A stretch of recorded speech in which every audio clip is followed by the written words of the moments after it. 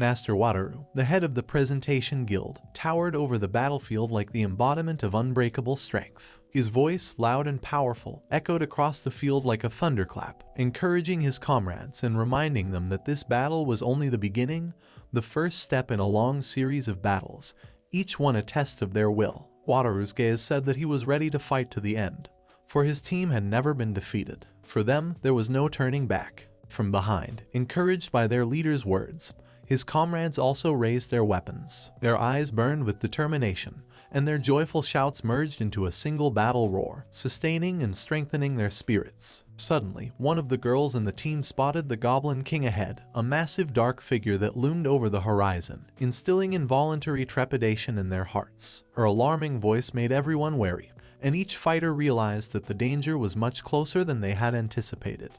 Without further ado, clutching their swords and bows, they moved towards the enemy, ignoring the fear clinging to their hearts. Soon, however, one of the warriors realized that the attacks of their weapons were not bringing them any closer to the king, only creating energy waves that crashed against an invisible barrier. This discovery caused him to freeze in confusion, for he realized the enemy was out of reach. Suddenly, another warrior beside him called out to him, reminding him of the importance of continuing the battle and fighting to his last breath. This call awakened his resolve, and he rushed forward again, unwilling to betray Wataru's hopes. Among the warriors stood a girl, haggard and disheveled, but her determination never faded. Her face reflected fatigue and despair, but she continued to march forward, each step echoing her pain. Meanwhile, one of the warriors was trying to summon the inventory to retrieve the coveted healing potion from it. His hands were shaking from fatigue, and he could barely hold his sword, let alone activate the necessary actions. The girl watched her comrade carefully, noticing how his hands were shaking from exhaustion and his face was covered in a gray patina of fatigue.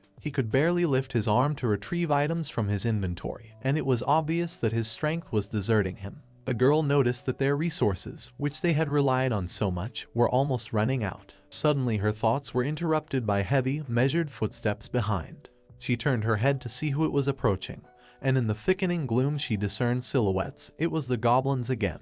Their ugly bodies, covered in crude armor, moved swiftly and confidently. A malicious fire glowed in their eyes, reflecting their hatred and bloodlust. The warriors were gripped by excitement. They all knew that they were fighting at the limits of their strength, and each realized that they would now have no time to recover. If they failed, the entire unit would be in danger of dying, and at that moment no one knew what would happen if their guard, their chief protector, fell in battle. The only thing that was clear was that they all needed to regain their health urgently, but it was impossible to do so because the inventory was almost empty.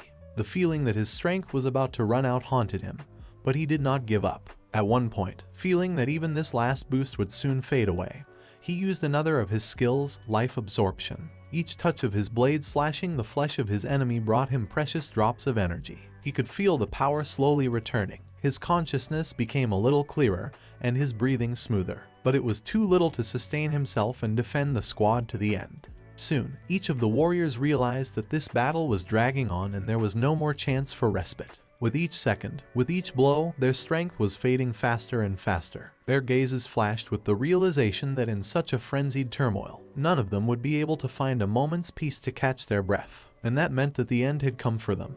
Amidst the chaos of battle, as each fighter struggled with their last strength, one of the girls, young and fragile in appearance, suddenly stumbled and collapsed to the ground. Her face contorted in pain, and a cry of despair spread across the battlefield, causing everyone to turn around. Her leg was bloody, scarlet stains soaked the cloth, and blood poured onto the ground. The girl who was watching this from the roadside immediately realized that that injured girl wouldn't even be able to get up on her own, let alone continue fighting. Almost immediately, a healer, experienced and attentive, with the ability to quickly determine the severity of an injury, ran up to the fallen girl. Bending over her, she carefully examined the wound and immediately began to administer first aid, trying to stop the bleeding. The young girl, who was lying on the ground, felt her strength fading, and in a weak voice, through painful sighs, asked for forgiveness from her comrades. The healer, frowning, told her not to say such words and to concentrate on recovering, though she herself realized that they had too little time.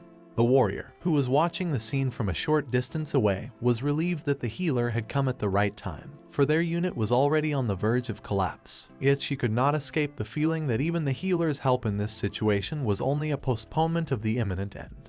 The battle had gone too far, the enemies continued to close in on them, and each new attack brought them closer to defeat. In the back of her mind, a cold fear matured. They might die, every last one of them, struck down not just by the goblins' swords, but by the exhaustion that had wiped out their strength. However, in that instant, as her gaze darted across the faces of her comrades, the thought of Watu flashed through her mind.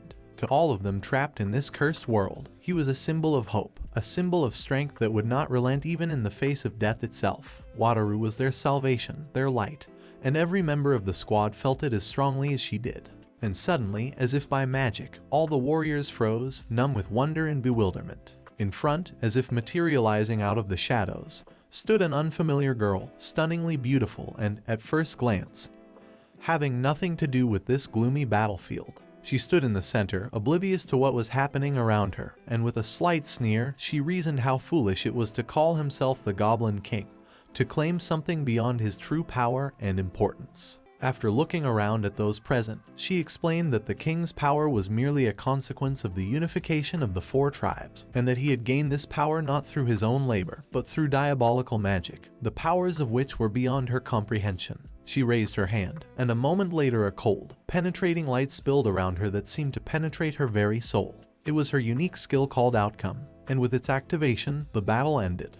It was a momentous day, the day of the opening of the new server, long awaited and exciting for all who were waiting to dive into the exciting virtual world. But it wasn't just a game, it was the first full-length MMORPG of a new generation, promising incredible depth, unprecedented realism, and adventures that blurred the boundaries between reality and fantasy. The peculiarity of the game was the control, which did not require any improvised means, neither controllers, nor familiar keys, nor complex interfaces. Everything was thought out down to the smallest detail. Only the player's movements, thoughts, and intentions were used for control, which made the process completely natural, and the immersion unlimited. The game world adjusted to the players, and behind this was not a simple program, but the Mother AI, a unique artificial intelligence system that regulated the balance of the game.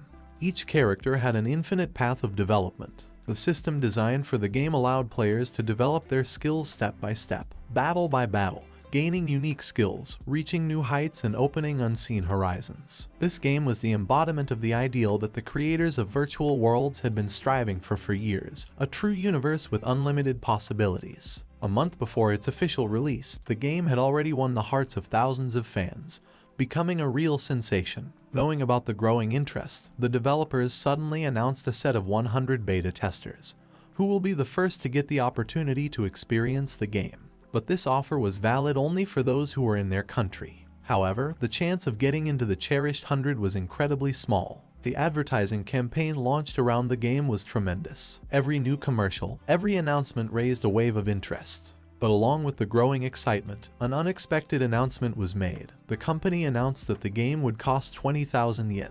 This amount instantly became an obstacle for many, especially young fans for whom it was almost unaffordable. Realizing that such an amount would be unaffordable for many, the developers suddenly took another step. It was announced that the game would be available for free for 100,000 players, to whom the company would provide all the necessary resources to start the game.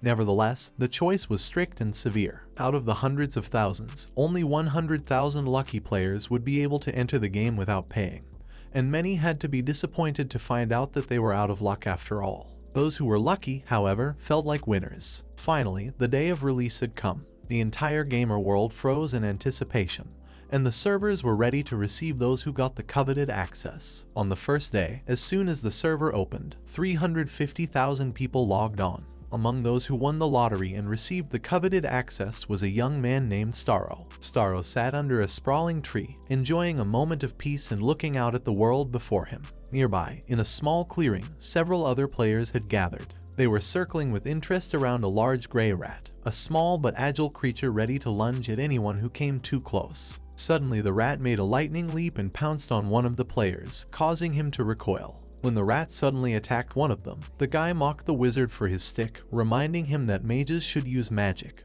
not melee weapons. Staro watched the scene with interest, seeing the young lad, startled by the attack, bounce back. Suddenly another warrior joined the company, his face glowing with joy and enthusiasm. He approached the group and confidently declared that the rat was his prey and suggested that everyone stand back so he could show them his skill. Drawing his sword, he activated his unique skill called Flash, heralding that its light would destroy the enemy once and for all. The bright light instantly filled the space, blinding everyone around him, including the warrior himself and his comrades. The players squeezed their eyes shut, screaming in surprise as they lost their sight for a few moments. When the light finally cleared, they began to laugh with relief at the situation, discussing each other's successful and not so successful skills. Staro continued to watch, noting how each of them discussed their abilities, and realized that each player seemed to have something special not repeated in the others. This was one facet of the system that was controlled by the Mother AI, which distributed unique abilities so that each character could develop in their own way without copying someone else's accomplishments. Each player was given a profession, and with it, specific, rare skills, making their adventure even more exciting and varied. Staro involuntarily thought about his ability, for his unique skill was called Dungeon Maker. As the reference said, he could create random dungeons that hid treasures and challenges that awaited brave adventurers. He knew that a description of this skill had already appeared on the wiki, but he decided not to read it, leaving himself room to wonder. Watching the group of players who were still discussing their skills, Staro felt the urge to walk up to them and strike up a conversation. He mentally scrolled through the words he could start with. Staro realized that he actually wanted to be a part of this company, to enter a social circle where everyone felt comfortable and not afraid to be themselves. Unlike in the real world, where he rarely managed to find people close to him, here, in this game, he saw a chance to make a friend, or even several. It was for this that he applied to participate. Real life had always been difficult for him. At school, he was invisible to others, and his days were spent alone, among people he had nothing to talk about. However, he believed that somewhere there were people who would be interested in sharing moments of joy and sorrow with him. This game was his chance, an opportunity to start fresh, to gain the connections he could not build in real life. Meanwhile, the three continued to chat merrily. One of the guys, with a slight smirk, said that he had always been lucky since childhood, and luck had literally accompanied him since elementary school. His words sounded proud, and he was clearly enjoying the moment, feeling confident and at ease. The second, laughing, began to tell stories about middle school, where they had apparently gotten into all sorts of situations together. However, the third suddenly frowned and, ducking his head, gently interrupted them, suggesting that they return to more serious matters. As they came closer, Staro noticed the lightness and ease of their conversation. They had obviously known each other for a long time and felt at home in each other's company. For a moment he felt a little uncomfortable, as if he were an intruder in someone else's space. But, suppressing his inner fear, he still decided that the chance to make friends was worth overcoming his doubts. But before he approached, Staro decided that he first needed to test his unique skill to see what he was capable of. He walked a few paces away, looking for a suitable spot, and found a small patch of open ground, free of trees and rocks. Gathering his wits, he stood in the open space and activated the ability. The moment he concentrated and felt the heat spreading through his body, the ground beneath his feet began to change. The moment Staro activated his unique skill, the ground around him lit up with a bright glow. This glow was almost blinding, casting everything around him in a soft yet mysterious light, as if nature itself was responding to his call. Suddenly a notification popped up in front of him, as if the world itself was responding to the creation of this new reality. A menu appeared right in the air, accompanied by a barely audible ringing sound, and the information that the dungeon had been successfully created flashed in his mind's eye. But to Staro's surprise, the menu also opened in front of the three players nearby, who were looking perplexed at the windows that popped up. They didn't understand what was happening or why their screens had suddenly come to life when they hadn't even touched the control panel. The faces of the three friends reflected confusion and curiosity, and one of them, frowning, tried to read the news that appeared in front of him, wondering what events had caused the game to behave so strangely. But none of them noticed the rat creeping toward them, the very one they had just gotten rid of. At one point it lunged at one of the players without wasting time, and its sharp teeth sank into the guy's neck. It happened so fast that he didn't have time to react and cried out in pain, grabbing the wound. One of the friends, a wizard, turned to the other and asked confusedly why the other was standing. The other friend also looked surprised, but explained that he had lost his health, and if the situation did not change, it could turn into a tragedy for him as well. Meanwhile, the guy who had been attacked by the rat was screaming louder and louder, his voice breaking with pain and fear,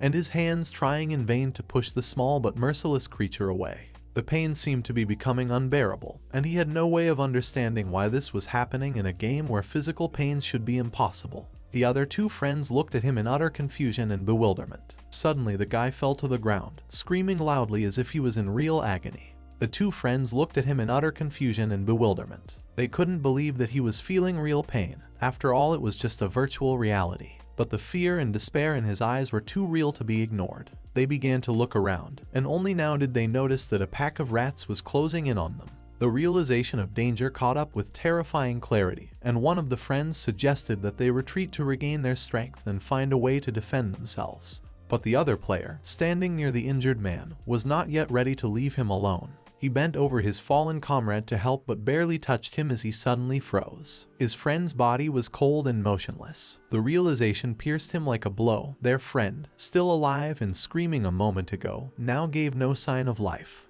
His eyes were closed, his breathing was gone, and the only thing left was the ominous silence surrounding his breathless body. A notification suddenly came from the screen in front of them. It said the sender was the mother and the recipient was the children. The menu continued to show that logging out was now impossible. The players stared at this message in horror, unable to believe what was happening.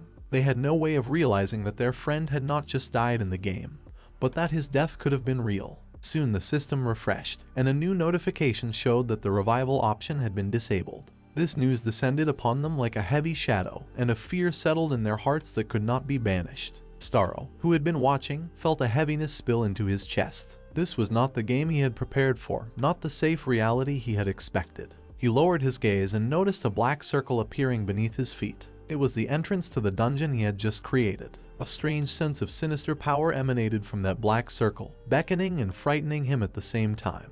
Before he could realize what he was doing, it was as if his body was pulled forward, and he began to fall into that dark portal.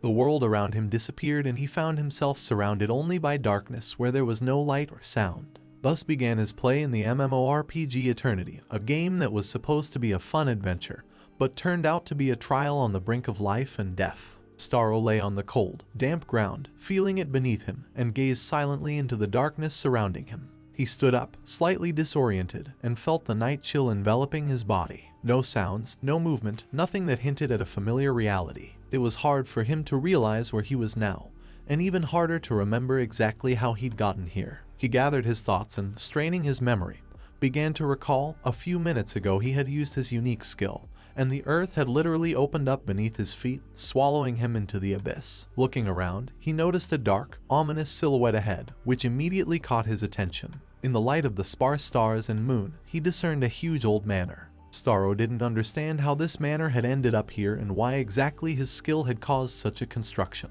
He had expected to see a dungeon, a cave filled with monsters and traps, but in no way a grand manor that looked like a castle from scary fairy tales. It was hard to believe that this creature was the result of his own skill, and yet it stood before him, real and frightening, like an unkind dream.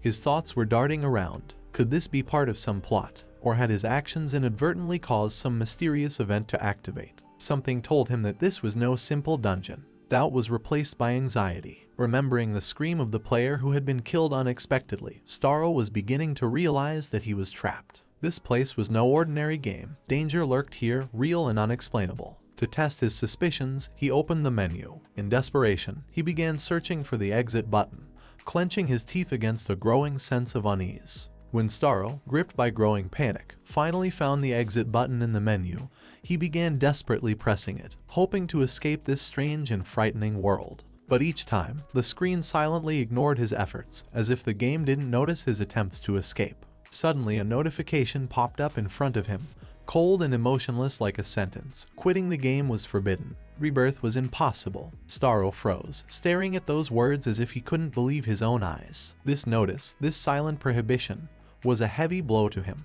He remembered that player who had been wounded to death by the rat. The notification from his mother popped up on the guy's screen. He didn't realize who had sent the message, what it meant, and was the message real? These questions were rushing around in his head, scaring him even more. Staro, stunned, reached out his hands and touched the ground, as if trying to find some footing in this incomprehensible world. Beneath his fingers he felt soft, cool grass that seemed too real to be virtual. The wind gusted lightly against his face, reminding him of how he felt the cool gusts in real life. It was all implausibly real. He realized that even the monsters, their attacks and touches, felt the same as if he had encountered them in the physical world. The thought that this game actually hurt horrified him.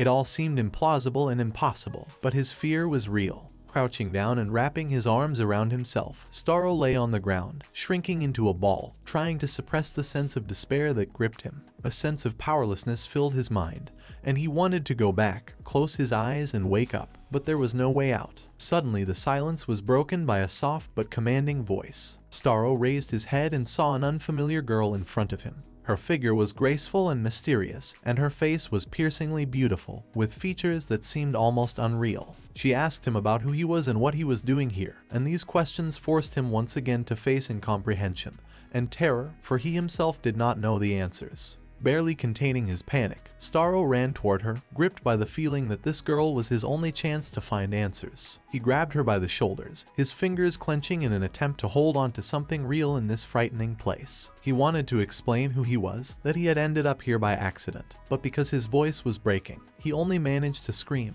questioning why he couldn't leave this world and why the possibility of rebirth was out of reach. But the girl seemed indifferent to his despair. Lightly and nonchalantly she removed his hands from her shoulders and, after lightly touching him, withdrew them as if to make it clear that she would not tolerate his touch. Staro recoiled, startled by his own insolence as he saw the girl shake off her shoulders with cold disdain after his touch. His apology sounded surrendered, as if he couldn't find the right words for a situation he barely understood. The longer he looked at this girl, the more he felt that she was a being completely different from the ones he had met so far. She was strange, and yes, everything around her seemed confusing and frightening, as if reality itself was playing with him, confusing him. Her gaze, confident and slightly dismissive, pierced him with cold certainty as she asked a question. She asked who dared touch her, and there was a sense of menace in those words that made him freeze in place. At this point, Staro realized that his actions may have angered her, and there was no hint of friendliness in her eyes now. Suddenly, he noticed a strange glow above her head and squinted and read the word boss mob.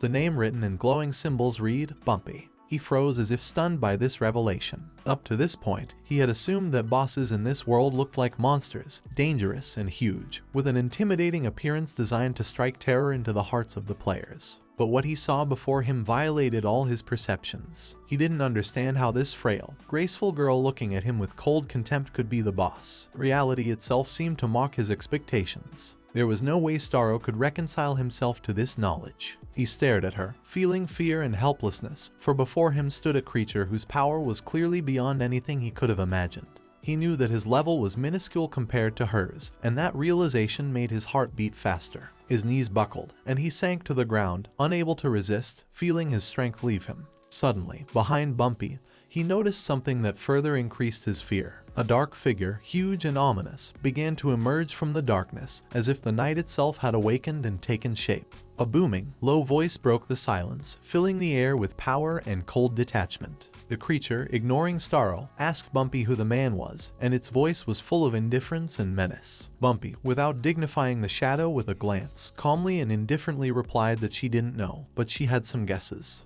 Darkness began to thicken around Staro, growing denser and consuming everything he saw in front of him. He felt consciousness drifting away, drawn into an endless void in which there was nothing but the heaviness of this moment. When he opened his eyes again, a very different world was before him. He was lying on a soft bed, and above him was a high ceiling decorated with fine carvings he had never seen before. Staro slowly lifted himself up, feeling the softness of the bed beneath him, and looked around, trying to figure out where he was. His gaze slid down the walls, on which the bizarre shadows cast by the sparse light sources played. Darkness seemed to thicken in the corners, and Staro felt his heart beat faster as he tried to gaze. His eyes gradually became accustomed to the darkness, and now he could discern that there were strange, disfigured figures lurking in the shadows. He froze, realizing that these creatures were real, and there were many of them, from small to gigantic, each figure carrying something threatening.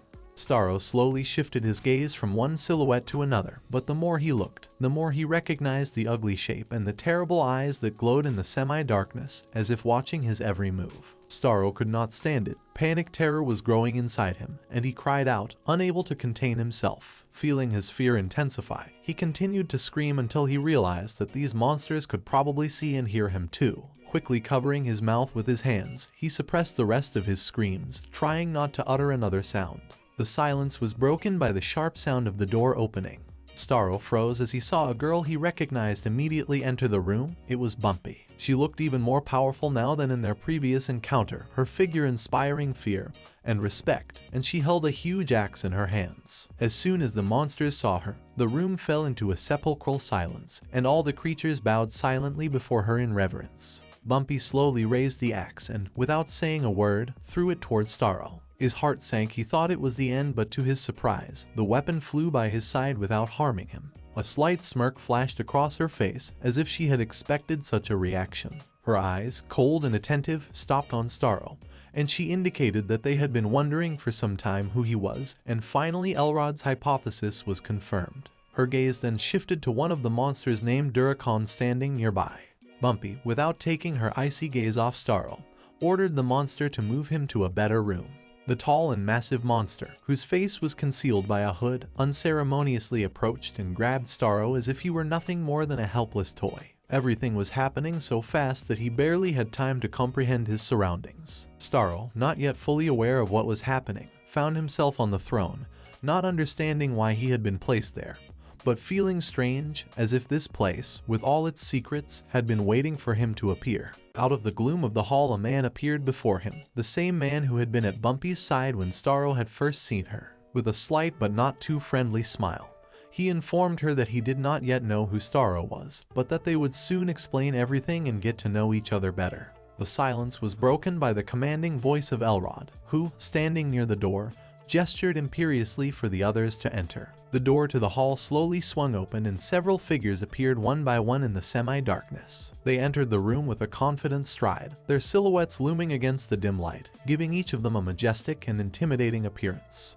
Elrod was the first to speak. He approached Staro with a confident gait, emphasizing that he was not just the eldest here, but the true lord. Elrod explained that in the world of Rosmaor, he was the chief ruler at the top of the hierarchy. Elrod, having finished his brief but weighty speech, turned to the girl standing just behind him and pointed at her. It was Bumpy, and Staro already knew her, but now he saw her in a new light. Elrod announced that she was second in the hierarchy. Third in that hierarchy, Elrod announced, was Yuri. King Yuri was a tall and broad-shouldered man with a thick beard, his face expressing stern determination and hidden power. Elrod then introduced the fourth in command, Queen Sylvia. The fifth was Theodore, and a slight, almost friendly smile appeared on his face as he came closer. The sixth, the last to enter, was Bertrand. Staro was struck by her youth and how different her appearance was from all the others. As each of the 6 kings took their seats, the eyes of all turned to Staro. Elrod, as leader, nodded demurely and motioned for Staro to state his name.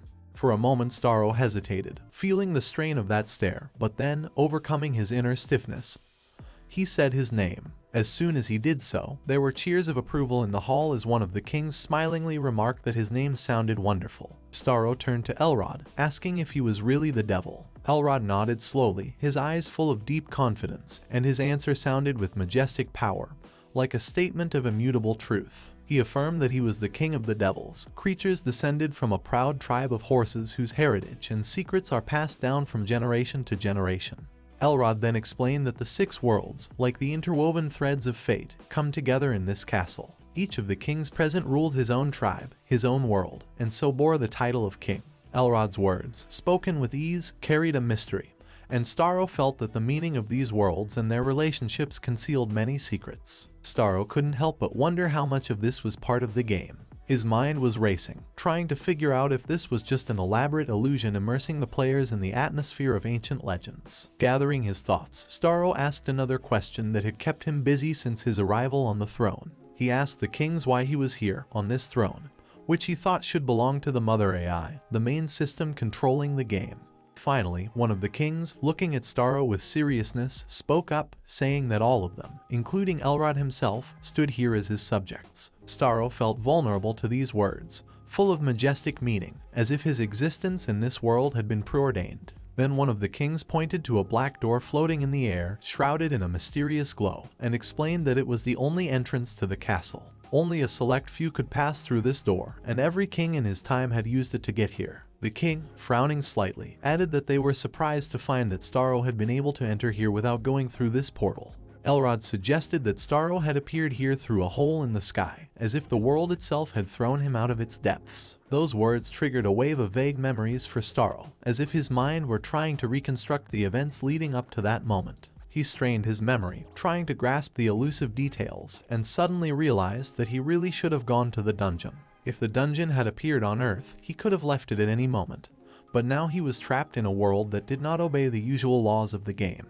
Elrod, leaving no time for reflection, continued his explanation, throwing words into the air that became more and more unbelievable. He said that while Staro was unconscious, the kings had decided to test him. They used their attacks on him, wanting to test his abilities and perhaps his intentions. However, as it soon became clear, all their efforts were in vain. Staro didn't just resist their magic and power, he completely blocked their attacks. Every spell, every blow aimed in his direction was absorbed by an unknown defense, and no skill of theirs could overcome it. Elrod pointed to a strange knight standing nearby, whose face was hidden by a dark helmet, and introduced him as Durakan, the Headless Knight. Just like the others, he could not act of his own free will and needed a command, an order, to come alive and engage in battle.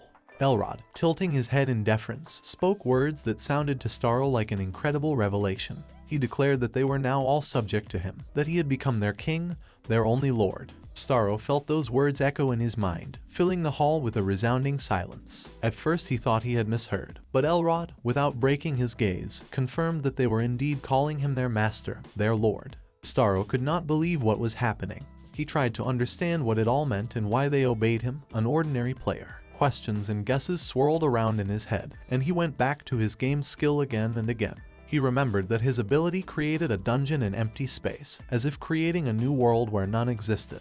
Taking this as true, he had indeed created this dungeon, which turned out to be the home of 6 kings. Their majestic figures and strange, stern gazes were becoming part of this world, his creation. Elrod confirmed his hunch by declaring that they were not merely subordinate to him, they were his servants, his loyal warriors who would henceforth obey his every will. He swore that he would be Staro's support and shield, protector and friend, and his words sounded like an ancient oath, bound in centuries of tradition. Staro still could not believe what was happening.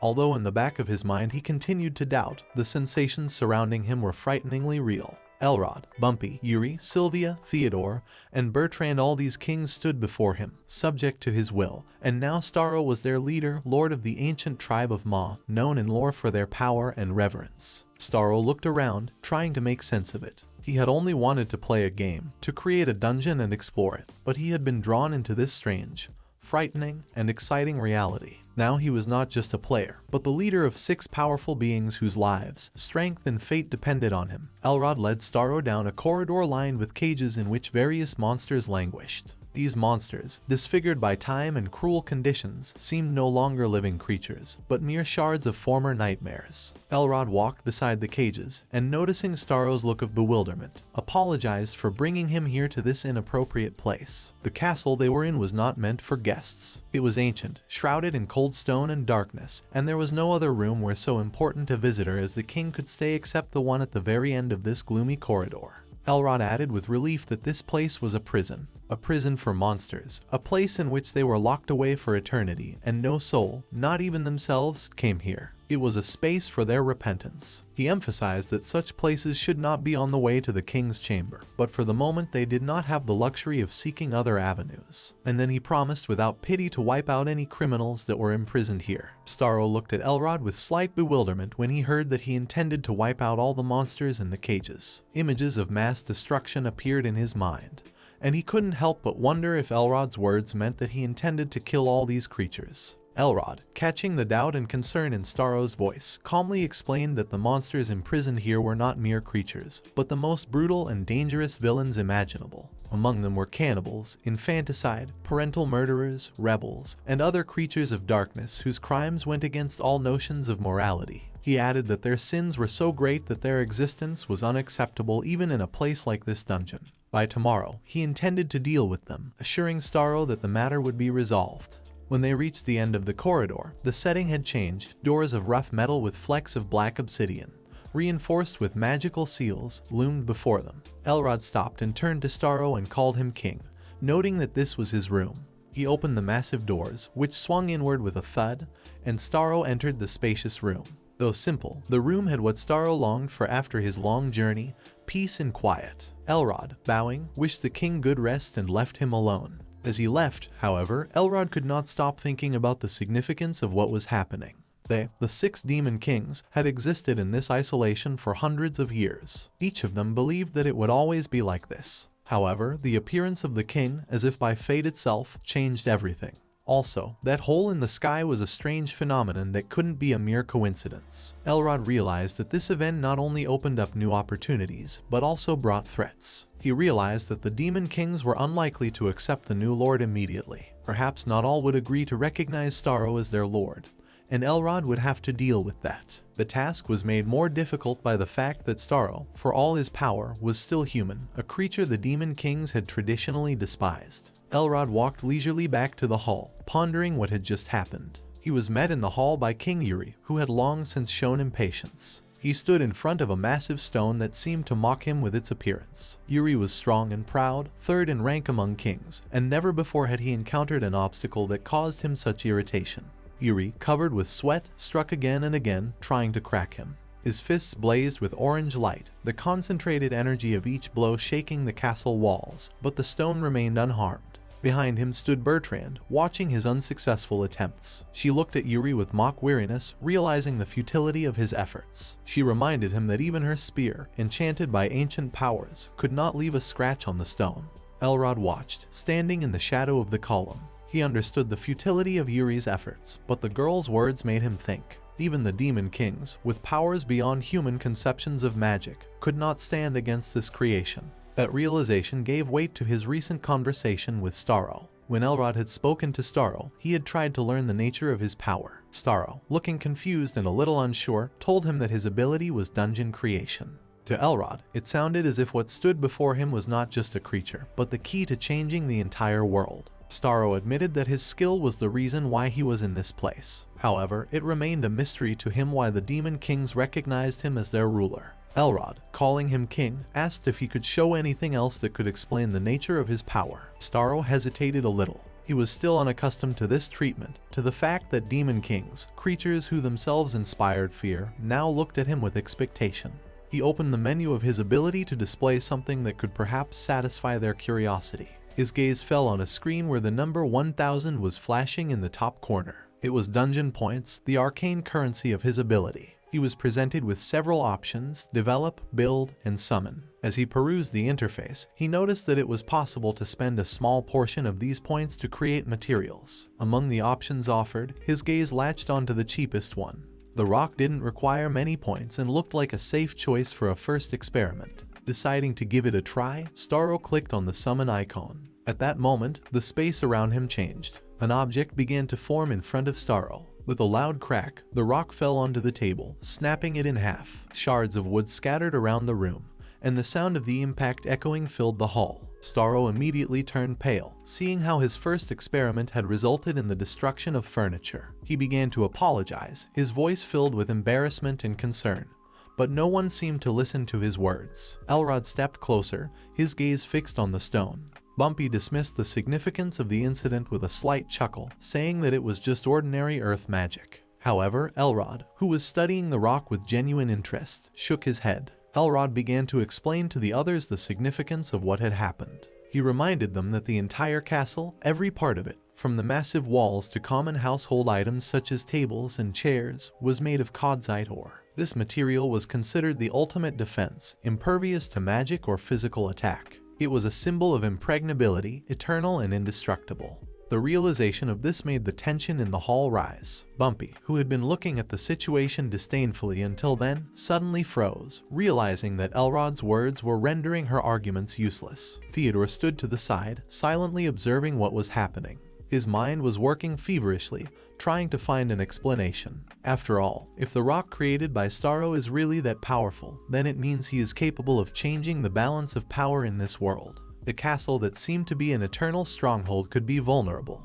Elrod, unable to hide his admiration and growing concern, turned to Staro again.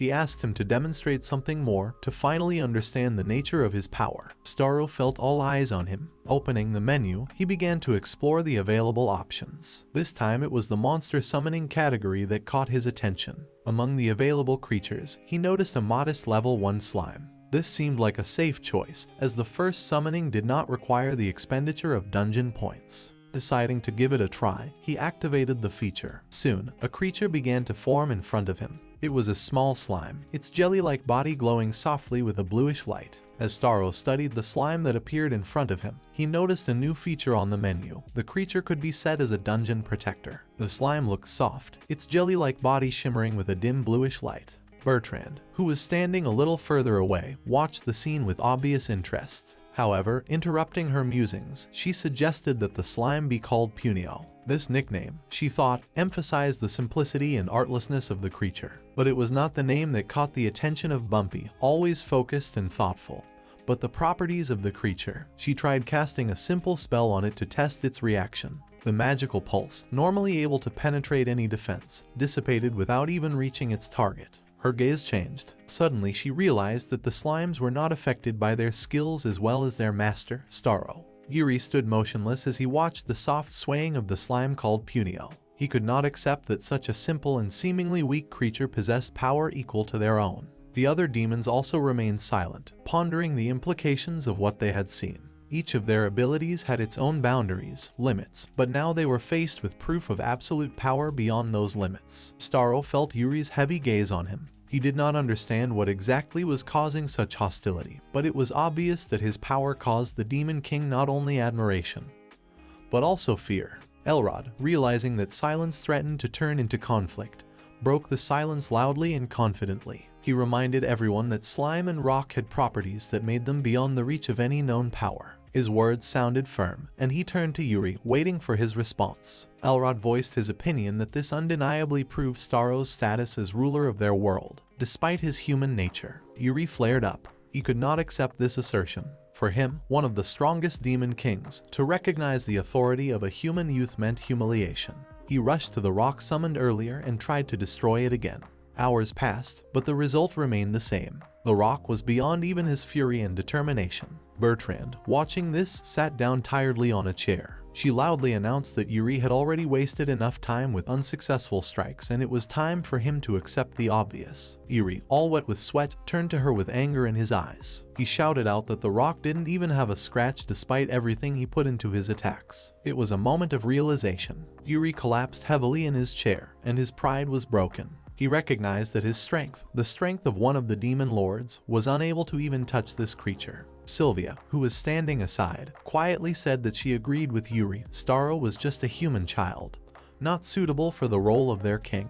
But her words elicited the opposite reaction from Elrod. He reminded everyone that their feelings and opinions didn't matter when it came to a power greater than anything they had ever known. Elrod emphasized that Staro was already their ruler, even if he didn't fully understand it himself. Absolute power was the law of this world and could not be ignored. This power connected them like a chain, breaking the usual order of things and subjecting everyone to it. Yuri, trying to find a loophole in Elrod's logic, sarcastically remarked that if Staro was a superior creature, what would they gain by treating him like a child? Elrod confidently stated that the benefit was obvious. Bumpy, who had been silent until then, suddenly asked if he was referring to the hole in the sky. Elrod nodded, explaining that the hole could be related to the outside world that was beyond their comprehension. Yuri, suddenly lit up with enthusiasm, jumped up from his seat. His eyes glistened with new hope. After all, if through this hole, one could really go beyond the boundaries of their world, then the boredom and hopelessness that had tormented them for centuries would finally disappear. Yuri declared that there was no point in waiting any longer and suggested that they start preparing for the invasion immediately. His words sounded like the cry of a soul suffering from centuries of monotony and isolation. However, Theodore, known for his prudence, interrupted his impulse. He reminded Yuri that the conversation was not yet over and invited him to return to his seat. Yuri, unaccustomed to such words, turned to Theodore with fire in his eyes. He asked to whom the words were addressed, his voice full of contempt. Theodore, maintaining his cold restraint, nodded affirmatively, confirming his words. He explained that the exploration of the hole in the sky had been completed, but the result was unexpected. It turned out to be impossible to get inside without the king's express permission. Yuri, whose nerves were stretched to the limit, couldn't contain his irritation.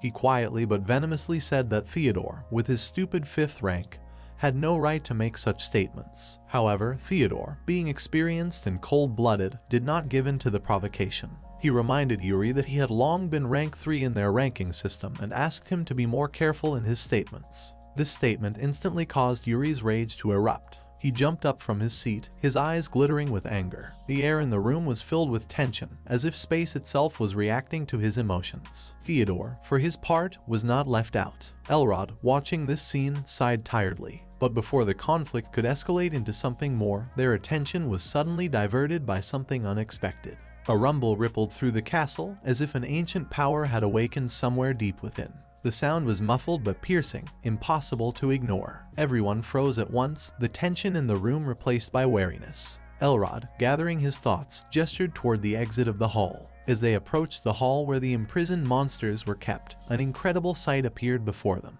All the cages previously filled with the most dangerous and powerful creatures were empty. An unpleasant foreboding spilled over the hall when Elrod first saw the empty cages. All that had once been behind their impregnable walls was gone. Elrod froze for a moment, trying to comprehend what was happening, but his mind immediately shifted to the main goal, Staro's safety. He ran down the corridor toward the room where their new king was. His footsteps echoed in the thick silence, and a voice full of anxiety echoed through the castle as he called Staro's name over and over, asking if he was all right. Elrod flew into the room, swinging the door open with such force that the hinges creaked pitifully. His eyes immediately found Staro, who was sitting on the bed, completely engrossed in playing with a small slime. The young man looked up, surprised at the sudden intrusion, but his face expressed only quiet bewilderment. There was no sign of disorder around him, no sense of threat, only Punio swaying gently in the air beside him. Staro, noticing their stunned faces, pointed at the slime with a slight smile and told them that he had recently noticed a new feature on the menu called synthesis. This feature allowed them to amplify creatures by fusing them together. His words sounded calm and mundane, but they caused quite a shock to those present. Elrod, finally recovering from his shock, asked what exactly Staro meant by fusion. The other kings waited silently for an explanation, and their eyes reflected a mixture of disbelief and anxiety. Elrod, trying to remain calm, apologized for them breaking into his room in such a crowd. But Staro only nodded and assured him it was all right. He reminded them that he considered himself a guest in their world and saw nothing wrong with their excitement. Elrod tried to make sense of what was happening while standing next to Staro, who continued to play with Punio's slime with a nonchalant look. The disappearance of all the imprisoned monsters previously locked in the castle's cells left no doubt. This was no accident. The demon kings standing around were silent, each of them immersed in their own thoughts, trying to comprehend the magnitude of what had just happened. There was only one explanation for the monster's disappearance. They had sensed the birth of a powerful new entity, and had been absorbed into it, becoming part of something greater. Bertrand looked at Punio, who swayed gently in the air next to Staro. Her mind searched for an explanation. Synthesis was something she had only heard of in ancient legends, an art considered forbidden and destructive, allowing the creation of new beings by combining the souls and bodies of others. Yuri stood slightly off to the side, his gaze darting between Staro and the slime. He was trying to figure out exactly how the fusion worked. It suddenly dawned on him that this skill subjugated everyone without exception. Monsters devoid of reason couldn't realize what was happening, but they had no choice either.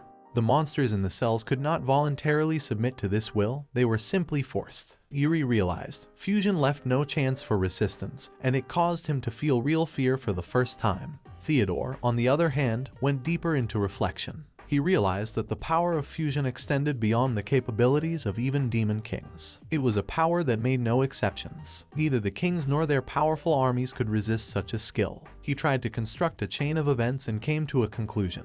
This ability was a threat to their entire world. For Yuri, this was a revelation. He was used to fighting. He was used to proving his strength and superiority. But now, for the first time, he was facing an enemy who didn't even engage him in battle. This opponent was simply taking everything, subjugating him to his will. It was humiliating, but even more so, it was terrifying.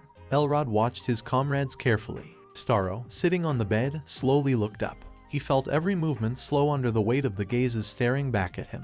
Every time he used his powers, that tension became almost palpable, as if the air around him thickened. The power he possessed was absolute. It subjugated them without a struggle, without the ability to resist. But the worst part for them was that this power was backed up by fear. They could not ignore the fact that this young man, unaware of the true meaning of his power, could easily destroy everything they knew.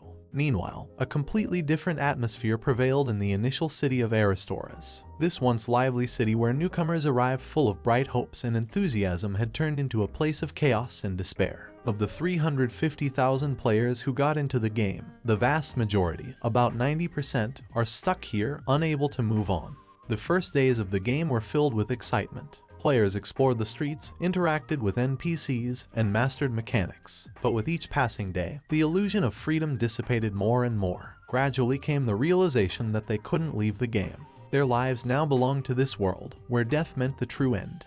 A man clad in simple armor stood not far from the central fountain, his shoulders slightly slumped as if under the weight of an invisible weight. He sighed, as if trying to exhale the weight of the realization that what was happening around him was not just a game.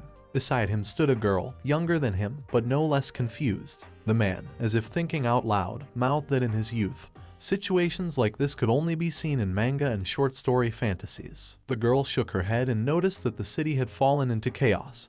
People were arguing desperately, taking out their anger on each other. The only thing that kept a semblance of order were the NPCs, who continued their scripted actions. Her gaze fell on a merchant who was offering his wares to customers with a smile, as if nothing had happened. But the girl could not take it all seriously. She, like many others, stubbornly refused to believe that death in the game could be real. To her, it was just another VR game, albeit one with a frighteningly high level of realism. The man only quietly added that he had a feeling that this game was more than just a game. Her realism and the feeling of pain that many had already experienced was all too real. Their conversation was suddenly interrupted by a loud scream. The girl abruptly turned around and her eyes widened in horror. Walking toward them, staggering, was Watu. His face was twisted in pain, and blood was gushing from a cut on his arm. A man and a girl rushed toward him, their voices full of alarm. Watu, barely holding back a grimace of pain, explained that he was deliberately testing the sensation and damage system outside the city. Inside the city, as it turned out, damage was impossible. But outside the city, things were different. He raised his hand, showing a bloody limb, and pronounced that the pain was real and the blood was real. This confirmed their worst fears. The girl turned pale as she looked at the streams of blood dripping onto the stone floor. She tried to ask if she would be all right, but her voice shook. Watu, though he looked exhausted, tried to calm her down. He explained what he had tested before. Healing small wounds was possible using basic potions. However, experiencing one's own pain, albeit with smaller wounds, was frighteningly real. He added that it was now clear that a serious wound could lead to death, and not just to the end of the game, but to real death. The man looked at Watu in silence. His gaze was full of the realization that he had once again dared to do something crazy to test his hunches. The girl, meanwhile, was barely holding back her tears, begging Watu to treat the wound before it got worse. The man, taking a deep breath, looked at the menu notification again. It seemed so simple in form, but incredibly depressing in substance. The words that his mother had sent the message made him wonder about the very structure of this game. The text of the message said that until they destroyed something, they could not return, and it left no room for illusions. It was a direct directive that tolerated no objection. The girl standing nearby frowned slightly, trying to comprehend what she had just heard. Her thoughts revolved around one simple but frightening idea: if destroying something means achieving the final goal of this game. After all, if destroying this mysterious something was indeed the final goal, then perhaps after that they could all return to the real world. Her musings were interrupted by Wataru's voice. He firmly said that if the final objective was to destroy something, then it was about the final boss of the game. That was the most logical assumption. His confidence was based on his own experience. Back in the beta, he had encountered hints of the existence of some incredibly powerful creature, but none of the players had ever reached that point. The final boss remained a mystery hidden behind a veil of inaccessibility. Wataru froze for a moment, realizing how deep the gulf was between what he knew of the world of the game and what lurked beyond it. To fight a boss that no one knew anything about, the very thought of it seemed daunting. Thoughts swirled, but one thing remained clear: without defeating this enemy, they could not return. The girl standing next to her cautiously remarked that it was almost impossible to pass the game under these conditions. Her gaze darted around the square full of people lost in their fears. The man standing next to her nodded slowly, agreeing with her conclusions. He added quietly that there were almost no people capable of fighting in this situation. Almost all the players were consumed with fear, paralyzed by the thought that death was final here. Watu stood silently, analyzing what was happening. His thoughts returned to his guild that he had created back in the beta. It was one of the strongest and most organized groups, capable of overcoming almost any challenge. He knew that right now, in this chaos, their guild was the only one with enough knowledge and resources to lead the others. They were the first of their kind, the best. But despite this, he felt no confidence. Doubts gnawed at him from the inside out. He was not a man who could easily be called a leader. His appearance did not inspire respect, tall but slightly slouching, with a stubborn but unexpressive face. His character also left much to be desired for such a role. He lacked the natural charisma to inspire a crowd with a single word. But circumstances left him no choice. Gathering all his resolve, Watu took a step forward.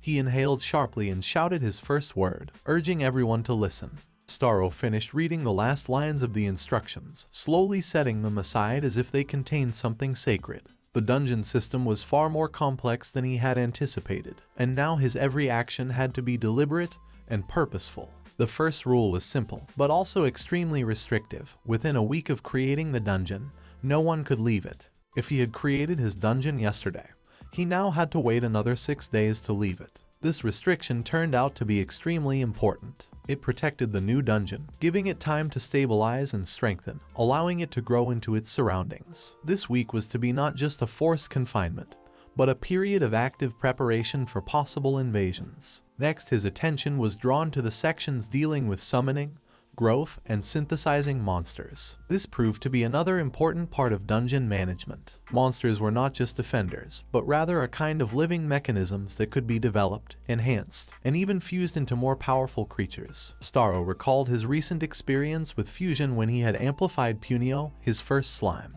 To understand the possibilities of fusion better, Staro opened a list of creatures available for fusion with Punio. The list was long, but most of the monsters were in a locked state. The word made him curious and uneasy. Perhaps it was referring to the very monsters he had seen in the cages earlier. Staro once again remembered Elrod's words that tomorrow all monsters would be destroyed. That thought came back to him, awakening a sense of strange unease. It seemed unfair to him to simply wipe out the creatures, even if they were so dangerous, without trying to give them a chance at something else. The solution came unexpectedly. Instead of letting them be destroyed, he decided to synthesize them, to create something new that could serve in the dungeon. Punio, a small slime, fused with the power of the other creatures, becoming much stronger. However, Staro couldn't help feeling strangely as if his actions weren't quite right. Two opposing feelings struggled in his mind. On the one hand, it was an effective way to strengthen the dungeon's defenses, but on the other hand, it didn't seem fair, even unethical. However, Staro realized that it was not for him, a man who had recently found himself in the company of demon kings, to judge what was right and what was wrong.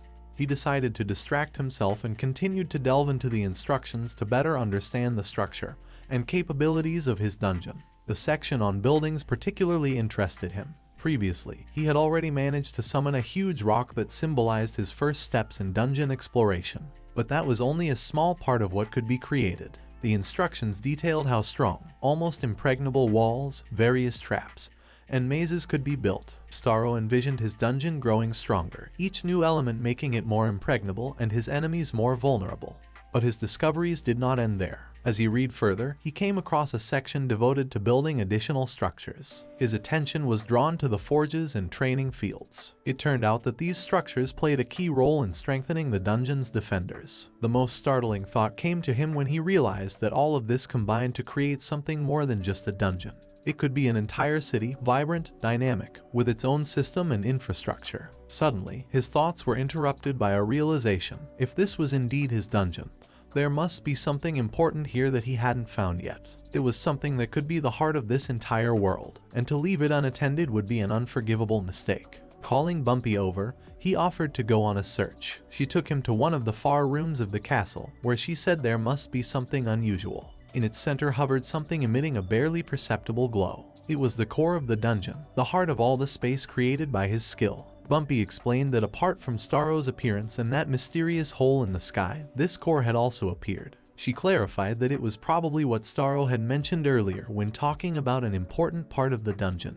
Staro scrutinized the core, which seemed to pulsate with living energy. It was clearly engraved on it, the dungeon core. It left no doubt about its significance. Bumpy was surprised at how perfectly this creature fit in with its surroundings. Staro explained that this core was the heart of the lost Mayora castle, and if it was destroyed, not only would it disappear, but also everything inside. It was a strict rule on which the existence of the dungeon depended. However, he added that in 6 days the barrier around the dungeon would weaken and it would be possible to go outside. Staro realized that in that time, he must prepare a strong defense for the core so that no one could get to it. Hearing about the 6 days, Bumpy thought for a moment, but said nothing.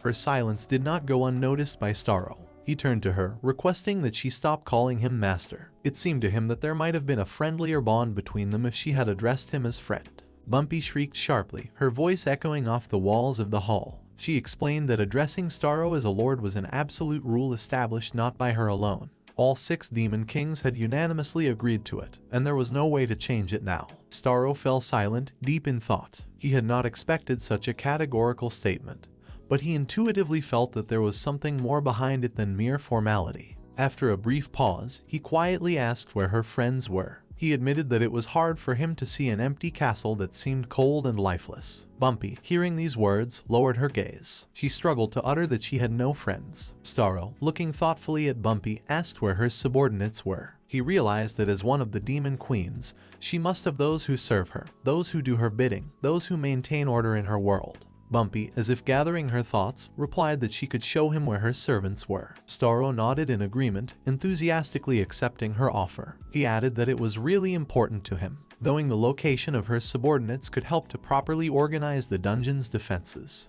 However, suddenly something changed in her appearance. Bumpy lowered her head. Her shoulders slumped slightly as if something was pressing down on her. Then, after hesitating for a moment, Bumpy raised her eyes, and as if hesitating, she asked a question. She wanted to know if Staro, her master, could listen to her one selfish request. For a moment there was silence. Staro looked at her with genuine surprise. He did not immediately realize what she wanted to say. Then he noticed how she slowly reached out her hand sideways, as if waiting for something she could in no way put into words. Staro stared at her hand carefully, trying to make sense of her actions. The next second, he decided to take her hand gently. A slight look of bewilderment flashed across his face, but he sensed that it was what she had been waiting for. At the same moment, Bumpy raised her eyes to him, and something completely new flashed in her gaze. It was the first time she had experienced such a strange but pleasant feeling. Staro shook her hand lightly and noticed how fragile and tiny they were. They seemed almost childlike, but behind that outward weakness was an incredible strength that came from her nature. Bumpy was still silent, as if her words were stuck somewhere deep inside. Then, Bumpy carefully removed her hand, as if this brief contact reminded her of something painful or uncomfortable. Finally, with a discreet, almost mechanical gesture, Bumpy pointed in his direction, showing him the way to what she called her world. Staro did not understand her strange behavior. Something in her voice and gestures suggested that this place was more than just a territory where she was mistress. The silent passage through the dark corridors of the castle filled the atmosphere with a tense mystery that increased with each step. When Bumpy opened the doors, the world of the dead opened before him, a place that could hardly be called a world in the usual sense. Everywhere there was a dense, oppressive darkness, so thick that even the light of torches disappeared into its depths, as if swallowed up by an insatiable abyss. The black trees stretched their twisted branches toward a sky covered with thick clouds of gray. The soil on which they stood seemed scorched and dead, and the air smelled of decay and dampness. Everything around them was a reminder of death and destruction, of the fact that life had long since left its abode here. Silhouettes flashed everywhere. They were creatures that could not be called alive. Bumpy stopped and gestured to the space around her. This was her world. Staro felt cold sweat break out on his temples as he realized that he was in a place where the line between life and death was blurred beyond recognition. Suddenly, Staro began to see the outlines of strange creatures emerging from the darkness. At first they were only vague silhouettes, but gradually he realized that skeletons, Durahans, and other creatures of death were coming to life before him. Bumpy's very presence seemed to set them in motion. Her power over them was absolute, Staro realized. Bumpy was the lord of the dead, the ruler of this realm of eternal rest and destruction. Trying to distract himself from his frightening thoughts, He asked if there was any town or village here. Bumpy answered without delay, her words filled with cold logic. To beings who never sleep, such notions are irrelevant. They don't need houses, they don't need cities. Their existence is wrapped up in one thing, submitting to her will and performing meaningless, destructive functions. Staro suddenly shrieked as the dead began to rise from the ground. Bumpy, remaining where she was, calmly observed what was happening. She explained that the appearance of these creatures was due to her presence. They had come to greet their queen. It is their instinct, laid down perhaps by the very nature of this world. These creatures, she told us, were not truly alive. They were but ugly parodies of life, unable to feel or think. Devoid of pain, they attacked all living things as machines of destruction. Even when they encounter each other, they begin to fight aimlessly, tearing their own brethren apart. She suggested that the reason for this was because of the price they paid for immortality. Perhaps it took away all human feelings, joy, pain, love, fear, even basic awareness of their own existence. Staro stared in silence for a while at these creatures that roamed around, colliding and tearing each other apart. Then he shifted his gaze to Bumpy. Her face remained calm, but there was something more lurking in her eyes. He asked if she had an aversion to this place, if she felt lonely here. Bumpy nodded. Her answer was simple but heavy. She recognized that there was nothing here, no joy, no life, no hope. This world was dead, and as she said, no one could like that kind of thing. Staro nodded in response, feeling his own heart clench with sympathy. He realized that being the ruler of such a place was not just a difficult task, it was sheer torture. This thought, this picture seemed unbearably sad to him.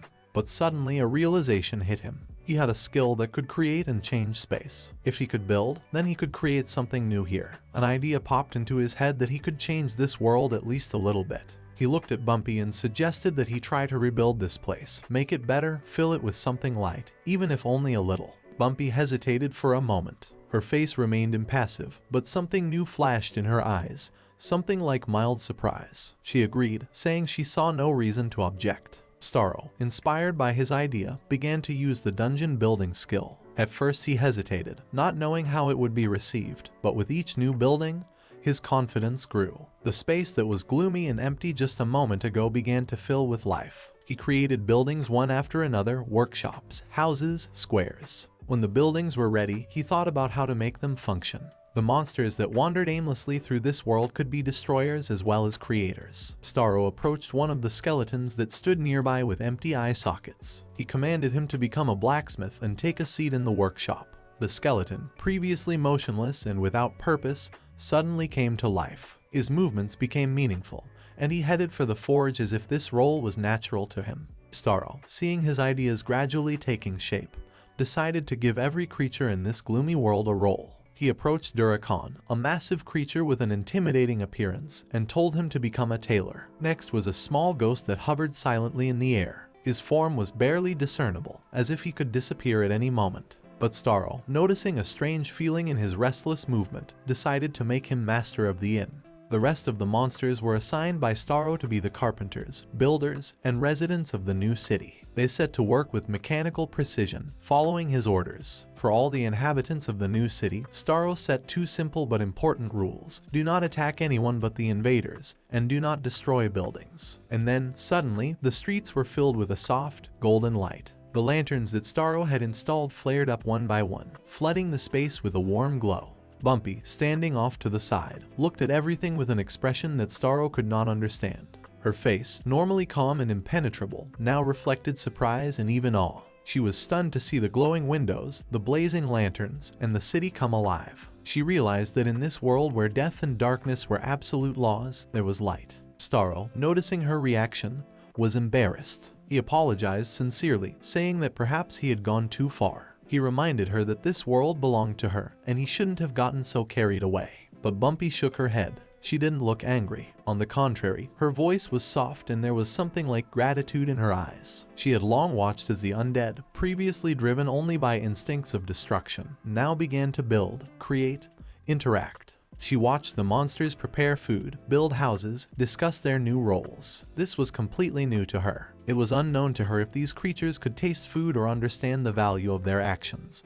But what they were doing seemed like a miracle to her. In a world where before there had been nothing but death and destruction, creation and life had begun to appear. To Bumpy, what was happening seemed like something completely alien to her world, yet incredibly mesmerizing. She stood still, her figure barely distinguishable against the dim light of the lanterns illuminating the revitalized streets. Her lips trembled and a slight, almost elusive smile appeared on her face. It was an expression no one would have expected from one who had spent centuries in a world of destruction and chaos. Bumpy said quietly that the city was indeed beautiful. Staro, who was standing nearby, felt a slight joy when he heard her words. He embarrassedly admitted that he was glad that she liked the city. However, Bumpy, looking at this revitalized world, suddenly froze. Her eyes filled with something strange, as if the light of the city had awakened memories in her that she had tried to forget. She remembered another place that had once been just as beautiful, a homeland that had once been full of life, light, and joy. Rendo's, but along with the memories came the realization of her guilt.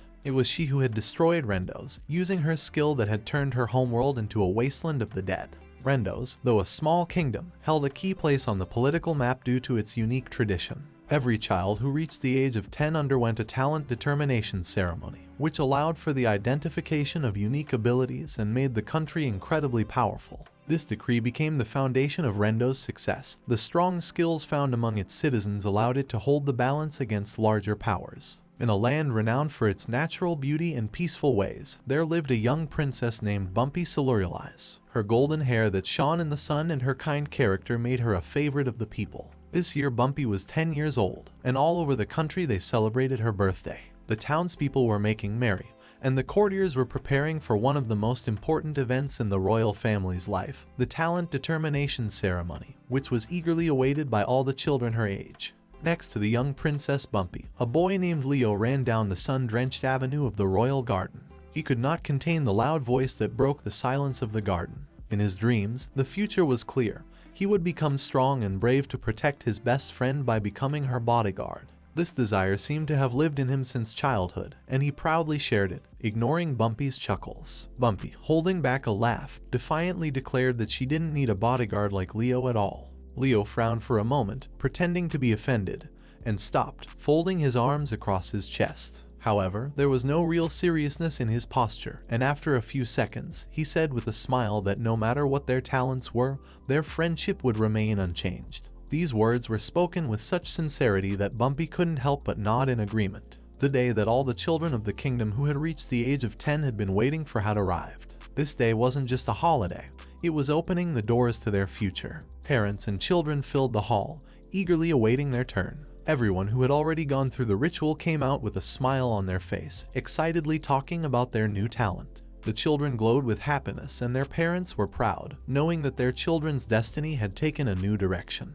When the turn came to Bumpy, there was silence in the hall. As soon as Bumpy touched the magical altar, everything around her changed. Instead of the usual bright light, the hall was plunged into pitch blackness. It was so thick that it seemed as if the world had disappeared.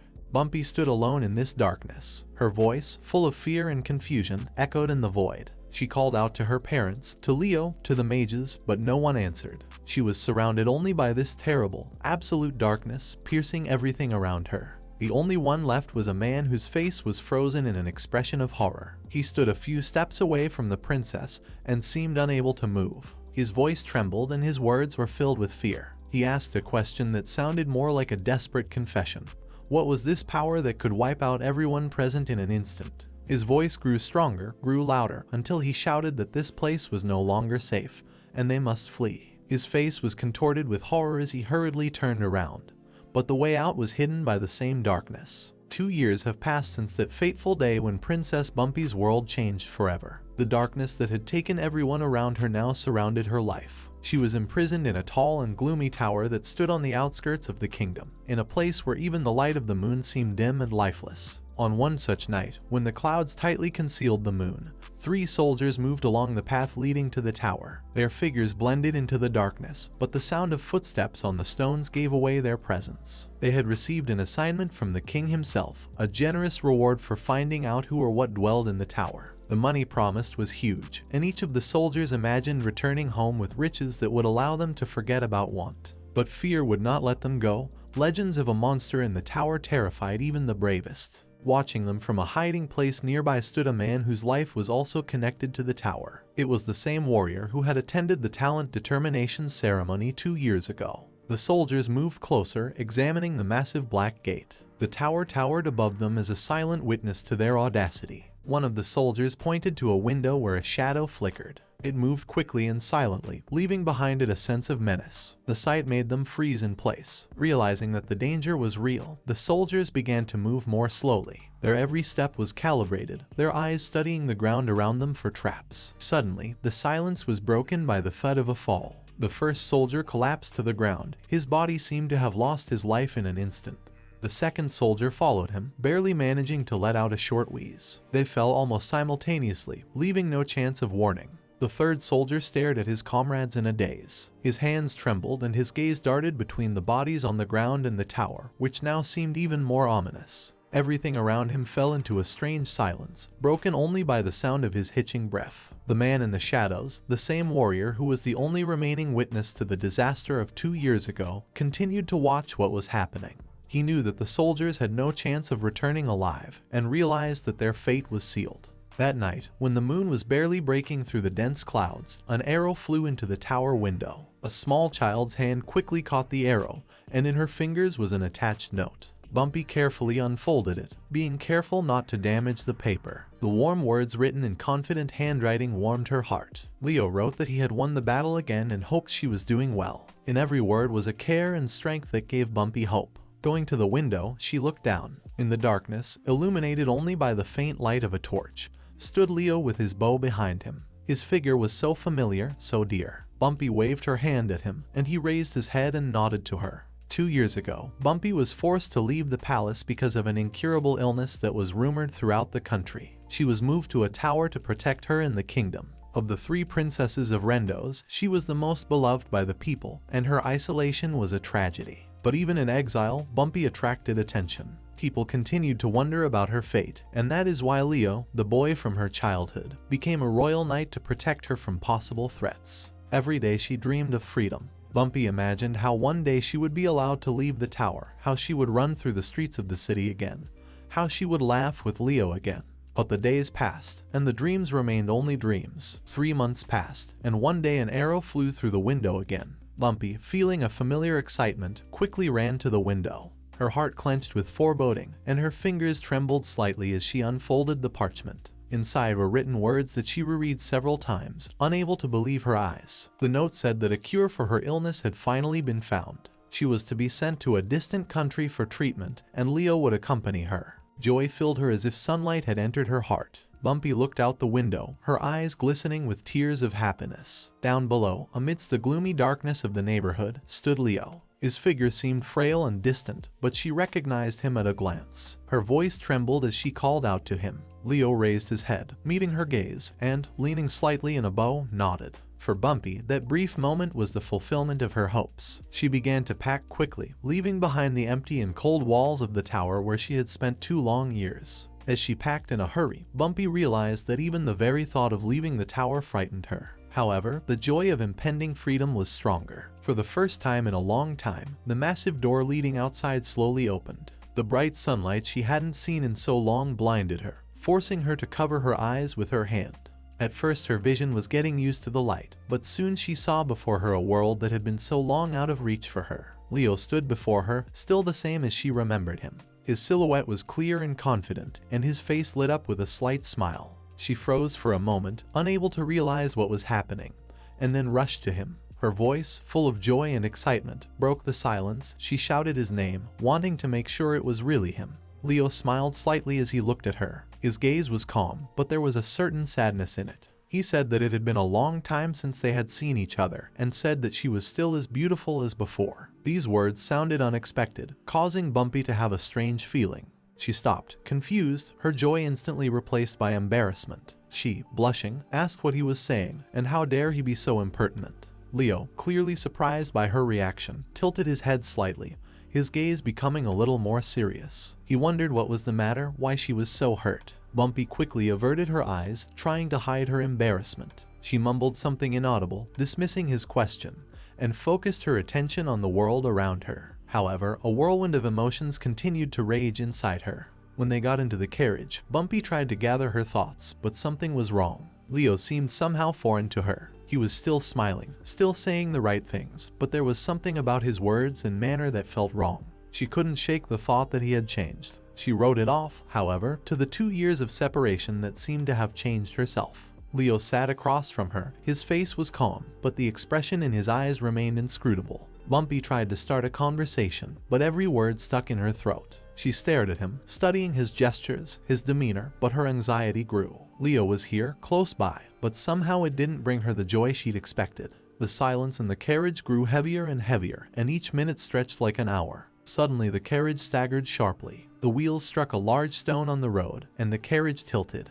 Bumpy, losing her balance, fell forward, right on top of Leo. Her arms instinctively wrapped around him to prevent him from falling, and she froze, clinging to him. In that second, she felt as if she had regained the warmth she had lost as a child. She immediately began to apologize, trying to pull away. Her face flushed, she hid her gaze, not wanting to meet his eyes. Her voice trembled, she tried to speak calmly, but embarrassment overtook her. Leo seemed to want to say something, but his face suddenly changed. Bumpy suddenly felt something strange. The warmth she expected to feel was replaced by coldness. Leo, who was sitting in front of her, began to change. His outline began to blur, and his skin seemed to turn into a translucent mist. He looked at her with an expression that was more akin to goodbye than joy at seeing her. His voice, quiet and deep, tore through her thoughts. He apologized to her, pronouncing that it seemed to be their last meeting. Everything that was happening did not settle in Bumpy's mind. She looked at him, and it seemed to her that someone else was standing in front of her. That voice, deep and dark, was alien. It did not belong to the Leo she had known since childhood. Leo, noticing her reaction, lowered his head slightly as if gathering his thoughts. He said he didn't have much time left and would have to explain everything briefly. He explained that the body she saw in front of her no longer belonged to the boy she knew, for he was dead. He told her that Leo had died the very day she had gotten her skill. The power awakened in her had destroyed him along with all the others. Bumpy felt those words penetrate her like a sharp blade, leaving behind a pain she could neither understand nor accept. She could answer nothing, her mind desperately searching for an explanation. But all it found was nothing but emptiness. Her childish mind, not yet ready for such revelations, refused to believe what she had heard. The man standing in front of her continued to speak. His voice became softer, as if he were trying to convey the truth so that she could accept it. He asked Bumpy to memorize his voice because it was all she would have left after their meeting. His tone was full of heaviness and regret, as if he himself did not want this moment to come. He explained that his name was Dallahan, and that he was a captain of the Royal Knights serving her family. He explained that right now he was controlling Leo's body with his unique revival skill. This gift allowed him to temporarily revive the bodies of the dead. But it was only an illusion of life, a shadow of who the person used to be. Dallahan took out a small ring that looked completely ordinary. However, it was evident in his eyes that this ring meant more than it seemed at first glance. He explained that this item would suppress her power that had been with her since that day. He told her to put it on and run as far away from this place as possible. He said that she should leave everything behind and try to live the rest of her life in a world where her power couldn't hurt anyone. It was at that moment that the stranger approached him. His footsteps were quiet but sure, as if he had been waiting a long time for this meeting. He looked at Dallahan, and in his gaze he read satisfaction.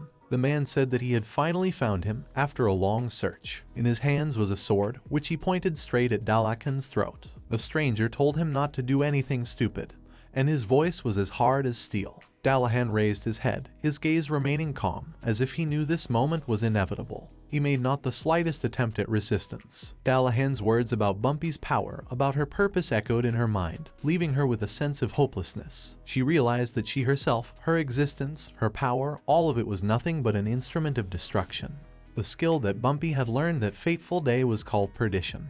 It was a powerful but terrifying gift whose essence was the ability to instantly destroy weak creatures or those who were on the same level as her power. This power required no effort, no control. It simply acted like a deadly wave sweeping away everything in its path. After Dallahan's words, her world finally collapsed. Bumpy realized that Leo, her only friend, had died the very moment she first activated her skill. He had been too close to her when the power had gotten out of control, and had been destroyed along with everyone else around him. This truth was unbearable. Bumpy felt like a monster, a walking disaster bringing death and destruction.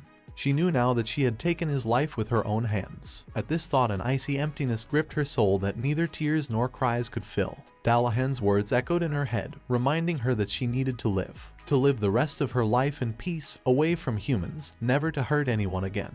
After that fateful day when Bumpy learned the truth about her skill, her life became an endless series of loneliness and misery. Perdition, her indestructible gift, became an inseparable part of her being, and wherever she went, death always followed her. Whenever the danger became too great, Bumpy would remove the ring that suppressed her power and let the perdition out. The power that she feared and hated came crashing down all around her, leaving behind only a wasteland of ashes and charred bodies. Years passed. Time blurred the boundaries between past and present, but for Bumpy, each new day was only a continuation of her endless tragedy. 7 kingdoms fell victim to her path. Bumpy avoided big cities, crowded roads, and busy villages. She walked through deserts, mountains, and forests, trying to find a place where her power could harm no one. After many years, when her soul was exhausted and her body was a mere shadow of its former strength, Bumpy decided to return to her native kingdom. Perhaps it was a last desperate step to seek forgiveness, or maybe she just didn't know where to go anymore. She entered the throne room. There, on a high throne, sat her father.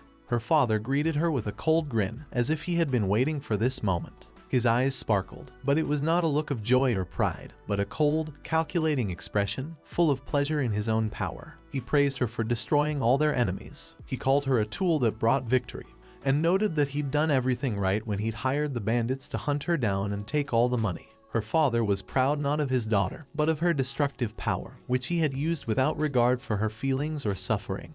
Her father continued. He asked her to look around her and realize how great her power was. All she had to do, he said, was wish and an entire kingdom would be wiped off the face of the earth. His words sounded like praise, but there was no love or compassion in them. Bumpy was dumbfounded. Her breathing hitched and she felt her legs go under. She could not believe that her own father regarded her as a weapon and not as a daughter. Her eyes filled with tears when he explained that he had not wasted adventurers to infiltrate her tower. The more enemies she killed, the higher her skill level became. His words were filled with pride in his investment, but to Bumpy it sounded like a cold betrayal. However, his tone changed. He said that now she had become too strong. Her strength was no longer controllable. A tinge of threat appeared in his voice, as if he regarded her as a danger to be gotten rid of. The next second, her father pulled out a pendant from under his robe. In the next instant, her father raised the hand in which the pendant lay and with an apparent degree of theatricality threw it to the floor. The pendant bounced off the marble slabs with a soft clinking sound, stopping a few feet away from Bumpy. Her gaze was fixed on the piece of jewelry, familiar to the point of pain. It was her mother's pendant, the same one she had worn until her death. Her father broke the silence, stating that it was time to use the safety net. His voice was cold, devoid of emotion, as if he were speaking not to his daughter but to something alien and dangerous. Bumpy instinctively reached for her pendant hanging around her neck. It was her last link to her mother, a thing she never took off. As if in a slow-motion dream, she watched as her father raised his sword. As the blade pierced the pendant, shattering it into pieces, Bumpy felt something inside her tear. At the same instant, her own pendant around her neck split with a soft crack. She felt her legs become weightless and her arms lose materiality. Her skin began to glow, as if her existence was being erased from this world. She realized that this was the end. The Soul Destruction Stone was an ancient treasure whose power was known to only a few. It was created for one purpose, to sever the link between soul and body, leaving only a shadow of someone who was once alive. When Bumpy's father destroyed the pendant connected to her life, she realized the depth of her situation. It was an act that could not be undone, and its meaning was terribly clear. She had been a tool, and now, having become too dangerous, too independent, had become unnecessary. When her existence was destroyed, Bumpy's shadow remained on the floor of the throne room. She was the only reminder that she had once been here, that she had existed. The shadow stood there as if refusing to disappear, as if her mind still couldn't believe what had happened. Bumpy couldn't accept that she had just been killed, stripped of her right to live. Soon she found herself standing in front of her tombstone. Only her name was engraved on the cold gray stone. No dates, no words of remembrance, no recognition of merit. Just her name, as if her life had been so meaningless that it didn't deserve more mention. She stared at the tombstone with a blank stare, her mind almost as blank as a white sheet. But one name still remained in her mind. Leo's name. She didn't know who he was, why it played so persistently in her head, but it was the only link to her past. Bumpy couldn't remember how or when her life had turned into this never-ending nightmare. She didn't know at what point she became an immortal demon lord whose power level surpassed all imaginable limits and destroyed her ancestral home. Her name instilled fear in even the most powerful creatures. The power she wielded was absolute, but there was nothing but coldness and emptiness. Her power level had passed 100, and now no one dared to even approach her. Her power had become a curse rather than a blessing.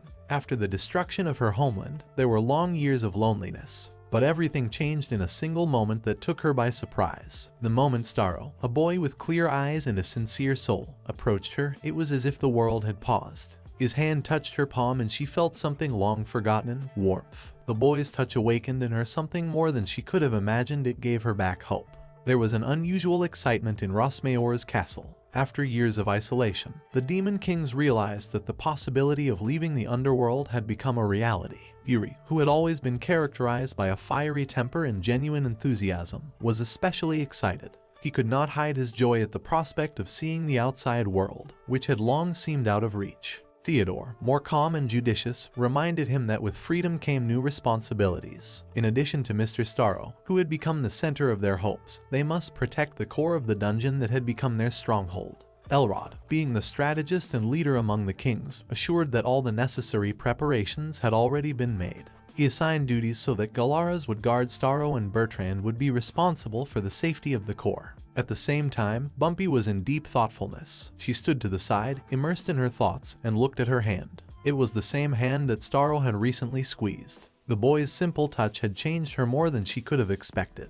She interrupted the king's conversation, noting that they did not yet understand the true power of their lord. She reminded them of how Staro had been able to transform the bleak and lifeless world of the dead into something completely different. Bumpy noted that Staro's power level was so precise that it was the reason for their oath of allegiance. Not fear of him, but his ability to unite and inspire was the key factor. After her words, silence hung in the hall. All 5 kings exchanged glances, not hiding their surprise. They were used to seeing Bumpy as a cold and imperturbable figure, but now there was an emotion in her voice that was atypical of her. This did not go unnoticed, especially to Sylvia. She, as the most observant among them, sensed that something had changed in Bumpy. Sylvia cautiously asked what had happened to her, but Bumpy only calmly replied that nothing had happened. Her face remained calm, but there was something new in her eyes, a warm, almost elusive glow. Sylvia continued to stare at her, noticing how Bumpy's expression changed. Her usually detached gaze became softer, and a slight, almost invisible smile played on her lips. It was so unexpected that Sylvia couldn't let it go unnoticed. She asked another question, clarifying whether Bumpy was telling the truth, for she suddenly looked happy.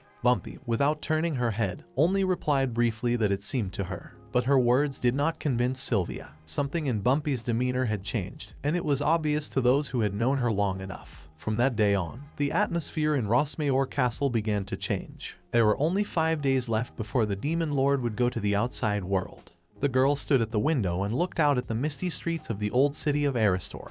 This view became her daily accompaniment, like a constant background for gray thoughts. Waking up day after day, she invariably saw the same picture: gray buildings, faded roofs, busy streets where the life of players and NPCs mingled in a strange symbiosis. This was Msiki, one of the many players stuck in this game that had turned from an exciting adventure into a nightmare. It wasn't a dream, and it wasn't just a system error. Msiki slowly got out of bed, stretched, trying to get rid of the tension in her body, and walked to the balcony. She opened the wooden shutters and took a step forward, feeling the sun's rays on her face. Down below, in the maze of Aristo's ancient streets, life went on. Many players were trapped in the same trap, but that didn't make it any easier. It was a deadly game, where death meant not a reset or temporary defeat, but a definitive end, both for the character and for whoever sat behind the helmet in the real world.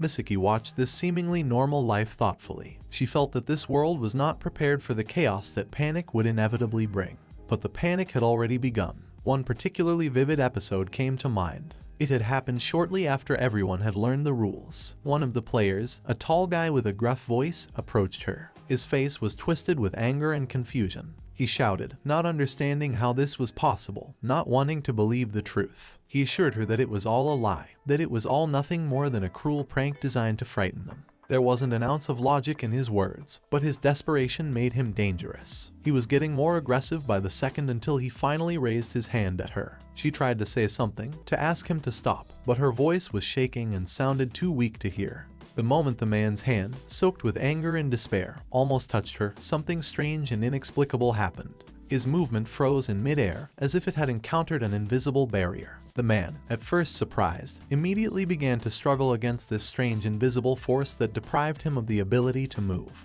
Behind the threatening man, another player quietly and resolutely appeared. His footsteps sounded confident, but without haste, as if he was in complete control of the situation. Without saying too much, the guy addressed the man, coldly and calmly explaining that violence and harassment were strictly forbidden in the city by the system. These actions were blocked automatically, and no force could bypass them. The guy didn't take long to explain, only adding that he understood how the man felt right now, but it was best to stop trying to resist the system. Msiki, still under the impression of what had happened, watched her savior carefully. The man, who was full of aggression a second ago, flared up again. He started shouting, waving his arms, demanding that the guy stop interfering. But suddenly his body felt as if it had gone numb. The guy took a step forward, his calmness replaced by a slight push of force, and the man froze. The man tried to resist, but his body would not obey. Panic gripped his entire being. He didn't realize what was happening to him. His eyes widened with horror when the guy, leaning slightly toward him, explained that he could not kill or maim anyone, but to restrain intruders quite in his power. At that moment, the man realized that the man in front of him was someone much stronger than he had ever imagined. His knees shook and he fell to the ground. All of his arrogance evaporated in an instant. He looked up at his opponent from below and suddenly realized that this player was most likely one of those who participated in the beta. The guy, as if nothing had happened, turned to Msiki. She stood motionless, her eyes wide open and her face expressing a mixture of fear and relief. He asked if she was all right, his voice softer now, without a hint of the coldness of a second ago. The girl was silent for a few seconds, feeling her heart pounding frantically, but then nodded quietly. Then he asked her name, and Msiki, stammering slightly, identified herself. He held out his hand to her, helping her up from the ground. She hesitated a moment before accepting his help. He gently lifted her to her feet, testing to see if she was able to stand. Then his voice became firmer. He informed her that she needed to go to the town square immediately. The players gathered there, and the place was considered safe due to the guards. He explained briefly that the neighborhood was becoming increasingly dangerous, and she shouldn't linger here. The guy, after making sure she was ready to leave, sternly reiterated that she needed to move faster. Msiki nodded once more, throwing him one last glance full of gratitude and slight surprise before turning around and running away. On her way to the town square, she tried to put her thoughts in order. The sounds of her footsteps mingled with voices that grew louder the closer she got to the place. One of the speakers, standing slightly taller than the others, began to speak, asking everyone to remain calm and listen carefully. Msiki stopped to the side, trying to catch her breath and make sense of what was going on. The people in the square introduced themselves as players from the Herb Guild. They explained that their guild was founded back in the beta days and that its members knew more about the game than anyone else. They took it upon themselves to prevent the chaos that would consume players who learned the true nature of this deadly game. It is because of their efforts that the city has so far remained relatively peaceful. A little while later, Msiki sat at a roughly chipped wooden table, leaning on her elbow. Her gaze was fixed on the plate in front of her, where the leftovers had long since gone cold. For the night, she had paid 50 gold for a room in this tavern. It was a large sum judging by the current conditions, even though each player was given 10,000 gold at the beginning of the game. Her reserves were now starting to deplete rapidly. She realized that such spending would soon become an unaffordable luxury. But for now, it was enough to at least feel a little safe. She picked lazily at the unsightly porridge with her fork, wondering if she would ever be able to adapt to this strange and frightening world. She remembered when she decided to start playing VR games. Controllers didn't suit her, and the keyboard seemed awkward and limited. In the real world, she was involved in a physical fitness club, so she thought her skills and stamina would be perfect for such virtual adventures. Msiki knew nothing about this game except that she needed to kill mobs, earn money, and level up. Simple mechanics, but everything else remained a mystery to her. With each passing day, she encountered new oddities. Her biggest concern was the dragon that was slowly circling over the city. She couldn't tell if it had always been there or if it had recently appeared. She especially found it strange the way it moved, changing its flight path as if reacting to her changing weather. She immersed herself in her musings, oblivious to her surroundings. She was overcome with a desire for someone experienced to help her make sense of all this chaos. Suddenly, a woman with a good-natured smile on her face approached her table. She asked if Msiki wanted another portion of food. The innkeeper's voice was soft, but her intonation seemed strangely mechanical.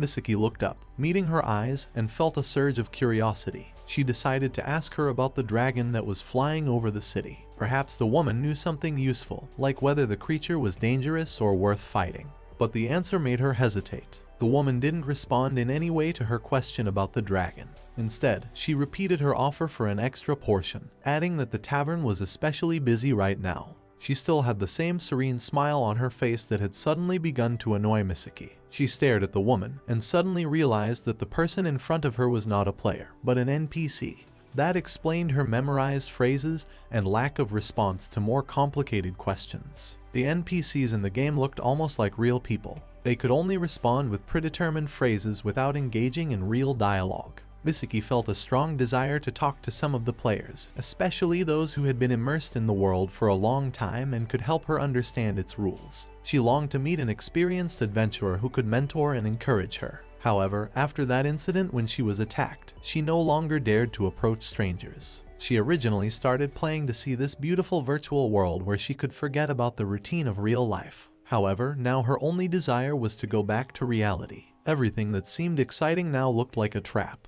While walking through the narrow streets of the city, Msiki suddenly heard a loud voice that caught her attention. A beautiful girl with long blonde hair stood on the dais, her voice sounding confident and attracting a crowd of players. She urged everyone gathered to listen as she spoke of an important announcement. The girl announced that she represented the Herb Guild, founded back in the beta testing days of the game. At the mention of this guild, Msiki immediately remembered that her savior had also mentioned the name. Her heart beat a little faster, she felt a faint hope of protection. The girl continued and announced that the guild was planning to hold a master class for newcomers, where they would explain the basic mechanics of the game and give useful tips. Those who wished to attend could head to the arena behind the square. Msiki froze in place, unable to believe her ears. The opportunity to train under the guidance of experienced players seemed like an incredible good fortune. She quickly decided to join the group heading to the arena. When Msiki stepped inside, her attention was immediately caught by a man dressed in black with a long black sword. He calmly announced that they would be holding a combat training today. Although the man admitted that he didn't consider himself a master of explanation, his voice sounded confident. He assured everyone gathered that he would try to be helpful despite his lack of eloquence. He was silent for a moment, looking around the audience as if considering where to begin. Then, smiling slightly, he decided to start with the basics. His confident voice echoed around the arena as he began to explain that many of those present probably still didn't understand what a guild was. He described guilds as something resembling clubs or circles that many of them might have known in real life. However, in this world, guilds played a much more important role. They were more than just communities, they were groups of people united by a common goal of survival and progress. The man explained that the strength of a guild lay in sharing information and working together. He emphasized that even a small bit of new information could prove decisive in a battle. For example, someone might share a strategy for fighting a strong monster or point out a weakness that others had overlooked. He also revealed that guilds often trade materials and resources to help their members get what they need to progress. If someone has items they don't need, they can find those who could really use those items. A guild, he said, is not only about power, but also about support, unification, and mutual aid.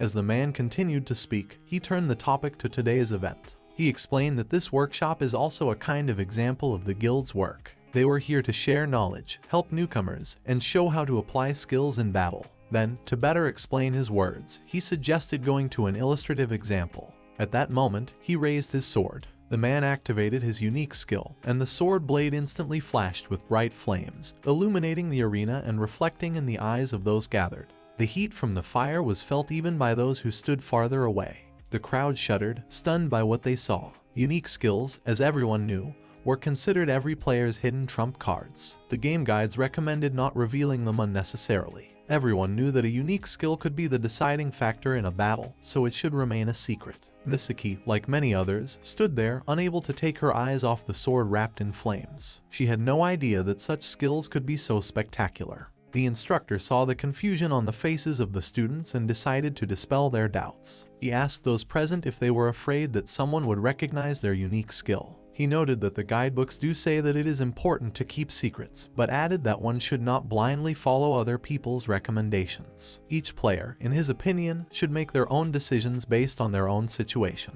The instructor continued to speak, explaining the basics of his strategy to the audience. He explained that his unique skill known as Fire Blade enveloped his sword in flames, giving it an additional attribute. He emphasized that this skill, though effective, has long been known among experienced players, especially those who participated in the game's beta testing. For this reason, there was no point in hiding it. The instructor continued to speak, looking around the audience with confidence. He began by explaining the importance of unique skills. If a player still does not know his unique skill, he says, he deprives himself of the most important tool for effective pumping. Without understanding the peculiarities of his abilities, the path to development would be either too long or impossible. As he spoke, his gaze locked onto the figure of an archer in the crowd. The instructor gestured for him to come closer. The archer hesitated slightly, but then slowly took a step forward.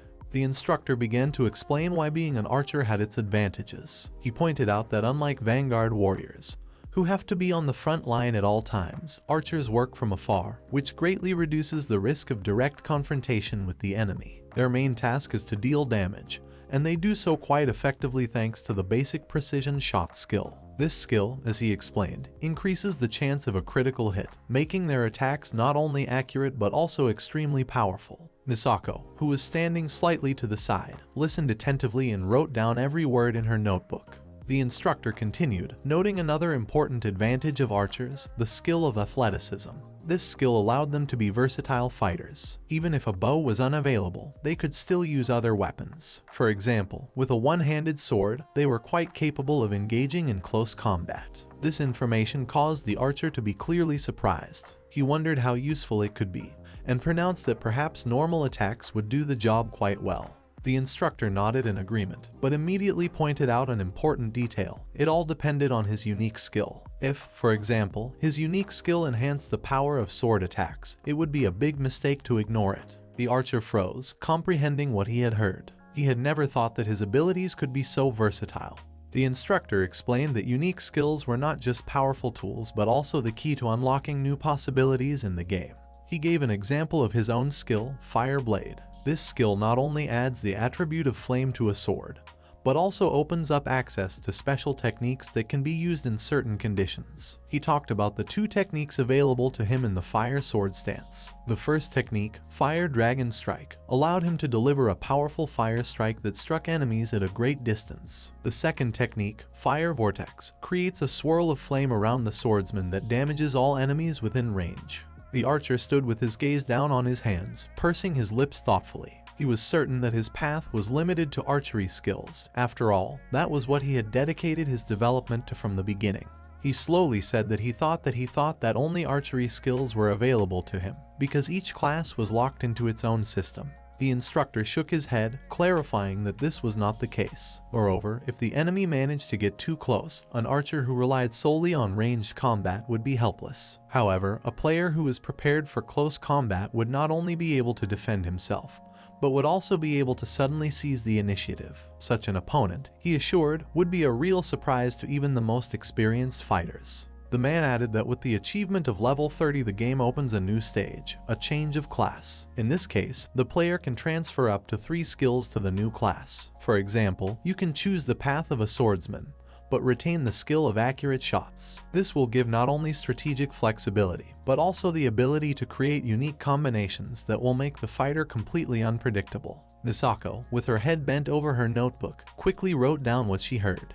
The other participants of the master class were also listening with obvious interest. The instructor explained in detail the benefits that come with reaching the 30th level. He said that at this stage, players would be able to learn the speed shooting skill, which allowed archers to fire up to 5 arrows in a row at lightning speed. This revelation caused a buzz in the crowd as the participants of the master class looked at each other, wondering how such a technique could be combined with their usual fighting style. The instructor emphasized that similar capabilities are available to swordsmen.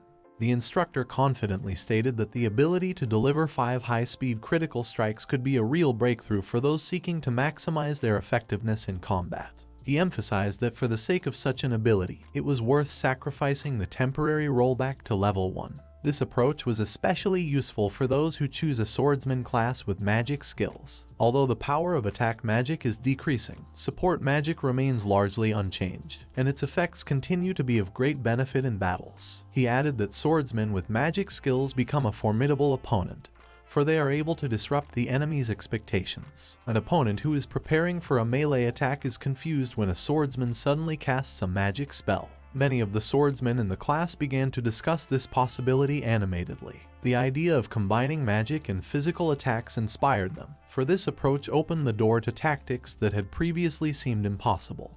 Misako, who was sitting a little further away, clutched her notebook, scribbled with notes, and looked at what was happening with a slight sense of panic. She could feel the flood of information overwhelming her. Each new discovery made her doubt her ability to adapt to this world. She realized that she lacked confidence in her abilities. For the first time, she began to doubt that she could survive here. At that moment, one of the archers, who had been listening intently to the instructor, suddenly raised his hand. He thanked the instructor for his detailed explanations, but asked a question that seemed to be of interest to many people. Why was so much time spent on training for battles with humans rather than monsters? After all, in his opinion, monsters should be the main threat in this game. This question caused many people to whisper. Misako noticed the attention of the workshop participants focused on the instructor. She thought about it, for the question was indeed a reasonable one. The instructor calmly raised his hand, calling for silence. He explained that monsters in this world, no matter how intimidating they may seem, have limitations. Their behavior follows certain patterns. Their attacks can be studied and predicted.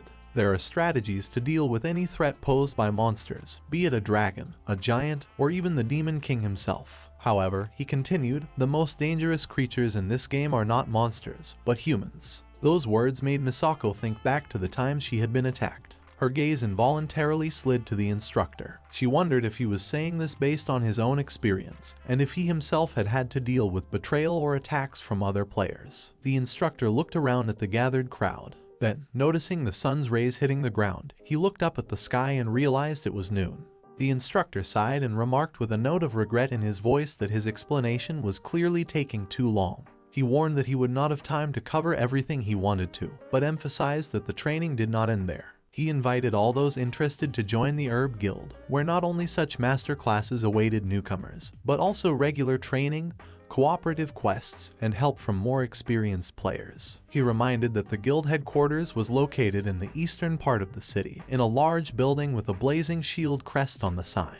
Misako listened to his words, feeling her heart clench with conflicting emotions. On the one hand, the offer sounded attractive, a chance to receive mentoring, avoid loneliness, and perhaps find a place for herself in this frightening world. But on the other hand, she felt that her knowledge and skills were too rudimentary. Suddenly, one of the participants standing nearby noticed that it was already noon and suggested checking the task board in the Adventurers Guild. He enthusiastically explained that the board was being updated at that time, and perhaps something interesting or profitable had appeared there. Misako watched this reaction with a kind of detached curiosity. The thought of quests was familiar to her. After all, she had read about them in the guidebooks, but until now she had hesitated to take on something serious. She realized that most quests required either combat skills or a good knowledge of the world, and she had neither. As the crowd began to disperse, heading towards the Adventurers Guild, Misako slowly followed them. Upon entering the guild building, she found herself in a spacious hall filled with the noise of voices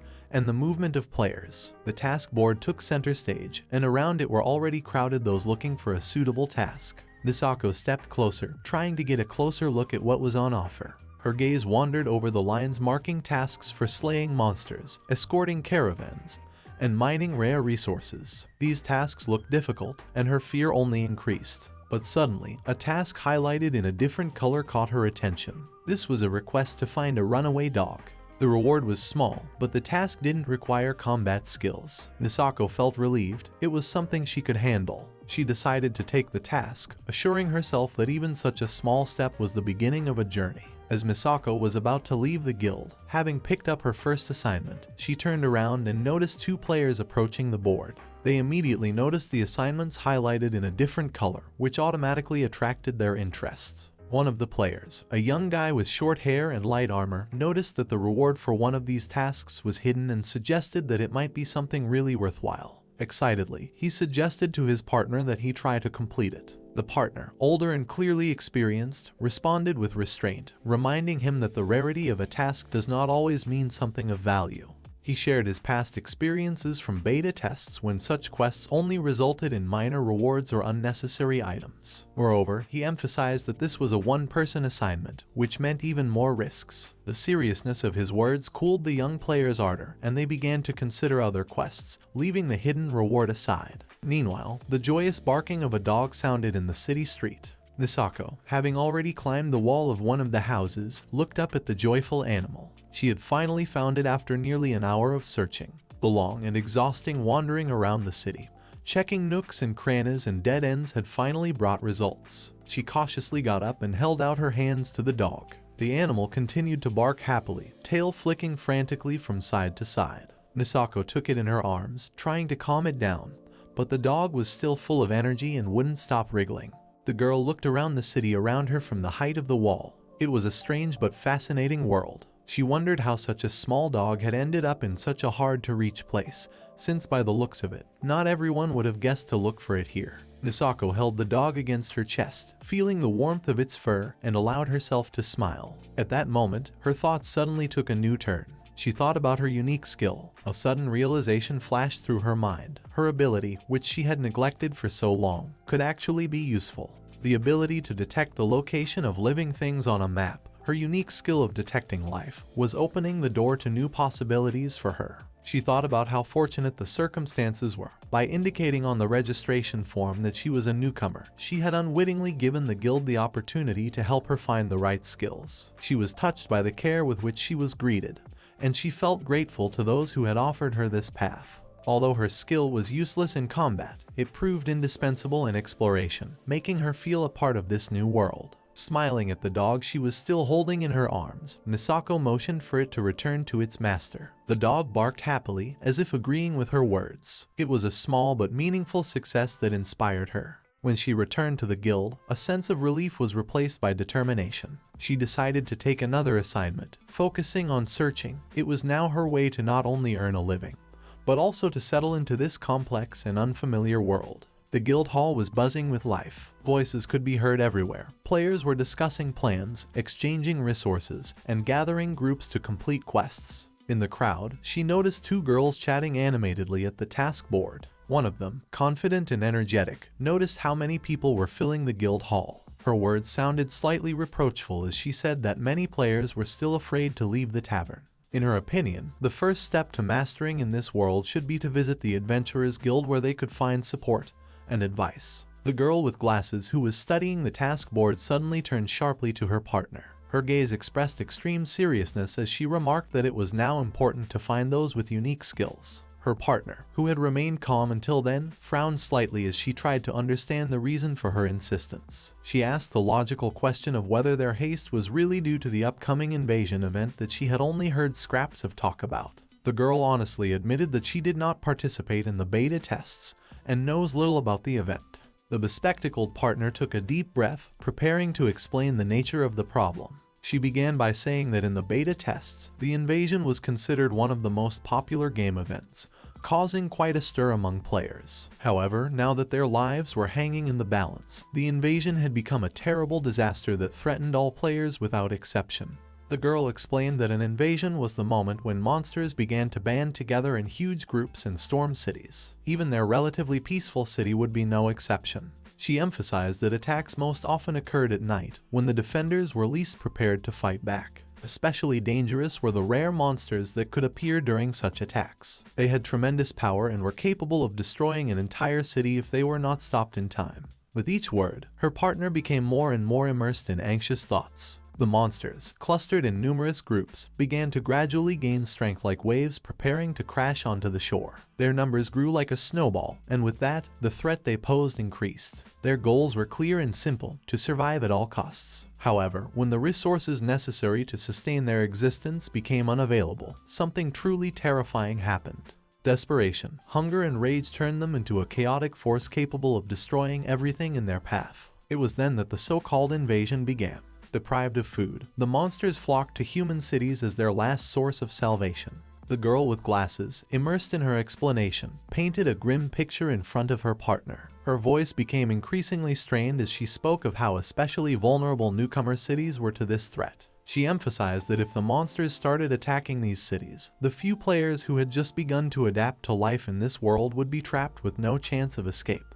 The members of the Herb Guild had already been on continuous watch for several nights in a row, watching the movement of the monsters outside the city. Their task was important but exhausting. Not every one of them had experience in such operations, and the difficulties were quickly taking a toll on the stamina of even the strongest and most dedicated players. Fatigue was taking its toll on their resolve, and the girl with glasses couldn't help but notice it. She excitedly explained to her partner that their guild was already at its limits. In such a situation, without additional strength, it was impossible to keep things under control. But what was needed were not just adventurers, but those with special skills. Skills that could drastically change the odds in this fight. The life detection skill that the girl with glasses spoke of was rare and therefore admirable. It was reminiscent of clairvoyance from beta tests, a legendary ability that was mythologized. This skill gave its owner a unique advantage, the ability to see the location of all living things on a map. With this skill, the girl explained, it was possible to prevent attacks, ambush, and effectively eliminate threats before they could do any damage. She walked over to the task board, continuing to ponder the importance of this skill. Her gaze slid over the new list, and suddenly she froze. One of the assignments, highlighted in a different color, had already been accepted. At the same time, in Alien's mind, the silence was broken only by the footsteps of a small group of players. The dungeon was filled with an ominous atmosphere. The damp walls reflected the faint light of their torches, and strange rustlings could be heard in the depths. The girl walking behind looked around nervously, asking questions now and then.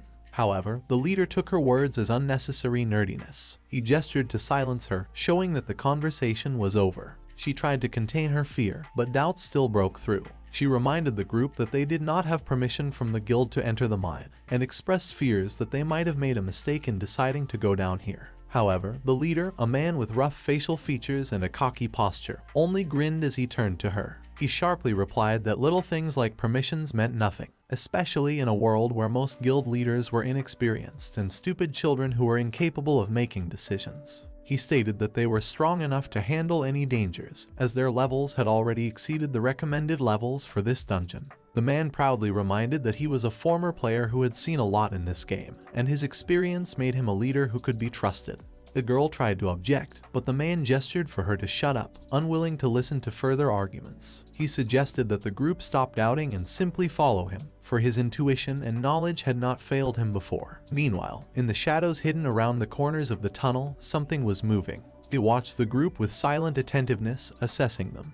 The cloaked man, without taking his eyes off the group, thought about how helpless and naive they looked. Neither the warrior's experience nor the girl's alarming foresight could save them from a danger they didn't understand. He was certain they would not get out of here alive. Their march, devoid of strategy and true leadership, would turn out to be nothing but failure. The cloaked man knew that the most dangerous thing in this world was not the monsters hidden in the dungeon. The most insidious and unpredictable are always humans. Msiki nimbly swung herself over the high stone wall, finding herself in a narrow alleyway flooded with the dim light of late afternoon.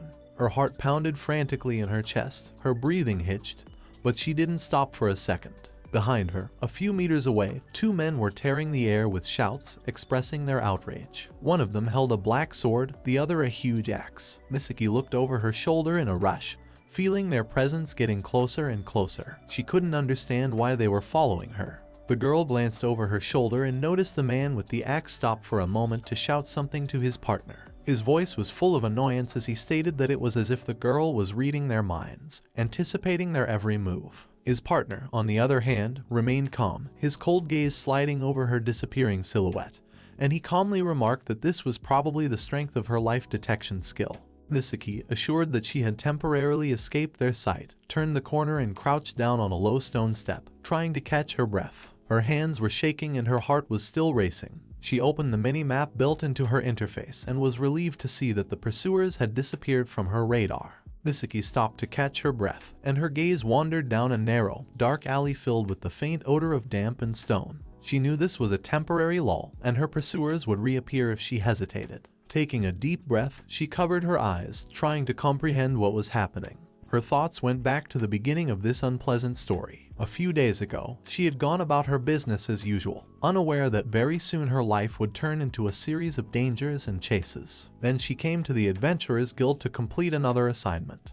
Her slender hands gently held the small furry creature, a lost pet that she had found thanks to her unique skill. As she approached the square in front of the guild, savoring the thought of completing the task, a loud, harsh voice suddenly sounded. That shout cut through her thoughts, causing her to flinch. Her gaze quickly found the source of the sound. There were two men standing at the entrance to the guild. The men continued to discuss something, their voices growing louder. One of them pointed to her rookie bow secured behind her back and the beast in her hands. Then they began to approach, their footsteps confident and their gazes insistent. Panic gripped her. They clearly wanted something from her, but what it was, she didn't understand. The men began to speak without waiting for her reaction. They mentioned her success in completing rare quests, noting that this was what had caught their attention. Their voices sounded either admiration or greed, but their intonation made Msiki tense up even more. They indicated that they needed to talk to her and clearly expected her to approach them. An unpleasant memory surfaced in Msiki's mind. She remembered the man who had once attacked her. That incident had been a painful lesson for her that had left a deep mark on her soul. Without thinking for long, Msiki shouted her categorical disagreement. Her voice trembled, but there was a determination in it that came from a sense of self-preservation. Turning around, she rushed away, clutching more tightly to her chest the small animal that now seemed to be her only ally. From that moment on, her life became an endless flight. The two began to stalk her like seasoned hunters, and Msiki realized that they needed more than just a conversation. She began to ponder what exactly attracted them. Their words about rare quests sounded like a clue. Perhaps they had heard of her success in completing difficult quests, and decided she was of interest to them. The thought made her angry. She realized that they were probably targeting her for her rewards. This was not only unfair, but cruel. The two warriors hurriedly entered the room where a girl with brown hair falling in soft waves over her shoulders was waiting for them. She turned sharply toward them, her voice cutting through the silence of the room. She asked loudly if they had missed Msiki again, and there was not even a hint of tolerance in her tone. The man with the axe gathered his wits and apologized, his voice sounding unexpectedly quiet for such a menacing appearance. The girl frowned, her gaze becoming even more penetrating. She folded her arms across her chest, waiting for an explanation. It didn't make sense in her mind why Msiki kept running away. She asked the question while addressing both the men and herself at the same time. She rubbed her temple as if trying to chase away the headache this situation had caused. She reminded the men that their task was merely to talk to Msiki and ask for her help. It annoyed her that the simplest task had turned into a drawn-out chase. She stared at them intently, waiting for them to reveal details. She wondered if they had done something to scare the girl. The man with the axe, angered by her suspicion, loudly declared that they had done nothing of the sort. He confidently said that they were acting within the scope of their task, not allowing themselves to do anything that would tarnish the honor of the guild. His words rang with such sincerity that the girl was silent for a moment, but her frown remained unchanged. She truly believed that they had done nothing wrong, but there was still one nuance that she could not ignore. She carefully studied the face of the man with the axe. His rough features, stern expression, and massive build could alone frighten anyone, especially a newcomer. She decided not to voice the thought aloud so as not to hurt his pride, but thought to herself that perhaps that was the reason. She softened her tone a bit and suggested that the men return to the guild to continue monitoring the situation. She realized that their presence alone was not enough to gain Msiki's trust, so she offered to stay here, on the ground, by herself. Her plan was to wait for Msiki and try to talk to her in person without scaring her or making her want to run away again. The men nodded, though their faces still read uncertainty. After a brief exchange of glances, they turned around and walked out, leaving her alone. Thoughts of Msiki and her mysterious skill, which Flame called clairvoyance, never left her. That skill would explain why the girl so deftly avoided any pursuit, as if she always knew where her pursuers were, and there was a certain challenge in that. Msiki's search was like a complex puzzle where every detail could prove crucial, but so far was not stacking up in her favor. At the guild, she tried to gather more information to better understand her goal. However, all that was learned only added to the fog. Msiki was known as a talented performer of quest-related tasks, and her efficiency had amazed even experienced beta test participants. The only thing that was known for sure was that Msiki used a female avatar and wore a beginner's bow, making her appearance too standard for identification. Quests have always been considered one of the most difficult tasks in this virtual world, even among those players who participated in the beta tests. But Msiki seemed to possess all of these qualities. She handled these tasks with surprising ease, completing them one by one as if they were mundane errands. Such prowess suggested that she had a special skill perfectly suited for such quests. However, the problem lay elsewhere. There were too many female avatars with a beginner's bow. Thousands of players in this world chose such avatars, especially those who were just starting out. Moreover, the city where the events were taking place was huge. There were several quest boards located here, each of which could attract Msiki's attention. Trying to predict where she would appear was like looking for a needle in a haystack. The only chance left was to trust the reasoning of Flame. Her partner, a white, furry paw gently touched the girl's head, distracting her from her pensive thoughts. She was surrounded by such a variety of creatures that she seemed to be in another world, completely detached from the hustle and bustle of the city. She was on the outskirts of the Eastern District, in the house of Granny Megu, a woman who was known as a collector of rare beasts. There was a spacious courtyard around the house, where the most incredible creatures coexisted harmoniously. Here one could find small rabbits with long, fluffy ears running from one end of the yard to the other, or majestic lizards. Her thoughts returned to what Flame, her partner, had recently told her. Flame had explained that while quests were often completed in the guild, animal-related quests required a more personal approach. Players had to return found pets not just to the guild, but directly to their owners. This rule was introduced back during the beta, and Granny Megu became a sort of symbol for such quests, as most of the lost ones ended up being delivered to her. The girl looked around. Even now, so long after the beta test, Granny's house remained just as lively and enchanting. Flame argued that if Msiki was really on a mission to find an animal, she would have to show up here in this yard sooner or later. But the problem was that Msiki was taking all the quests in a row. Among them were not only quests to return pets, but also to track down lost people, find rare items, or solve confusing riddles. No one could predict what task would fall to her next time, and certainly it was impossible to know when exactly she would show up at Granny's house. All of this required time and patience, which the girl had less and less of. She sighed and sat down on a small wooden bench against the wall of the house, trying to get some rest. Gradually her eyelids became heavy and she closed her eyes, deciding just for a moment to let herself relax. Soon her breathing became even and her body relaxed. The sounds of the courtyard became a background to her, as if they belonged to another world. At some point, she had already fallen completely into sleep. Suddenly she was awakened by a strange sound. It was not loud, but somehow unusual, as if foreign in this peaceful place. She slowly opened her eyes and looked around, trying to figure out what had woken her up.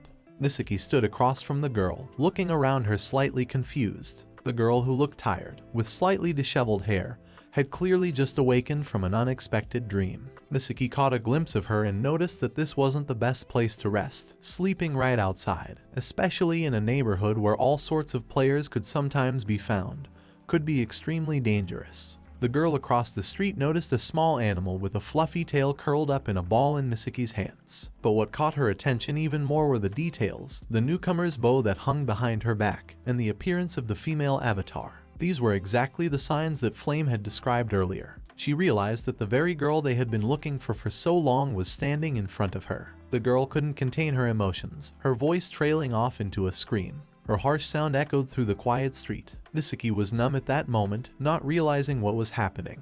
In Msiki's eyes, the girl in front of her looked like another threat. A threat to everything she had worked so hard to earn by completing numerous tasks. Her imagination was already drawing a scene where she would be stripped of all the savings she had so diligently accumulated by completing difficult quests. Msiki pondered whether this girl could have been in cahoots with the two men who had recently harassed her. The suspicion was growing stronger by the second. She quickly made a decision, and without saying a word, she turned around, dashing away. Meanwhile, the girl left behind stood stunned. She could not understand what had caused such a violent escape. At first she was perplexed, but then, realizing that the chance to talk to her was slipping away, she shouted for Msiki to stop and listen to her. However, her voice was lost in the noise of the street, and the fleeing girl didn't even slow her step. The situation was getting more and more absurd. The girl rushed after, hoping that persistence would help shorten the distance between them. However, Msiki moved with astonishing agility and speed, leaving her far behind. The girl tried to speed up, but she could feel her legs gradually losing strength and her breathing becoming more and more confused. She wondered if perhaps it was the avatar's characteristics. Archers, she knew, often had a high agility score, giving them a significant advantage in situations like this. Not willing to give up, she quickly opened the menu and made a drastic decision. Dropping all her gear, including her armor and the extra accessories that weighed her down, made her feel lighter. Now, without the extra weight, she darted off in pursuit again, hoping it would help shorten the distance between them. However, despite her best efforts, there was no way she could get any closer to Msiki. Sweat trickled down her temples, her clothes clung to her body, but she continued to run hard. As she watched the rapid movements of her target, the girl began to notice the details. There was grace in every step Msiki took, and incredible precision in every jump. These movements were not just efficient, they were beautiful. Envy burned her like fire as she glanced at Msiki's impetuous figure again. The girl in front of her was the kind of person who seemed to be able to succeed in any field without much effort. Her talent, her speed, her grace, all of it was beyond the reach of those who did not possess such natural talent. The thought flashed through his mind that it was people like Msiki who become legends in games, true top players whose name is remembered by others. The realization that she was losing not only in this chase but also in the overall game was hitting her ego. It seemed that all her hard work, all her attempts to be better, were only a feeble attempt to catch up with those who were born with talent. Flame's words came back to her mind. Flame had once explained that sometimes a simple stratagem could give an advantage, especially if it was unexpected. Quickly opening the menu, she summoned an apple to her inventory. She realized her strength was running low, and this move was her last chance. She squeezed the fruit in her hand, feeling its cool surface, and then, gathering her last strength, she shouted to get Msiki's attention. Msiki slowed down, barely turning her head around to realize what was happening. That brief moment was the decisive moment. The girl threw the apple, putting all her remaining precision and hope into that gesture. Msiki, accustomed to the unexpected, reacted instantly. Her arms stretched forward and her fingers encircled the flying object. She froze, examining the apple in her hands. Her eyes reflected confusion. Meanwhile, the girl, exhausted, stopped. She was breathing heavily, her chest heaving and her legs shaking with fatigue. She couldn't run anymore, but she didn't need to anymore. She saw that Msiki had caught the apple. That meant her plan had worked. Msiki was still standing with the apple in her hand, her gaze fixed on the fruit, but at the same time she seemed to be thinking about something much more complicated. The girl standing in the distance mentally thanked Flame for the advice that was her salvation at that moment. In the world of the game, there was a surprisingly convenient and feature-rich social system that allowed one to track interactions with other players. It was a kind of journal form where one could see a list of recent contacts, be it sharing items, socializing, or even just being around each other. It was a real boon to the girl in her situation, when every trace could be a clue. She opened her menu with concentration, scrolled down the rows to the desired section, and scrutinized the list. Her eyes stopped at the last name. It listed the name Msiki. At this time, Msiki was rushing through the narrow streets of the city, clutching an apple in her hand. She didn't understand why anyone would want to chase her, or what they wanted from her. Her mind, gripped by fear and disbelief, searched for answers, but only found more questions. Suddenly, a sharp notification tone sounded. She stopped and looked anxiously at the interface. A message popped up on the screen, and the sender was Uni's name. It didn't tell her anything, and her heart stabbed with foreboding. It was the first time Msiki had ever received a message from a player, and she hesitated to open it. Fear and curiosity struggled in her mind. In the end, she still clicked on the notification. The text of the message was simple and unexpectedly sincere. The sender asked her to listen, assuring her that no harm would come to her. There was desperation and necessity in the letter. Msiki, after much thought and internal struggle, decided to agree to the meeting.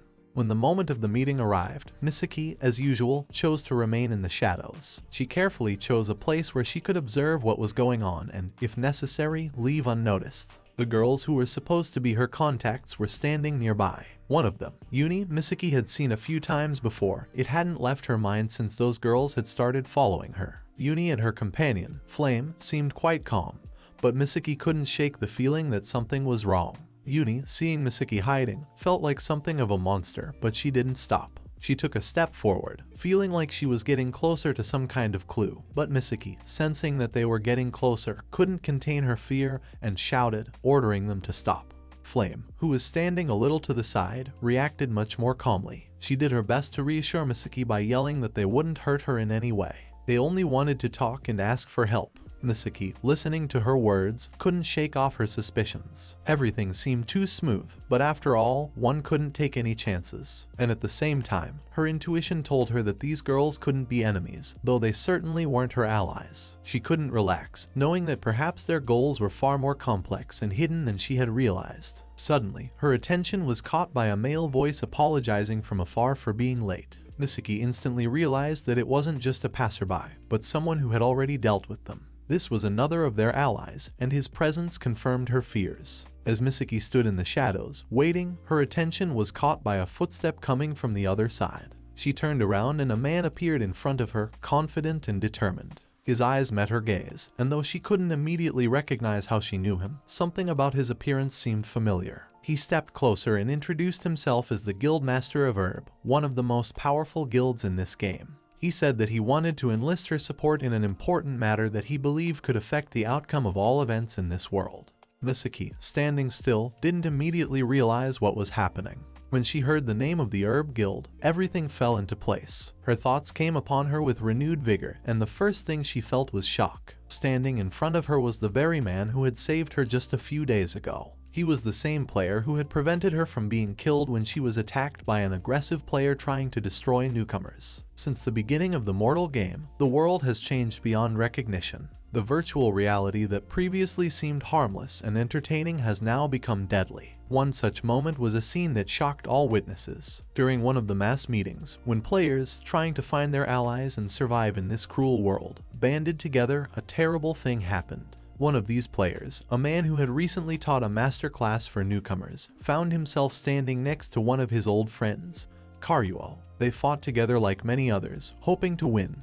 But suddenly, amidst this chaos, Karuo collapsed right in his arms. His gaze fell on the person standing next to him, the guy who had easily killed his friend.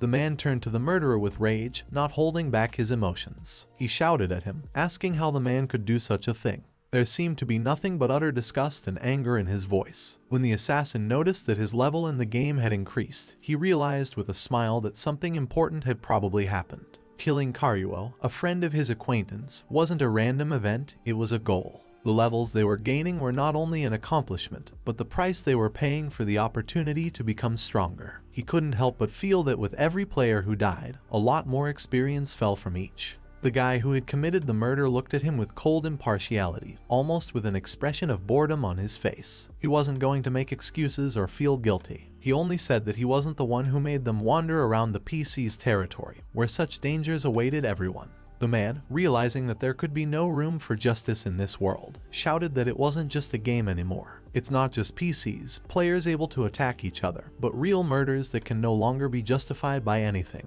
Death is no longer a virtual reality, it has become a true. The man standing in front of Kid did not rush to respond to his anger, but instead looked at him calmly. This guy, who had been almost an equal opponent to him in the past, was now looking at him not as an opponent, but as something helpless who could simply be wiped off the face of this game. He said that they had faced off more than once in the beta days, and every time, no matter how Kid fought, he invariably lost. The guy looked at Kid with slight disdain and said he was sick of it. With each new defeat he grew more and more tired, but Kid couldn't stop. He challenged him again and again as if it was the only meaning of his existence. He suggested that he think about which was weirder, that one could replay one's defeat, or that in this world where everything and everyone is subject to the mechanics of the game, one could actually win by erasing a defeat. He went on to say that now are the best of times, the times when the loser disappears without a trace and the winner remains. There was no joy or triumph in his words, rather it was an admission that life in the game was becoming much more brutal than before. He suggested that Kid experience that drunkenness of victory that he himself felt when he stood on the pedestal, and felt no regrets. Kid, unable to bear it, screamed that he would not allow himself to be lured into this trap. He was not going to become part of this cruel game where life and death are decided at the will of another. His anger boiled over, and in the next second, his sword had already soared into the air, heading purposefully towards his opponent. Everything was happening too fast. In the blink of an eye, he felt something go wrong. His attack went through the void, and his sword only scratched the air. The guy he was ready to strike it ended up behind him. He said it was a shame, because just then Kid had attacked his clone. It was all over. His opponent was about to deliver his blow, and Kid realized that his chance had been lost. At that moment, everything disappeared like smoke, and Kid suddenly realized that this was not a real fight. It was a dream, repeating over and over again. His breathing became more even, and he began to realize that it was all just part of his subconscious. Suddenly, as if by magic, there was a knock on his door. It was unexpected, and the sounds brought him back to reality for a moment. There were shouts outside the door, asking if everyone had heard the news, the very news that they had finally found the girl everyone had been talking about for so long. Kid was confused. His mind was trying to comprehend what was going on, and why everyone was so excited. The Herb Guild meeting room was filled with tense silence. A mixture of anticipation and curiosity hovered in the air. Msiki stood in front of those gathered, her eyes focused on the radar display on her device's screen. Everyone in the room held their breath. No one had expected to see something like this. She carefully manipulated the interface and dots began to appear on the transparent surface in front of her, slowly blurring across the map. These dots moved, changed, and clustered together as if reflecting all living things within the radius of her sensors. Watu, who was standing in the center of the hall, watched carefully. He noticed the dots on the map moving smoothly, indicating living things nearby. He asked if there were any objects, items, or mechanisms on the radar that would be helpful in understanding the bigger picture. Msiki replied with certainty that only sentient beings were displayed on the radar. Watu, while continuing to watch what was happening, couldn't help but ask what would happen to the monsters. Msiki, after thinking for a bit, admitted that she wasn't sure if the monsters were reflected on the radar, but she offered to believe what was happening on the screen. She took another close look at the map and noticed that there appeared to be no monsters in the city. This was unexpected, and she decided to increase her search radius a bit to make sure. Once the radar began to show much more data, the man standing next to Watu couldn't contain his emotions. He exclaimed as he realized that the radar was working in an incredibly large radius, covering a vast area. It wasn't just convenient, it was a true breakthrough. Watu was dumbfounded as well. He looked at the radar and realized that this could change everything. However, it was at that very moment that Msiki, who was leaning over the radar, suddenly exclaimed. All the gazes in the hall turned toward her, waiting for a response. Something appeared on her radar screen that immediately caught her attention. She pointed to a certain area, and everyone in the room could see that a huge group of creatures had gathered in the alien tunnel area near the city. Watu, with slight tension, asked how many there were, trying to realize the extent of the threat. Msiki, unsure of the accuracy of her observations, admitted that she couldn't say for sure, but the estimates on the radar indicated that the number of creatures was impressive, at least 70. It was far more than they would have expected under normal circumstances. The atmosphere in the hall changed dramatically. Everyone present felt the information that the guild had just received changed their perception of the situation. The anticipation that had been hovering in the air became tense and overwhelming. 70 monsters weren't just a threat, it was an invasion that could destroy the city and jeopardize the lives of many players. The alien tunnel absorbed all sounds like a huge maw, ready to swallow anyone who dared to enter its dark depths. Inside this tunnel, a group of people who were in a furious fight were already on the ground. Some were dead, others were badly injured, and all this chaos was just the result of a fierce fight for survival. The man at the front of the group shouted angrily, demanding an explanation. He looked at the PC sharers in front of him with obvious desperation and rage. He could not understand what was happening. Why his comrades were lying dead on the ground while those in front of him continued to act as if nothing had happened. The man in front, wearing a long black cloak, took his time to explain his actions. Instead, he looked at the man with cold nonchalance and spoke in a quiet but confident voice, suggesting that he wanted to know why they were killing. The question was not merely rhetorical. It was full of weariness, as if the very man who asked it had answered such questions many times before. He was no longer prepared to justify himself, and his action was likely predictable. He abruptly snatched up the dagger that gleamed in the darkness and without the slightest hesitation plunged it straight into his opponent's chest. Blood spurted across the ground, but the gesture was only confirmation that they were willing to do anything to achieve their goals. As the man who had just fallen collapsed to the ground, his killer looked at him as if he was just an obstacle in his way. But there was no satisfaction in his eyes, only indifference. He noticed that very little experience had come out of this kill, and that was a disappointment. His partner, who was standing nearby, suddenly yanked him back, suggesting he be quiet. They had a new catch, he said. The partner pointed down, and their gaze traveled to where, lurking in the dark mists of the tunnel, something was moving.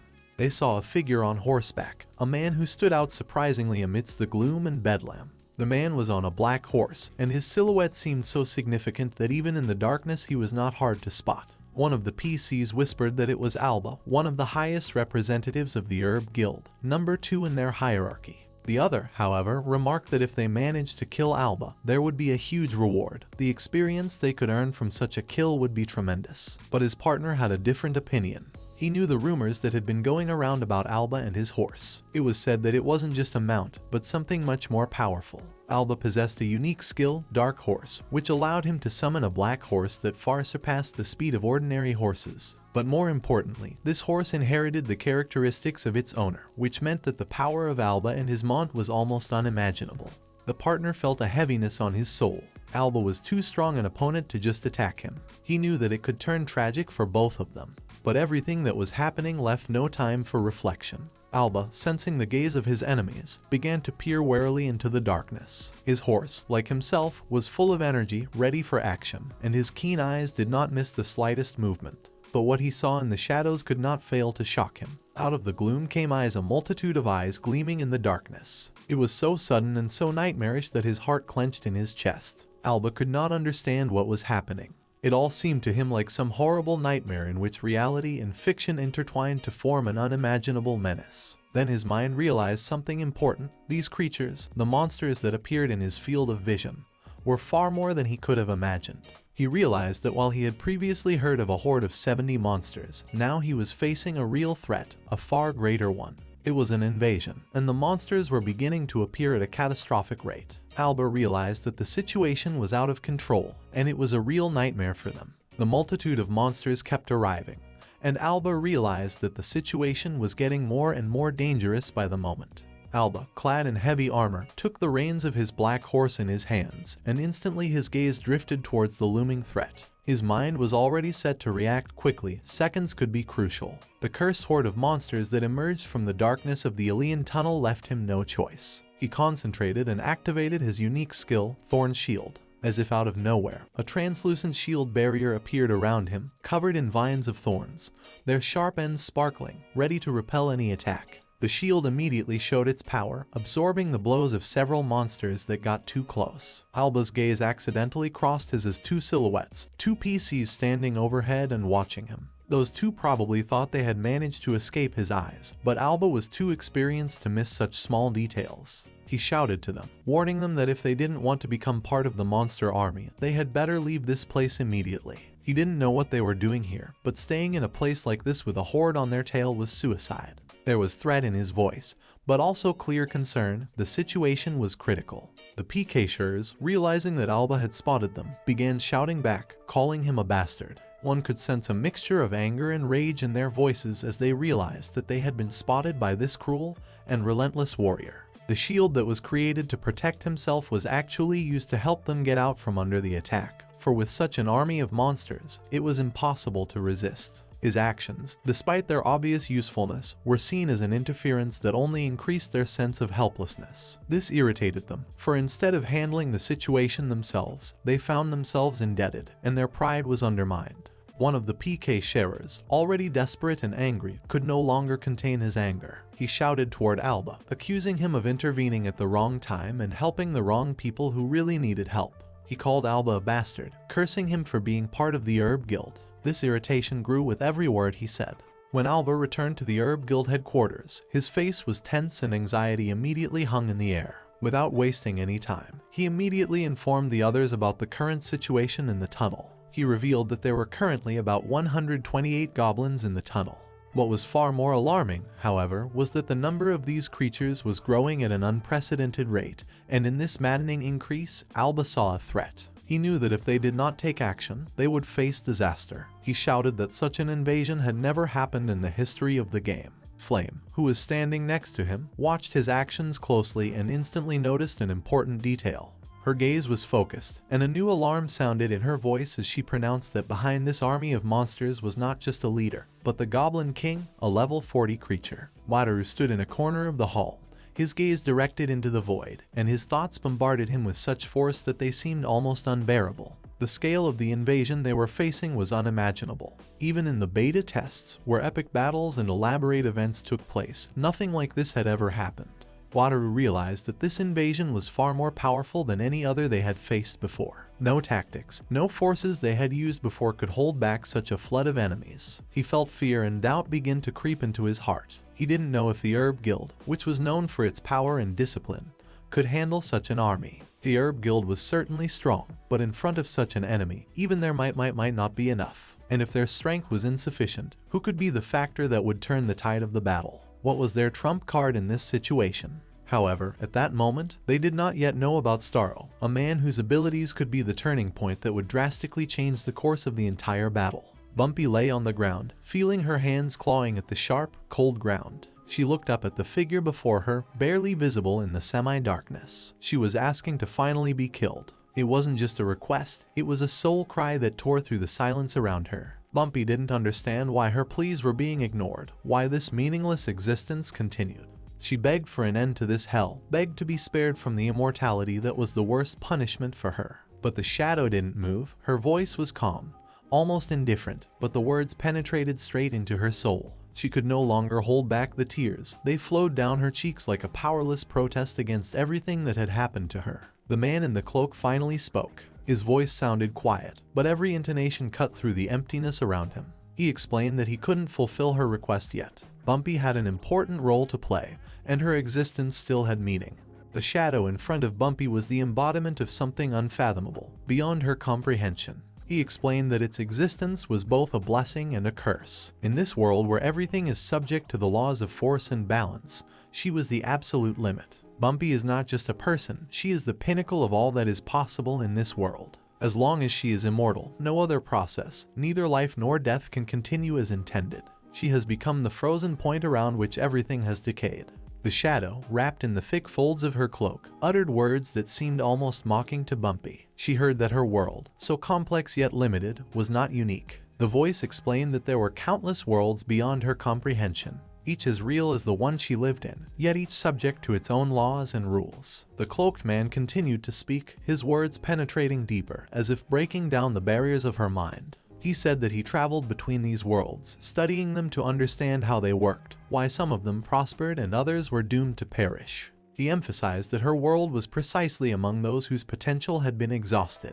His words sounded like a verdict. This world can no longer evolve. It is stuck, has become a stagnant point that does not conform to the Mother's design. The Mother is not just a deity, but something more, an entity that maintains balance and order in the universe. And her decision is clear, a world that cannot grow must disappear, become the basis for something new. These words echoed in Bumpy's mind with the ringing of a bell, heralding the end. Her world must be wiped out, destroyed to the last particle. But to her surprise, the man in the cloak said he would not let it end so quickly. He explained that among the many worlds there were special beings like her. He revealed that he was creating a squad of such irregular beings, a group that, despite their disunity, had already become the most powerful force in the universe he knew.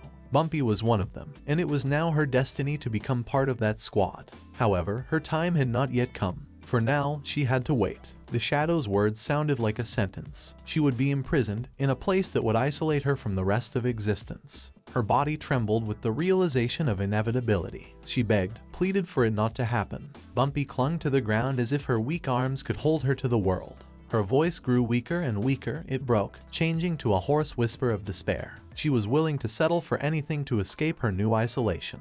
But the man in the cloak was relentless. He assured her that she had nothing to fear, though his words sounded detached, almost cold. He said she would not be alone. There are already 5 like her in his squad. Now she would become the 6th. This place he called the Divine Zone will be her new home. It is not just a prison, but a special environment created for beings like her, where they will wait for their time. From then on, Bumpy found herself eternally trapped, imprisoned in a world where nothing existed but boundless, pressurizing darkness. Staro stood in the center of the room, rubbing the back of his head awkwardly, as if by this movement he could dispel the chaos in his head. A vast, elaborate dungeon room spread out before him, with a core in the center of it. It looked monumental, but there was no way Staro could decide how best to refine it to combine absolute protection and functionality. Suddenly a notification flashed before Staro's eyes, interrupting his musings. The system screen announced that an entirely new kind of monster had been created. He felt both slight trepidation and confusion at the same time. It was unexpected. The step-by-step instructions on the system briefly explained the first step, opening the monster egg. Staro knew it usually started small. Simple tasks, clear instructions, that was how the system introduced players to the world of dungeons. The first task he started with was surprisingly trivial: create 2 types of monsters and erect 2 basic buildings. At first glance, it looked like a minor errand that didn't require any in-depth analysis. After completing the task, Staro was surprised to notice that the system rewarded him with dungeon points. It wasn't just a reward, it was an incentive to move on. The points opened up new possibilities, allowing him to build bigger, better, and more complex dungeons. It was as if the system was pushing him to keep growing, turning each step into a foundation for the next task. A completed assignment became not only a completed milestone, but a launching pad for a new, more ambitious project. These assignments resembled a textbook, carefully constructed for beginners. Each of them was logically connected to the previous one, and their sequence helped to master the basics of dungeon management. For example, one of the tasks was to build a well and summon a lizard. Successfully completing this task not only increased dungeon points, but also opened up access to more complex structures and new types of monsters. Staro followed these instructions without hesitation, gradually gaining confidence in his abilities. However, his situation was different from the standard path. The 6 demon kings under his command had changed the very dynamics of his development. The number of Staro's subordinates grew rapidly. At first, there were 100,000, and he already considered it an impressive achievement. But soon the number grew to 1,000,000. Demon kings, these powerful beings didn't just protect the dungeon. They became the driving force behind its growth. Thanks to their presence and influence, everything under the demon lord's control automatically fell under his domain. Monsters, buildings, resources, it was all part of his empire now. Each new quest didn't just expand his territory, but also transformed his dungeon into a complex, multifaceted organism. The dungeon points he earned also increased exponentially. Their number had reached 67 billion, a number that seemed unreal. Staro hardly realized that he now possessed almost limitless resources. This opened up fantastic prospects for him. With so many points, he could afford any construction, any improvement. He began to dream up projects that not so long ago seemed unthinkable. One such idea was a large theater for monsters. Staro envisioned a huge arena where his creatures could show off their abilities, compete, and have fun. With each passing day, Staro became more and more convinced that his possibilities were almost limitless. Each completed project, each completed construction brought him closer to his goal of creating a dungeon that would be the pinnacle of perfection. Staro had already completed countless tasks related to synthesizing and improving his monsters, using a seemingly unremarkable slime named Punio to do so. Punio had reached an incredible level 108, which was considered something nearly impossible for creatures of his kind. However, Staro knew that comparing him to the demon kings who had already reached level 120 was not quite accurate. Staro pondered this with slight trepidation. Level 108 looked impressive for a slime. But after all, even that level could only be a stepping stone to something greater, and Staro didn't know if that was good or bad. He was particularly intrigued by the unique skill available to Punio, Awakening. The process seemed to him something magical and mystical, for Awakening allowed the monster to transcend its own limits and move to a completely different level of existence. Staro did not fully understand what this meant in practice, but the very idea of an otherworldly being born from his ward stirred his imagination. He pondered, trying to imagine what Punio would be like upon awakening. Staro realized that the decision required caution. He looked at his little friend, picked up his slime body and hugged him tightly, silently thanking him for all he had done for him. Punio was his only true friend in this vast world full of mystery and danger. Staro decided he would take his time waking up for now. He needed to focus on other aspects of dungeon development. His thoughts turned to strengthening the defense of the core. After all, it was the heart of the entire world he had created. But he also knew that walls and traps were not enough to create the perfect defense. One had to take care of those who lived in the dungeon and make their lives as comfortable as possible. Inspired by this thought, Staro began by creating a park. This place was to be a source of joy for all the dungeon dwellers. The next step was a school. Staro wanted his monsters not only to have fun, but also to learn. The school was to be a center of knowledge, increase their civility, and most importantly, bring happiness. It was a new concept for the monster world, but he believed that it would bear fruit. He understood that hunger was the enemy of any civilization, so his next project included a diner where the dungeon dwellers could satisfy their hunger. But to make sure food was always plentiful, he built a farm where the monsters could grow their own food. All of this helped to strengthen their spirit and unity. Staro then added training grounds and arenas so the monsters could hone their fighting skills and feel like they were part of something great. However, even this was not enough. He realized that he needed to unite the different races under one flag, to create a leader who could inspire and guide them. Staro decided to create a new supreme monster species that would symbolize the evolution of the entire dungeon.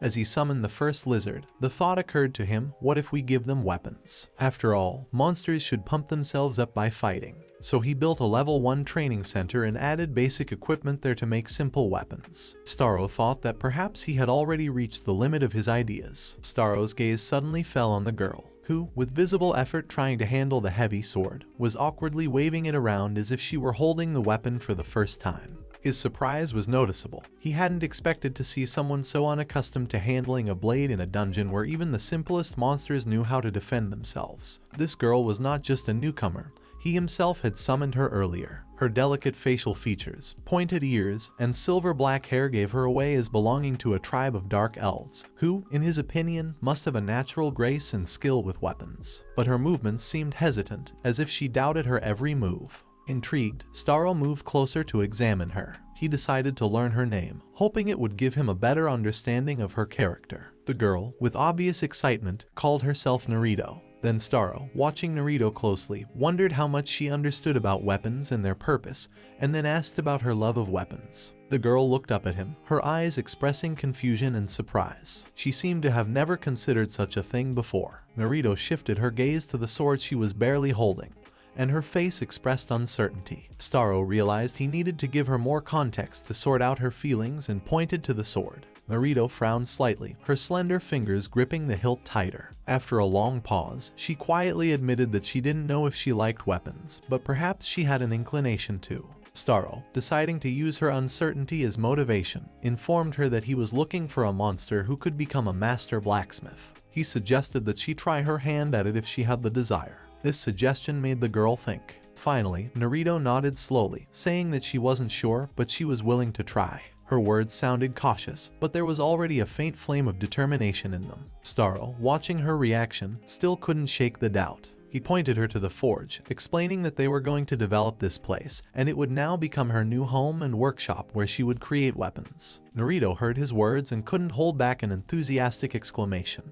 She asked if he really wanted her to stay here, her voice sounding like she was afraid what she'd heard was a joke. Then she jumped up happily, forgetting her restraint. Seeing her enthusiasm, Staro realized he had made the right choice. Her energy and eagerness to learn were obvious. He decided that he would provide her with everything she needed to become a master blacksmith. However, he himself felt that he could no longer fight fatigue. Overnight, he had studied a lot of materials about dungeon development and modernization. His eyes were cutting from lack of sleep, so he made the decision to take a short nap. Staro, rubbing his temples tiredly, cast one last glance at Naruto. He said quietly that it was time for him to rest, for it had taken all night to think and plan. He suggested that she create a sword for him when she had the time and mood, noting that he would check on it later. Naruto glowed with happiness in response, her eyes filled with joy and pride. With a broad smile, she confirmed that she would surely accomplish the task and rushed toward the forge, almost unable to hold back her emotions. Meanwhile, as Staro watched her receding figure, he wondered how much longer he could keep up this pace of work. Inspired but exhausted, he decided to take advantage of one of the dungeon's features that could speed up the development process. Time acceleration was one of those features that players valued for its practicality, especially in complex strategy games. It allowed for significant achievements in a short period of time. But in this case, Staro decided to set the maximum acceleration 300,000 times faster than normal. His hands slid over the interface, activating the setting. Acceleration above that mark was blocked by the system, but even that would be enough to make serious progress. With a sense of relief, he settled down, feeling the fatigue gradually consume him. Soon everything around him was filled with the calm breathing of a sleeper, and the dungeon began to change rapidly, as if life in it had taken on its own, accelerated rhythm. At this time Naruto, inspired by the errand, was already hard at work in the forge. Her work was clumsy at first, but her desire to succeed propelled her forward. Her first swords were far from perfect, but she practiced hard, learning the intricacies of working the metal, listening to the clang of the hammer and watching the molten metal take shape. Night turned to day, but for Staro, who was deep in sleep, it passed like a blink of an eye. The acceleration of time continued to take effect, causing the world around him to rapidly evolve. Meanwhile, Naruto was not only perfecting her skills, but she began to see her work as the meaning of her life. She grew up, matured, and had a family. After a while, she was already raising children who inherited her skills. Her forge became a living symbol of craftsmanship, where not only she but also her descendants now labored.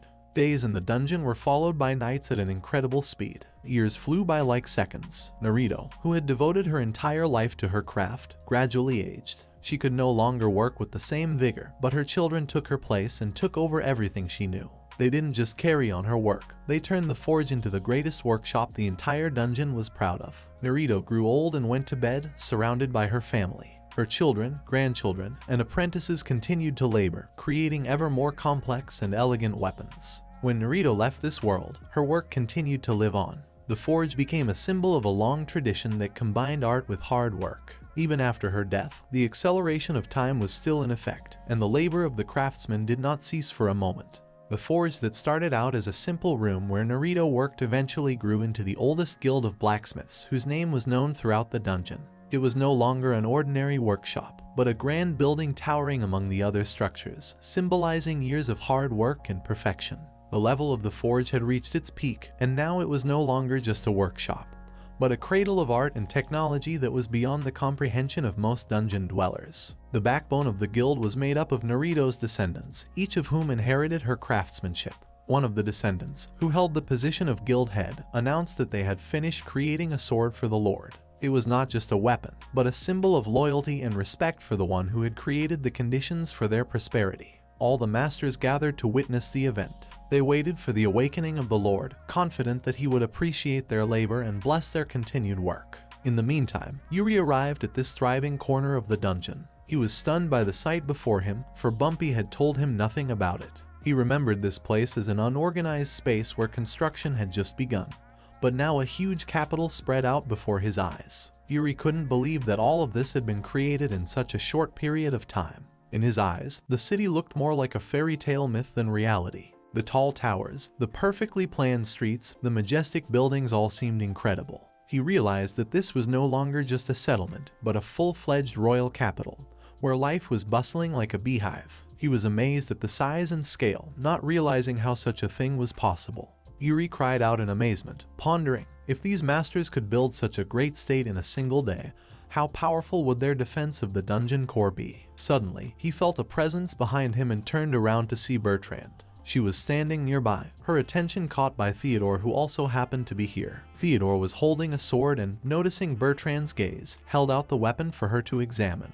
He noted that this sword was sold in ordinary shops as if it was a simple item. Bertrand took one look at the weapon and was stunned. It wasn't just a sword, it was a work of art, combining the highest technology and craftsmanship. Yuri, noticing her reaction, asked what had surprised her so much. Bertrand, stunned by what she saw, cried out that it took the elves centuries to achieve such a level of skill. They had used the ancient secrets of the giants, the knowledge of the dwarves, and the finest natural materials to create weapons they could call treasure. But here in this city, weapons of the same quality were sold in ordinary shops as if they were merely utilitarian tools. Bertrand was astonished. To her, this was a violation of all the laws of craftsmanship. Her amazement, however, extended far beyond gunsmithing. It was not only the magnificent armor that guarded the city, but also the soldiers who wore it. Yuri pointed to the master lizardmen patrolling the streets. They were the elite of the elite, members of the highest stage of evolution of the lizard race. Such warriors were rare in other lands. They held high positions and titles of lords, and were living legends. But here, they formed the backbone of the regular army as if it was commonplace. Every detail of this civilization impressed Bertrand. She noticed the harmony between nature and city life. The splendor of the buildings, the arrangement of magical technology, the discipline of the army, and the joyful faces of the inhabitants all pointed to an incredibly high level of development. There was no room for chaos or disasters here. Military might, elaborate architecture, magic, and culture were woven together to create the impression of a perfect world. Bertrand realized that she was in a place that could be called a true paradise. Theodore, standing beside her, whispered that such a world had been created by their king. Yuri, who was standing nearby, was immersed in his own thoughts. He had long ago recognized King Staro's power, but he had never expected to see something like this. It was hard for him to realize how such a thing could be possible. Images of his native Arvosa came to his mind, a land where everything was decided by brute force, where every scrap of land and every piece of wealth was obtained through battle and blood. This country, surrounded by formidable mountains, full of rocky masses and smoking volcanoes, gained its power from its natural resources and its powerful inhabitants, the giants. Land and wealth in Arvos was not cultivated or created, it was wrested. A culture of violent conquest permeated this country, becoming the basis of every law and tradition. The prestige of a ruler was measured by the number of weapons stacked at his throne. Every sword, every spear, every javelin, every stick, all were testimonies of victories. They kept the memory of defeated enemies, of conquered territories, of the pride of a nation. These weapons spoke louder than words, elevating Yuri's power as king of the world. Yuri was always satisfied with his power. He saw himself as the epitome of might, the pinnacle of power and of fear to his enemies. But now, standing in this magnificent city, he began to realize that his confidence was based on a narrow and primitive conception.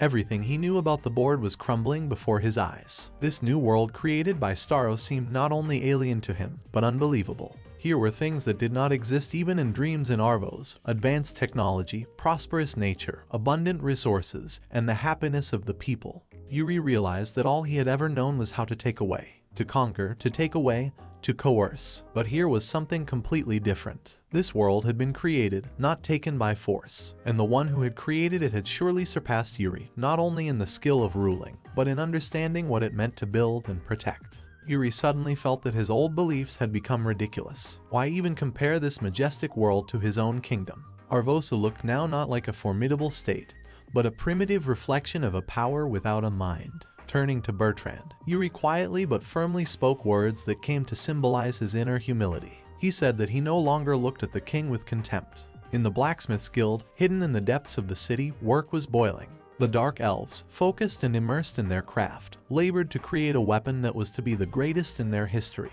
It was a sword dedicated to their new master, a symbol of their devotion and skill. However, amidst the resounding blows of hammers and the clinking of metal, the elves began to converse. Some noticed that the lord for whom this sword was being prepared had still not awakened. This caused a slight alarm. The chief smith, the oldest among them, raised his voice to restore order. He declared that the sword would be ready by the time the lord awakened, and it would surpass anything they had created before. The guild had gone through many hardships over the centuries, but it had grown, becoming stronger in its craft. This sword was to be the culmination of their craftsmanship, their greatest work. Suddenly, the silence of the workshop was broken by a sharp shout. The elves turned around and saw a stranger clad in dark armor that gave off a powerful aura. It was Theodore. His presence immediately attracted everyone's attention. He stepped forward, pointing to a sword lying on a stone pedestal. He said that the armorer had told him that the best sword had already been created. He looked questioningly at the blade and asked a simple question: "Is this the sword meant for the king?"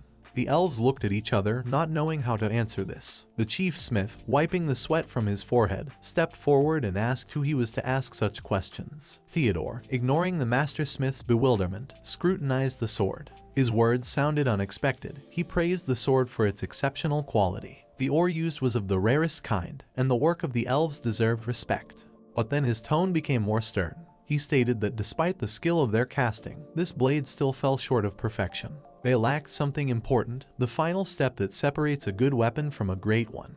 Theodore added regretfully that he was sorry, but that he could not allow the king's weapon to fall short of perfection. He said that it would be he, not someone else, who would create the sword for the Lord. This statement shocked the elves. They began to shout indignant remarks, accusing him of mocking their labor and craft. One of them reminded him that their guild was 300 years old, and they were the guardians of the technology created by their great founder. To them, this guild and its traditions were a symbol of their pride and superiority. Theodore stood in the center of the workshop, gripped by unprecedented confusion. His mind was boiling with a multitude of questions that were born one after another. 300 years. That number seemed to ring in his head like the echo of a powerful gong striking. He did not understand how so much time could have passed, and what had happened to Rosmayor Castle, once a majestic stronghold of his power, that its inhabitants had turned their blades against him, their lord. These thoughts tormented him, filling him with a mixture of anger, sadness, and bewilderment. Theodore felt his inner flames flaring ever brighter.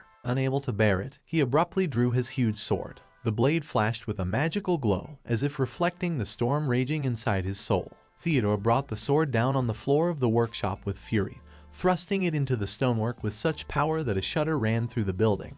His voice cut through the tense silence, sounding commanding and unmistakable. Theodore stated that if the elves still don't know who he is, they should memorize it once and for all. His name is Theodore. He is not just a guest or a random traveler. He is the king of Meltria, the land of dragons where magic and power have merged. He is the fifth in an order of demon lords who once conquered and led entire armies. The elves, astonished and stunned, could not take their eyes off the blade that stabbed into the floor in front of them. It was not just a sword, it was the embodiment of power, art and magic at its absolute limit. Every elf could feel the energy emanating from the sword, which shook their inner world. It was a blade of the highest level, capable of inspiring and overwhelming at the same time. Its magic seemed alive, intertwined with Theodore's power, creating a harmonious unity. This sword was unique, it existed only for one wielder, and no one else could master it. The elves, awed by the majesty of Theodore's sword, realized the inevitable. Their technology, accumulated over centuries, could not surpass what this blade represented. Their shoulders slumped and their faces took on an expression of dejection. The atmosphere of the workshop was saturated with the weight of this realization, as if the very air itself had thickened with their defeat. One of the elves, unable to accept it, grabbed an old book from the shelf. Flipping through it with desperate speed, he tried to find any information about the demon lord Theodore. His hands trembled and the pages rustled, filling the room with a nervous sound. Suddenly he froze, his gaze frozen on one of the pages. The story of the legendary 6 demon kings who had once served Lord Staro in defense of his domain unfolded before him. The book confirmed that the events had taken place 300 years ago. The elf looked up and asked himself with horror, was Theodore one of those kings, and had he really returned? This assumption seemed unbelievable, but the sword in front of them and its magical aura left no doubt. Theodore, for his part, was plagued by just as much confusion. He pondered how Staro had managed to create such a unique world that now stood before him. He did not understand how this world, cut off from any outside contact, had been able to reach such astounding heights. Every detail around him told him that the process of creation here was extraordinarily complex, elaborate, and incredibly efficient. He wondered if this world was the fruit of random growth, or the realization of a carefully thought-out plan. Theodore decided that Staro did indeed have a unique ability that allowed him to create something so perfect in such a short period of time. Glancing around at the elves who were still standing in confusion after his words, Theodore discreetly said that he was going to leave. However, after taking a few steps, he stopped and turned around to add that the sword they had created was actually worthy. In his opinion, their master is a fortunate man because he is served by craftsmen of such a level. These words, though spoken with restraint, had a profound effect on the elves, who took them as the highest praise from such a great being. Then a small knife hanging on the wall caught his eye. Stepping closer, Theodore examined it closely. He noted that even such a simple weapon here was executed with incredible care. Meanwhile, Yuri and Bertrand were heading towards the place where they hoped to find Staro. Their steps were quick and their faces were focused. When they got there, Yuri could hardly refrain from making a remark, but still questioned whether Staro had really used time acceleration. Staro was lying on the ground as if enjoying a moment of peace, and lazily raised his head and confirmed it. He explained that he had only planned to speed up time slightly so that he could get some sleep and get back to his business. He had intended to sleep for a full 10 hours instead of 3, however this changed everything. Staro, still lying on the ground, sighed tiredly and admitted that he originally wanted to see the progress with his own eyes. However, when he woke up, a completely different world opened up before him, so advanced that he himself could hardly believe it. Yuri, frowning his eyebrows, turned to Bertrand and asked her with noticeable excitement if she knew how to manage time in this way. However, Bertrand only shook her head, admitting that she was unfamiliar with such technology or magical abilities. Her face remained serious, but a strange gleam appeared in her eyes. She felt that something more than just time acceleration magic was unfolding in front of her. It seemed to her that everything she had sought for years, everything her soul had dreamed of, had finally taken shape. Images of her people, a small tribe of elves that had survived the ravages of war, flashed before her inner mind. As queen, she had always put the welfare of her subjects first. There was no room in her heart for her own ambitions or personal desires. All that mattered was their survival and safety. But now, looking at this world where different races lived in harmony, where order and stability reigned, she realized that she had found something more than protection. She had found a place that could be their home. And most importantly, if anything happened to her, her people would be protected in the world created by Staro. The realization of this made Bertrand do something she had never done before. She slowly knelt down in front of Staro, her gaze full of respect and appreciation. Yuri, amazed by her determination, followed suit. His pride, which had previously prevented him from recognizing Staro's greatness, crumbled under the weight of what he saw. Bowing his head, he sincerely apologized for his past rudeness and distrust. His voice sounded heavy, but there was sincerity in it. Bertrand, on the other hand, stated with dignity that they were willing to give their eternal loyalty to Staro, recognizing him not just as a leader, but as someone who could change their destiny. There were hundreds of thoughts running through Staro's mind, but he had no time to express them, for at that moment Theodore approached them. Theodore, stepping forward confidently, looked around at what was happening. He noticed Staro, who remained the center of attention despite his confusion, and raised an eyebrow slightly. Stopping in front of Staro, he calmly but firmly stated that he had business with the Lord that needed to be discussed immediately. But even as he spoke these words, his thoughts wandered far away. They were filled with thoughts of Meltria, the land of dragons he had left, but which remained deep in his heart. The first time Staro saw Meltria, the land of dragons, he was inexpressibly excited. It was a picturesque panorama of majestic mountains fringed by clouds and glittering rivers crisscrossing emerald valleys. Amazed by the sight, Staro could not help but shout in delight, noting that the world was breathtakingly beautiful. Meltria seemed to him more than just a country. It was like a legend come to life, an embodiment of the harmony of power and nature. Thinking for a moment, Staro noted that, knowing Theodore as a warrior, he had expected to see something different. He had expected the dragon country to resemble a military camp, where every corner was imbued with the spirit of battle and all the inhabitants were born soldiers. However, the opposite appeared before him, calm and order. To this, Theodore replied with a slight smile that such a world might make sense, but in his ideal world,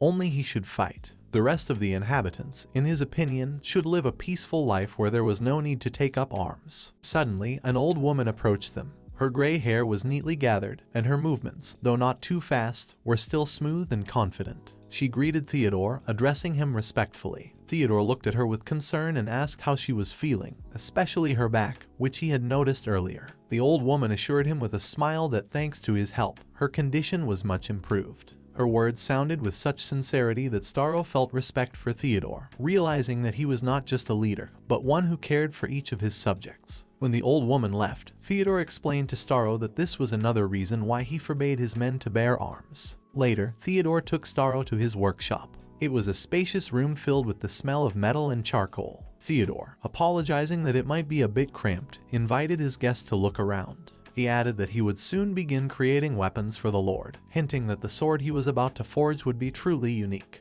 With those words, Theodore pointed to the wall where the rarest and most unusual materials were stored. Turning to Staro, Theodore asked if he had any special wishes for the weapon. This question took Staro by surprise. He stood wide-eyed, unable to believe that the Dragon King himself had offered to personally make a weapon for him. Emotions overwhelmed him, and unable to contain himself, he exclaimed loudly, expressing delight. When the initial shock passed, Staro tried to concentrate. He scrutinized the sword samples laid out on the table. Staro could hardly make a choice. Each sword seemed perfect to him, and when he pointed to one, he immediately switched to another. Theodore, watching him, finally realized that he couldn't go on like this and suggested that he choose more carefully, taking into account that this weapon would be a reflection of his soul. As they discussed the details, time passed inexorably. Day flowed smoothly into evening and then into night, but they were so absorbed in their conversation that they didn't notice it. At one point, Staro sat down on a bench against the wall, watching Theodore work. His every movement, whether it was striking a hammer or checking the balance of a blade, was filled with majestic confidence and skill. Staro, amazed by the sight, quietly remarked how amazing it was that a warrior such as Theodore had the skills of a blacksmith. Theodore, not taking his eyes off his work, shook his head negatively. He explained that his skill was not the result of natural talent, but a forced necessity. In the past, he admitted, he had a blacksmith with whom he worked. Theodore described how he gradually became fascinated with the process of creating weapons, paying attention to the smallest details, the precise location of the center of gravity, the optimal composition of ore for strength and elasticity, and the shape of the blade for maximum effectiveness in battle. With each new order, his requirements became more and more complex and detailed. One day the blacksmith, exhausted by the constant refinements, loudly proclaimed that he couldn't take it anymore. According to him, every improvement in Theodore's skills led to new demands that became impossible to fulfill. In the end, he suggested that Theodore should take up blacksmithing himself if he wanted a perfect weapon so badly. These words, though spoken in the heart, made Theodore think. It was then that he decided to learn the craft on his own. In the midst of these memories, the workshop door slowly opened, and a young girl stepped inside. Her soft voice was interrupted by the clatter of hammering metal. She greeted Theodore respectfully, addressing him with genuine warmth. The girl informed him that dinner was ready and offered to share the meal with the king and his guest. Theodore nodded gratefully, a rare but sincere smile lighting up his face. Theodore, straightening the sword he held in his hands, looked at Staro with a determined expression. He apologized for the forced delay, noting that it was his duty as a blacksmith to complete his work before he allowed himself to rest. Then he added that he would finish his work by dawn and suggested that the girl escort his guest, Staro, to the parlor so that he could rest after a long day. The girl frowned slightly when she heard Theodore call Staro Lord. She couldn't hide her surprise, for this guest, though he seemed unusual, didn't look like a ruler at all. Theodore explained with warmth in his voice that he was now serving Staro, emphasizing that it was a conscious choice. He asked the girl to take proper care of the guest, adding that it was their duty to do everything possible to make the Lord stay comfortable. Staro, seizing the moment, gave the girl a friendly smile and, bowing his head, expressed his pleasure at the acquaintance. When morning came, Theodore proudly handed Staro a blade he named Fang. It was an elegant sword, crafted without frills but with incredible precision and attention to detail. The razor-sharp blade glinted in the light, reflecting the soft morning light. Theodore explained that he had chosen this design deliberately, light, practical, and unadorned. This sword was ideal for training and everyday use. Staro, unable to contain his excitement, grabbed the blade and immediately began to examine it. His eyes burned with delight, and he asked Theodore if this weapon could be used even at the first level. Theodore nodded demurely, explaining that the sword was intended for a novice warrior, but added that its capabilities were still limited by the low level of the wielder. However, Staro, ignoring the limitations, began swinging the sword as if testing its balance and comfort. Glowing with joy, he confessed that he had never before had a weapon of his own, and discreetly added that he would cherish the sword as his greatest treasure. But the surprises did not end there. Theodore held out to Staro a belt of throwing knives. This belt was skillfully made of dark leather with metal buckles, and the knives inside looked like works of art. Theodore explained that these knives were created by the head of the oldest blacksmith guild that went by the name Sword of Callan.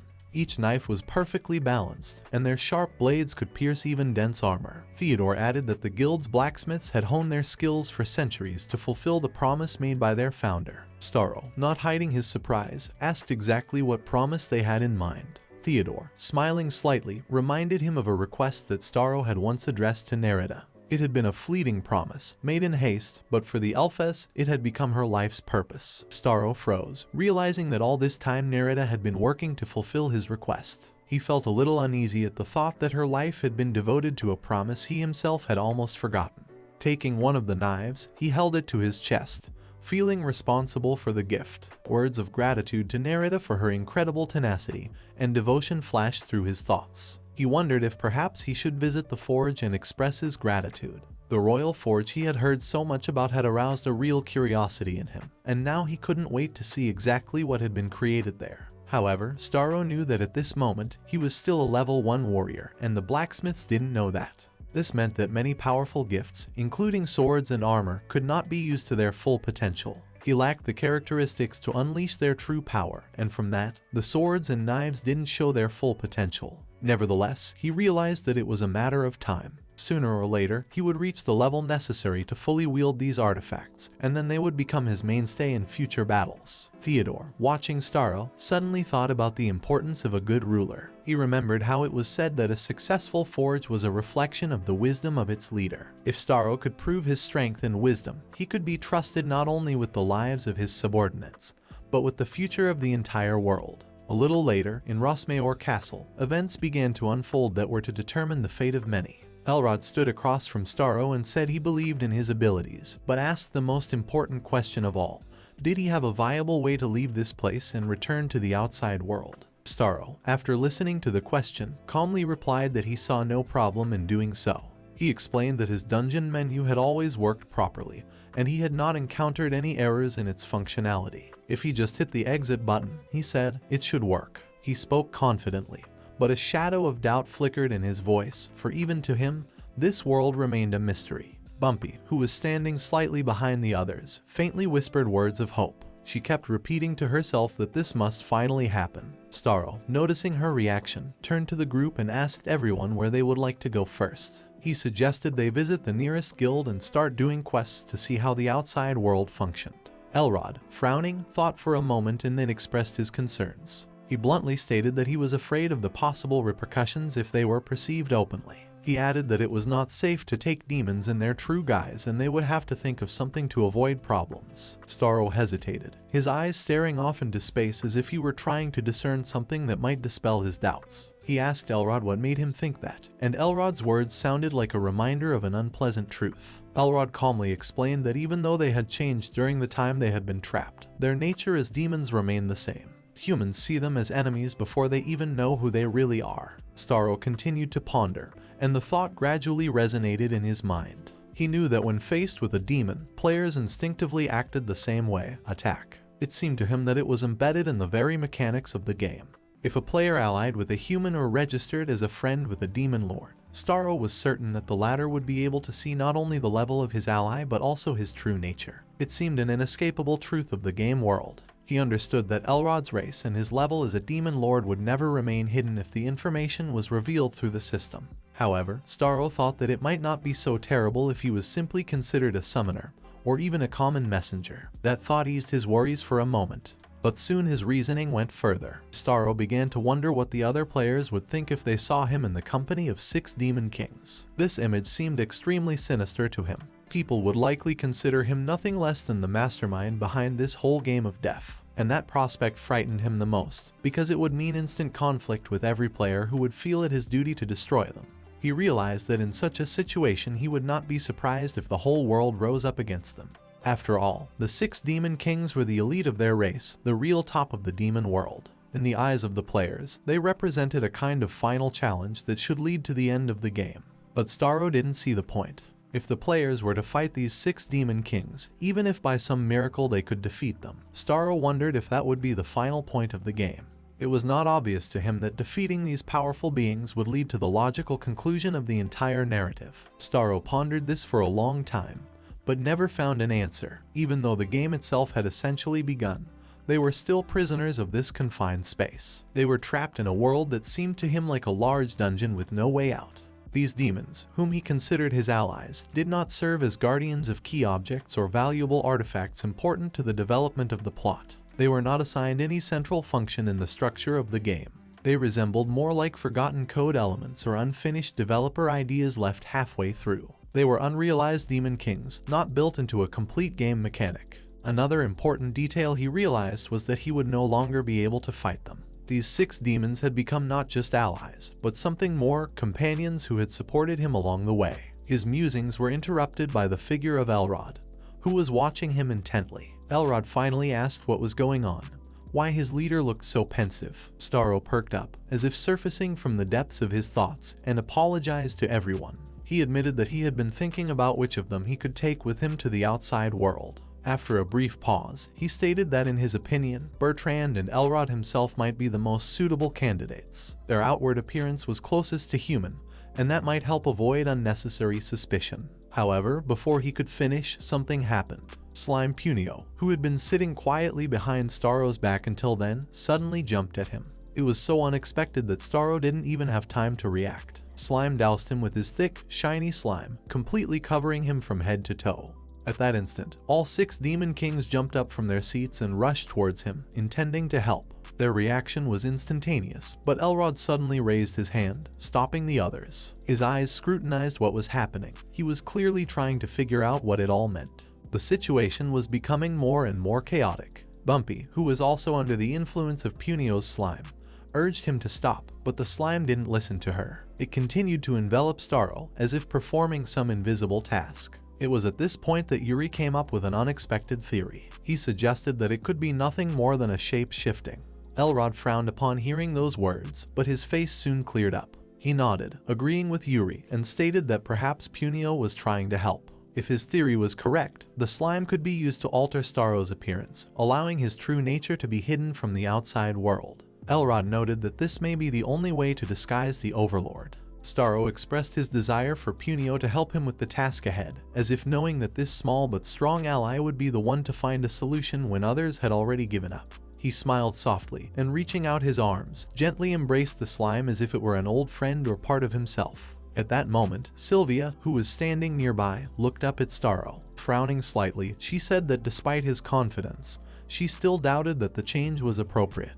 Her voice was soft, but every word cut like a sharp blade. Sylvia noted that even if Elrod could change his appearance, there would still be small details that gave away his demonic nature. He still looked like a demon in her eyes, and that could only make their situation worse. She asked a rhetorical question. Wouldn't that be the worst possible option of all? Staro listened intently without interrupting her, and as she reasoned, his face maintained an expression of focused understanding. He nodded, agreeing with her logic. Then he turned sharply toward Punio. A spark of determination lit up in his eyes again, which transferred to his words. He firmly ordered his slime to become stronger, and in that instant, as soon as the order was given, the entire space around him began to change. Punio's slime, which had previously been quietly swaying in the corner, suddenly came to life. It began to grow, increasing in size at an incredible rate, filling the surrounding space. Elrod, who had always kept his cool, could not hold back his emotions. His voice, full of genuine surprise, burst out of his chest, echoing throughout the hall. The majestic and imposing appearance of the new Staro loomed before them. He wore a massive armor of black slime that gleamed in the light as if he were part of some other world. Elrod, who was standing in the front row, slowly whispered about the fanged sword forged by the demon king Theodore, and the armor made of abyss slime that prevented all kinds of anomalies and had protection against attributes. His voice trembled with admiration mixed with surprise. He scrutinized Staro's figure, as if trying to realize how magnificent and terrifying their lord had become. Elrod truly believed that this equipment was perfect for the appearance of a true king, inspiring respect and fear. Now, clad in armor and holding his legendary weapons, Staro announced that he was ready to go anywhere and with anyone. His confidence, bolstered by his new appearance, was evident. However, Elrod, who had quickly returned to his more judicious state, raised his hand, gesturing for attention. He stated that he had another offer for King Staro. Elrod explained that while their army was strong, some of the demons should remain here to protect the king, even if he was in this guise. His words emphasized caution and the desire for safety. At that moment, the tense discussion was interrupted by Bumpy standing behind Elrod. Her voice was firm, but there was a note of impatience in it. Bumpy declared that she was not concerned with any plans or strategies. Then, looking directly at Staro, she pronounced with absolute sincerity and determination that all she wanted was to go out into the world. There was an incredible commotion in Aristo's, as if the city itself was anxious and tense. In the guild hall where the adventurers flocked to, a young girl stood. Her voice echoed, blocking out the conversations around her. She shouted, addressing those around her that they should finally recognize the truth. The event had begun and the PC threat was a reality that could no longer be ignored. Her voice echoed through the guild, full of desperation and determination as she loudly declared that she could no longer follow the old rules. She clutched the letter her friend had sent her shortly before his death. The girl's face was contorted with grief and anger as she pointed to the letter, claiming it was proof. The letter contained her friend's last words. He spoke of a group of PCs huddled in the Ilian tunnel. Those words burned her soul, making every emotion sharper. She cried out that the rumors that had been floating around earlier had turned out to be true. Her voice shook with rage and despair as she vowed that she would no longer sit idly by. Even if she had to die, she would do anything to put an end to this story. The PCs remained outlaws, and her outrage was turning into determination. Her scream sounded like a gunshot as she announced that she was leaving. It was at that moment that Flame entered the hall, her face expressing alarm and determination. She looked at the girl, stepped forward and motioned for her to stop. Flame tried to explain that it was dangerous to go into the tunnel now. She warned that once the girl crossed the line, there might be no turning back. Her eyes were full of sincerity, but that didn't stop the determined girl. She almost shouted for Flame to stop interfering. This, she said, was none of her business. She rebuked Flame's words would make no difference, and rejected her attempts to persuade her. But Flame was adamant. She shook her head negatively, as if in answer to all the desperate anger that had descended upon her. Flame drew the girl's attention to the quest board. There was a new announcement hanging on it. The event had already started, and this event was a huge quest that everyone in the guild was talking about. The guild was gripped by excitement and confusion. All talk stopped when the news of the sudden start of the event spread among the adventurers. The information that appeared on the quest board stated that the task was to destroy a large settlement of goblins in the Ilian Tunnel, who were rumored to have begun to show disturbing activity. The goblins organized into a settlement posed a threat not only to the adventurers, but to the entire city. The threat posed by the settlement was not just a localized problem. The announcement clearly stated that there was a high probability that the goblins could break through beyond the tunnel and attack the nearest town. Organizing a strike team required speed and determination, but the excitement and fear in the guild hall prevented the participants from gathering their thoughts. A man standing in the crowd frowned, going over the rumors about this place in his mind. The Ilian Tunnel was not only known for its difficulty, but also for often being an arena for PCs, players who preyed on other players. A young adventurer stood nearby. Judging by his appearance, he was a newcomer. Fear was red in his eyes as he abruptly stated that he had no intention of participating in this event. He believed that a quest was a voluntary endeavor and no one could force him to risk his life for a task, especially if it involved such danger. The experienced adventurer stood next to the boy with a frown. He couldn't stand it and sharply yanked the young man, calling him a fool. He took the notice and jabbed his finger at the last line of the text, which clearly stated that inaction would lead to disaster. This wasn't just a task to make money, it was the duty of everyone who considered themselves part of the guild. The man knew that the consequences could be devastating if they did not stop the goblins before they left the tunnel. The young adventurer, confused and frightened, was desperate to find an alternative to the dangerous plan. His voice, full of anxiety, echoed around the room as he suggested fighting the goblins already at the city gates. In his opinion, it was much safer than going into the dark and treacherous tunnel of Ilian, full not only of goblins, but also of potential traps. Alba, a seasoned warrior, stood in the shadows against the wall, watching the conversation with cold confidence. He crossed his arms across his chest almost lazily, but there was a firm determination in his eyes. He reminded them that when the enemy showed aggression, they simply had no choice. If they don't go after the goblins, they will come to them, and the consequences will be much worse. The young adventurer looked at Alba confusedly, trying to understand what he wanted to say. Alba slowly rose from his seat. His gaze grew heavy and his tone became even more stern. He explained that the goblins had not just organized, they were actively increasing their ranks. Their numbers are growing exponentially, and if they don't take action now, the situation will soon spiral out of control. Even the most experienced players will not be able to cope with the horde, which will build up their forces to a critical mass. The only way to win is to strike first while they can still control the situation. Alba emphasized that the enemy forces are led by the Goblin King, a powerful being whose forces far exceed those of ordinary goblins. His presence makes the situation even more dangerous. If the king decides to attack the city, the walls that they thought were impregnable may not hold, and then the chaos would begin. Alba went on to explain that the walls are not just a physical defense, but a magical barrier that separates the city from outside threats. If the walls were destroyed, the barrier would disappear, and the goblins would be free to enter. It would take long days, perhaps weeks, to rebuild the barrier, and all the while the city would be open to attack. Alba took his argument to its logical conclusion, warning that if the barrier disappeared, even a city that had always been a safe zone would become a death trap. Players who were used to feeling perfectly safe here could find themselves in a situation where death would become not just a possibility, but a real threat. The young adventurer stood, pale with fear. His breathing became heavy and his eyes opened wide. Silence enveloped the guild. Everyone present was trying to comprehend what they had heard. It was a crushing blow to them. The idea that their sanctuary, their home, could turn into a battlefield seemed unthinkable. The silence was so profound that it seemed as if even the guild walls were soaked with fear. The safe zone had always been an immutable concept in their world. It was a place where players could relax, recover, and spend time with friends without fear of attack. Now, however, the very foundation of their confidence was threatened. The idea that death could catch up with them even here undermined not only their confidence, but also their will to fight. No one dared to break the silence. No one wanted to be the first to admit how scared they were. The silence was suddenly broken by a loud sound as the guild door swung open with force. Uni, barely breathing, flew inside, her face expressing a mixture of panic and determination. Uni wasted no time in announcing in a loud voice that Wataru, the guild leader, was ready to announce a plan of action. She urged everyone to gather immediately in the central square to hear his words. Meanwhile, in another part of the world, Staro, accompanied by Bumpy and Theodore, was preparing to leave the murky depths of the dungeon. Staro turned to the remaining demon kings and, with a slight smile, waved at them. Elrod, holding back his excitement, asked him to be careful and take care of himself. Then Staro confidently pressed the exit button, activating the magical portal.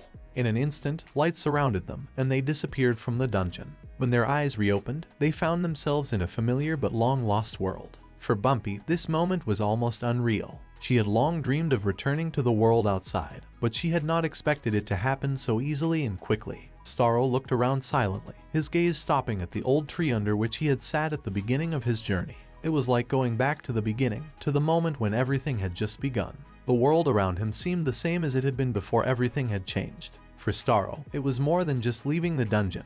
It was a return to normalcy, to a life beyond the darkness. The battlefield was filled with the sounds of resolute voices. The guild leaders, realizing the gravity of the situation, issued orders with clarity and without panic. Workshop workers, mages, and blacksmiths worked harder than ever before, producing healing potions, strengthening potions, magic barriers, and explosives to destroy enemy structures. Every detail could play a crucial role in the upcoming battle. The commanders gave orders to use all available resources. The chief, standing in the center of the supply tent, announced with firmness in his voice that any investment would be compensated later by sigil. Someone timidly asked a question about the current enemy strength. The answer sounded like a stroke of thunder: over 300 goblins. That number seemed unbelievable. The humans glanced around, realizing that their opponent was much stronger than they had anticipated. Even for a coherent group of players, it was a formidable threat. Alba, who was standing on a dais surveying his warriors, loudly reminded that this was only the beginning. The first wave of goblins were already preparing to attack, and everyone should be at the ready. Amidst the general clamor, Wataru's powerful voice suddenly rang out. He stepped up to the makeshift podium, urging everyone to stop talking and listen. Wataru's sword gleamed in the sunlight as he raised it high above his head. His voice overrode all other sounds, echoing around the square. He reminded his warriors that the battle with the goblins was only the first hurdle. Their journey would be filled with more trials, and they must be prepared to pass them all. Wataru, like an ancient hero, promised that their determination, strength, and unity would lead to victory. Even if they had to give everything, to their last breath, they would not allow the enemy to prevail, and would prevail. These words penetrated the hearts of everyone present. Even the most fearful and inexperienced felt their doubts disappear, giving way to a firm resolve. Wataru spoke not only as a leader, but also as a friend, ready to fight alongside each of them. He reminded them that their guild was founded on strict rules and a code of honor. However, today, all of that was being set aside, and they would be united by only one rule. His voice became softer, but that didn't make it any less confident. The only thing they all need to do is to survive. No matter the outcome of the battle, the most important thing is to keep everyone alive, because only then will they be able to continue fighting.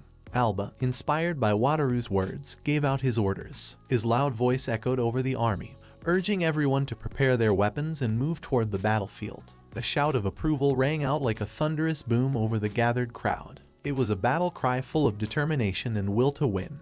The columns of warriors moved forward, their armor clinking and their weapons gleaming in the sunlight. Each step brought them closer to the inevitable clash with the enemy. The battlefield was already waiting for them. The Alien Tunnel, shrouded in darkness and mystery, would be the arena for one of the most important battles of their lives. But this was no mere battle. Among the enemies were powerful goblin leaders, bosses whose forces exceeded anything they had faced before. The warriors ran, their breathing mingling with the rhythmic rumble of footsteps. Their weapons were bared, and their hearts burned with the desire to prove their strength. Alba's figure flashed among the chaos like an inexorable whirlwind. The horse clad in steel armor rushed, scattering the goblins, while Alba, holding his sword tightly, slashed the enemies with frightening precision. He had used the attack skill, and now every swing of his weapon left behind the bodies of defeated goblins. Concentrating all his energy, Alba activated the skill provocation ability, forcing the enemies to pay attention only to him. His magical shout spread across the battlefield, capturing the minds of the goblins. Those, forgetting everything, rushed towards Alba, leaving the rest of the fighters out of danger.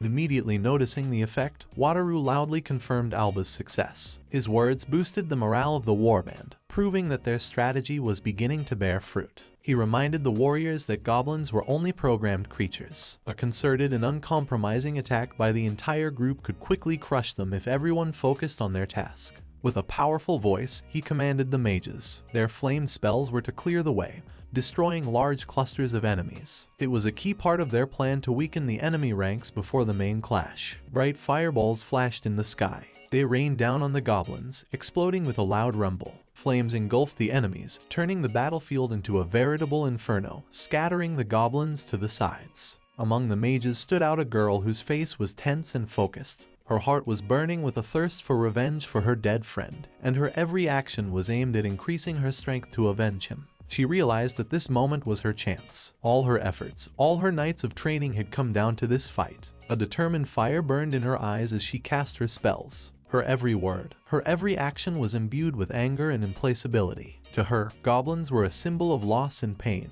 and she intended to destroy every last one of them. A deafening scream echoed across the field as the fighters, inspired by the fiery attack, raised their weapons. Their footsteps carried forward in sync, forming a single gust of strength and determination.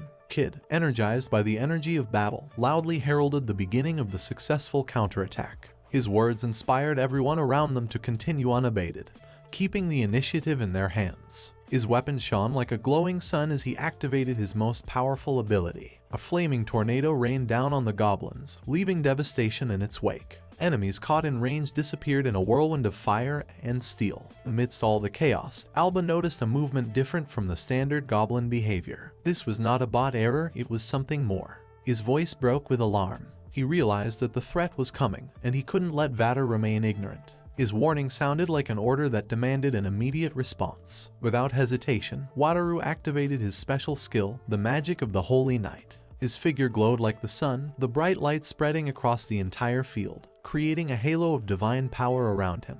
Gathering all of his magic power, he used the Holy Fire skill and released a powerful stream of light. The beam cut through the air, rushing straight into the middle of the goblin army. It was a strike that could change the outcome of the battle. The light that pierced the battlefield disappeared, leaving behind only a deafening echo of magical power. However, in the center of that glow, the Goblin King remained standing. His massive figure not only withstood the attack, but also exuded cold contempt, as if Wataru's blow had only irritated him. In his hands, a massive weapon gleamed, which seemed to absorb the light directed at him. The Goblin King did not hesitate and stepped forward, rushing towards the squad with an intimidating confidence. Flame, acting quickly, summoned the interface. Her gaze stopped on the health bar that had just appeared. It was a sign. The confrontation with the main boss had begun. Her heart pounded faster. They knew this moment was inevitable, but was the team ready? With a loud, harsh voice, Flame gave the command. Her words echoed across the battlefield, bringing the fighters back from their brief stupor. They had to follow the plan, their only chance of victory. The eradication group had a heavy task, to cut off all avenues of retreat for the goblins while quickly decimating their ranks to prevent their enemies from supporting the king. Their actions had to lighten the load on the main squad, focusing on the most important enemy. It was a concerted effort requiring incredible speed and precision. Only 2 fighters from their team had enough power and skill to withstand the king's strike. Wataru and Alba, both of whom were masters of their craft, and realized that the full weight of the battle would fall on their shoulders. The fighters of the Annihilation Squad had to neutralize all the small enemies around the king so that he would be left alone on the battlefield. This was important so that Wataru and Alba could focus solely on the boss without being distracted by the ranks of goblins. Raids in MMORPGs are incomparably more complex than normal battles. These battles differed not only in scale, but also in tension. They required from players the highest level of cohesion, skill, and strategic thinking. Here, the mistakes of one could turn out to be a failure for the whole team. The game forces players to join forces and fight together. The mechanics of raids were conceived in such a way that no one could pass them alone. Only teamwork, where everyone knew their role, could lead them to victory. Behind the front lines, commanders monitored the situation, gave orders, and controlled the course of the battle. Their job was just as important as the actions of the soldiers on the field. Alba's role was to divert the attention of the enemy. He was like a magnet, attracting the enemy's attacks, giving the others a chance to deal damage. On the battlefield, Alba looked impregnable. His horse was rushing forward when one of the goblins, seizing the moment, pointed his spear at him. The spear whistled across the field and plunged into Alba's back, piercing his armor. Alba staggered in pain, but gritted his teeth and continued to hold on. His body shook with tension and pain, but he stayed in the saddle. His will was stronger than the suffering. Wataru, seeing Alba's condition, realized that there was no further risk. His orders were clear. Alba was to retreat before the wound became fatal. Barely able to stay in the saddle, Alba nodded in agreement. He knew that he had accomplished his task and that his life was now in the hands of the healers. Before leaving, Alba activated his provocation to get the Goblin King's attention. It was his last move to help his allies. His steed accelerated sharply, approaching the massive figure of the boss. Alba challenged the king, demanding that he pay attention only to himself. The king's gaze was filled with rage and contempt. He did not expect anyone to dare challenge him so openly. Alba's words cut through the hum of the battle, drawing the attention not only of the goblins, but also of their lord himself. He addressed the Goblin King as if he were not a terrible monster, but a warrior equal to him who was fortunate enough to get such a chance to face him in battle. Alba skillfully used words to inflame the king's anger and make him forget everything but the challenge. The king's loud roar echoed over the battlefield like thunder in a dark sky. His massive body paused only for a moment, like a compressed spring ready to be jerked. Then it tore forward, shaking the ground beneath it, heading straight for Alba. This gigantic monster was like the embodiment of rage, its every step emphasizing the force with which it intended to wipe Alba off the face of the earth. Alba, realizing that his provocation had worked, turned his trusty steed around and began to retreat. He knew that his task was not to slay the king, but to lead him to where Wataru was already waiting. Every second of retreat required the utmost concentration, for any wrong move could cost him his life. Alba had always admired Wataru's ability to keep a cool head in the most dangerous situations. He saw in him not just a strong warrior, but a true leader who knew no defeat. For a moment, there was a silent understanding between the two fighters. Alba, in a barely audible voice, said that defeat was not an option, and Wataru responded with a brief but confident nod. They both knew that everything now depended on their coherence. As soon as Alba passed Wataru, his strength finally left him.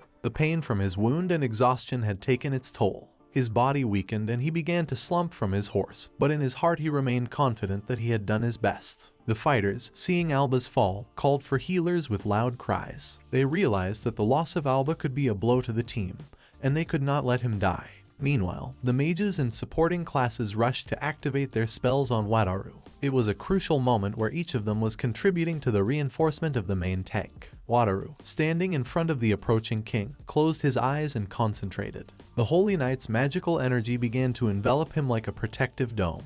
He activated his abilities, turning his body into an impregnable fortress. The shield that Wataru used was not just a symbol of defense, but the embodiment of his skill and strength. The skill of stopping spikes added special properties to this artifact. Meanwhile, the mages and healers cast inspiration on him, boosting his health and attack. He felt his body fill with unprecedented stamina and his strikes became devastating. Like a wave of light, the rhapsody of the god of war flowed into him, ridding his mind of fear, and making him immune to the enemy's attempts to cast curses. He felt the iron wall covering his body, turning his skin into the strongest armor. Even the strongest blows could not pierce his defenses now. The final preparation was the blessing of the Pope, whose magical light strengthened his attack and completely shielded him from magical attacks. This gift made him a figure of both respect and fear. Wataru inhaled deeply, remembering his skills. As a tank, he knew that his job was not only to withstand blows, but also to create time and space for his team to deliver crushing attacks.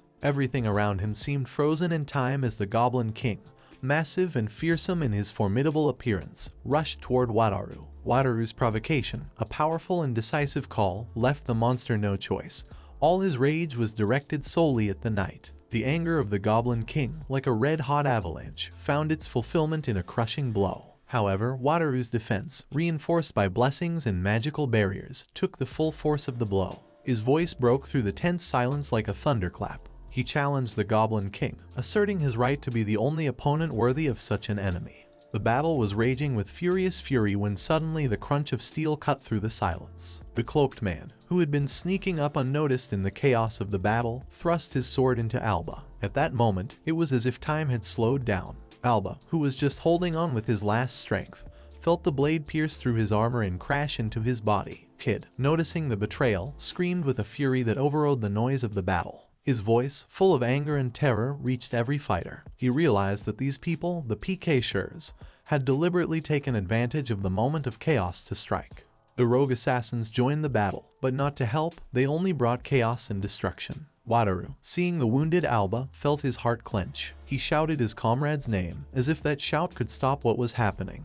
But in the same instant, he realized that he had been distracted. The Goblin King, noticing the moment of weakness, raised his massive club. Wataru realized with horror that the blow was coming. His instincts kicked in instantly, and he sprinted aside, fleeing the devastating blow. Meanwhile, Alba, bleeding, felt himself losing strength. However, after gathering what he had left, he activated his skill. The Black Horse, his faithful companion, materialized in front of him. The Black Horse summoned by Alba at the last moment lunged forward with incredible power, as if it was the embodiment of strength and loyalty. He sharply pushed the wounded warrior away, taking him out of range as the Goblin King's massive club crashed to the ground with a thud, leaving a deep dent. The PK sure was left at a loss for a moment, realizing that his moment was lost. In that same instant, he decided to retreat, but not without sarcasm. Before disappearing into the chaos of battle, he whispered quietly, with an obvious mixture of annoyance and respect, that Alba was a cunning old bastard.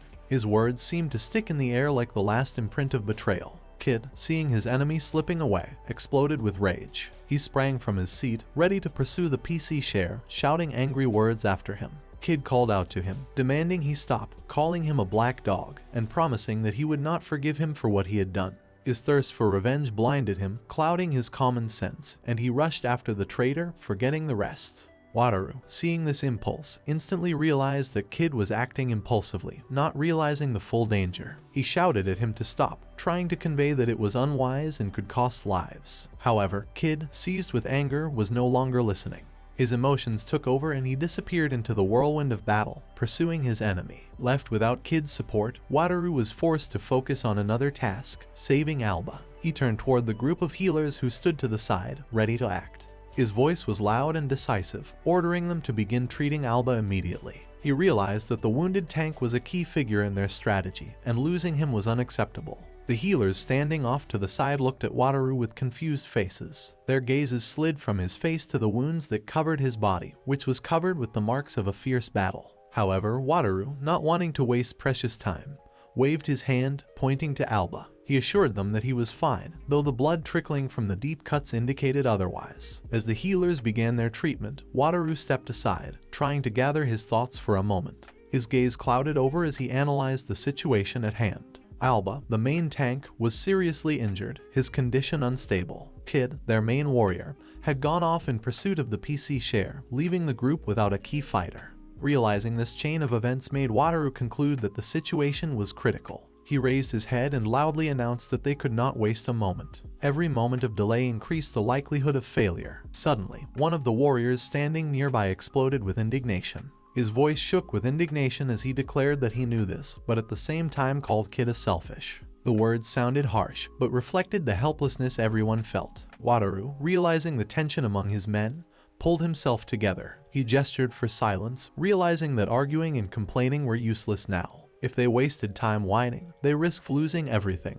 including their chances of victory. He exhaled, swallowing down the tension, and gestured for the two warriors to stand side by side. The two fighters took positions side by side. They silently exchanged glances, but their eyes were filled with determination. Each of them realized that the situation required their full commitment. Despite the differences in their characters, at that moment their thoughts merged into one: they must fight to the end. Suddenly, an almost synchronized thought arose in their heads that each of them possessed equal strength, and now they could act as one.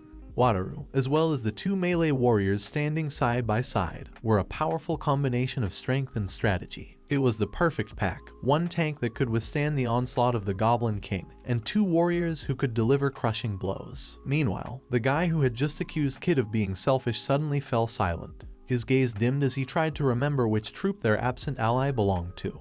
In the dim light of Ileana's tunnel, to the east, the silence was broken only by the sound of falling water droplets, and the echo of Msiki's own footsteps. She took cover behind a rock, breathing heavily. Msiki had just managed to hit a huge mouse with an arrow, its body lying motionless nearby. Victory, however, did not bring relief. Her thoughts were preoccupied with the fact that the companions left behind refused to continue.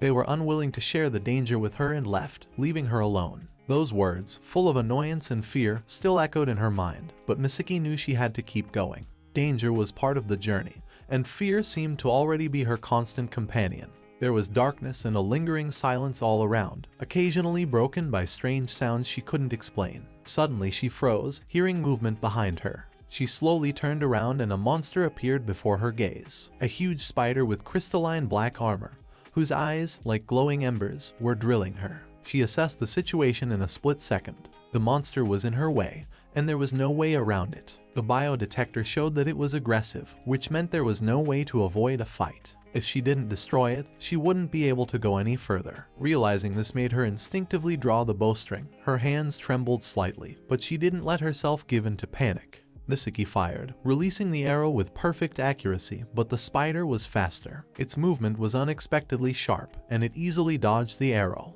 Before she could do anything, the spider rushed to attack. Its massive paws struck her back with incredible force. Pain shot through her body and she fell forward, hitting the cold stone floor. The sharp pain in her back became unbearable, and she felt warm blood begin to trickle down, soaking the fabric of her clothes. The next moment, barely able to feel the weight of her own body, Msiki collapsed onto the stony ground. The pain in her back from the impact of the spider's paw had not yet subsided before a sticky, tough substance began to envelop her. The spider wove its web with frightening agility, each movement seeming deliberate and ruthless. Msiki felt her limbs stiffen more and more, and her attempts to move became futile. She realized with horror that the poison that had entered her body was robbing her of her ability to move, gradually paralyzing her. The web was getting denser and denser, as if the spider was planning not just to immobilize her, but something much worse. It suddenly dawned on her that she had become bait. This monster was going to leave her behind to attract new victims. A panicked terror gripped her mind. Thoughts whirled through her head and the only thing she could do was scream. She didn't want to die, didn't want to be victimized by this monster. Her voice broke the silence of the tunnel, but deep down she knew that help was unlikely to come. And suddenly everything changed. At the moment when hope had finally abandoned her, a blindingly bright beam cut through the air, leaving behind a plume of heat and light. It swept directly over her, illuminating the walls of the tunnel and forcing the spider to retreat. The noise caused by the impact echoed through the cave, and Msiki, trembling, opened her eyes. Before her, in full armor, stood a massive figure. It looked like the embodiment of strength and darkness. The warrior's armor shone with dark metal, and the weapons in his hands exuded power. It was Staro in the guise of the Black Warrior. Staro unleashed an attack on the spider, using all his strength and skill. His strikes were precise, and his movements were swift and deadly. Msiki, barely able to follow what was happening, looked at her savior with astonishment. She tried to understand who he was, where he had come from, and why he was saving her. In the background of the battle, she heard voices. They were coming from somewhere nearby, but the words were blurred. Someone was talking about her wounds. Someone was calling for healers. When the battle had subsided and her body was still shackled by the web, several people approached her. Among them, she noticed the figure of Staro, with Bumpy and another stranger standing beside him. Msiki couldn't figure out who they were or if they were her allies. She felt her consciousness leaving her, and she closed her eyes and slipped into a semi-conscious state. When she opened her eyes again, there was a bright glow in front of her. Theodore was leaning over her. His face was focused and his hands moved with confidence. The cobwebs restraining her body had already been removed, and Msiki felt relieved for the first time in all this time. Theodore quietly explained to her that the poison had left her body, but warned her not to try to move too sharply. Msiki, still stunned by what was happening, looked at him, then shifted her gaze to Staro standing nearby. Their gazes met, and she realized that these people, these strangers, had actually helped her. Staro looked intently at the girl, assessing her condition. He asked why she was here alone, for the place they were in was clearly not suitable for solitary forays. Danger was in the air, and he added that perhaps she had come here because of the current event. The girl, after a little hesitation, shouted that that was exactly what it was, confirming his hunch. Staro, pondering her answer, concluded that she had come here in order to help the other two players in the mine. It became clear to him that her actions were motivated by a noble impulse, but he also realized the danger of her position. In a serious tone, he pointed out that coming here alone was an extremely risky venture, especially given the current state of events. He then suggested that she join them, explaining that in a group she would have a better chance of survival. Msiki, slightly embarrassed by his offer, cautiously asked if he was sure of his decision. Staro nodded firmly, his gaze remaining calm and confident. He called himself Shutaro, choosing to conceal his real name so as not to attract unnecessary attention. Pointing to his companions, he stated that Bumpy and Theodore were his familiars. Msiki, pensive, slowly shifted her gaze to the life detection screen that showed the data of the creatures present in front of her. If they're familiars, then they must be monsters, she thought. Indeed, their signals were displayed as red dots on the map, a clear sign of hostile creatures. But that was not what caught her attention. The man in black armor who introduced himself as Shutaro was somehow indicated by a purple dot. This was unusual. Her biodetector had never shown anything like that before. She froze, not understanding what that color meant or why it was different from the others. Staro, noticing her confusion, looked at the girl carefully and asked if she was alright. Msiki, not taking her eyes off the screen, replied in a slightly shaky voice that she was confused about one thing. She pointed at the map and noticed that the mine, where there used to be 2 lights, now displayed 3. Staro tensed, his gaze instantly becoming focused. Surprise reflected in his eyes for a moment as he quietly asked how that was even possible. He pondered her words for another second, and then firmly stated that it didn't matter either way. They should go to the mine and help the people as soon as possible. He motioned for Msiki to follow them, to act together. The girl froze, her thoughts confused. She hesitated for only a second, and then bowed her head in a deep bow, expressing her gratitude. Her voice trembled as she quietly whispered that she was afraid of being left here all alone. Msiki raised her head and added, a little shyly, that she hadn't introduced herself yet. Her name is Msiki, she informed him. Staro frowned, seeing her confusion, and gently asked if she was okay. Msiki, surprised by his attention, stared at him silently. Her gaze was confused, as if she was just beginning to realize what was happening. Staro calmly explained that there were tears on her face and asked the obvious question, is something hurting her? The girl still remained silent, but her hands involuntarily reached for her face. She felt tears streaming down her cheeks. She didn't even realize that she had started crying. This discovery stunned her. The tears were not caused by pain or fear. They carried with them a sense of relief and quiet joy. These tears were her first expression of gratitude that she was no longer alone. The feeling of loneliness that had been gripping her heart receded, giving way to calm. She looked up at Staro and said quietly that everything was all right, adding that nothing terrible had happened to her. Msiki didn't fully understand why these people evoked such confidence in her. It wasn't just their strength or appearance. They seemed trustworthy, able to protect her in any situation, especially Shutaro. His confidence and unwavering steadfastness were almost palpable. Next to him and his companions, she felt safe for the first time, and that feeling warmed her, filling the emptiness she had felt for so long.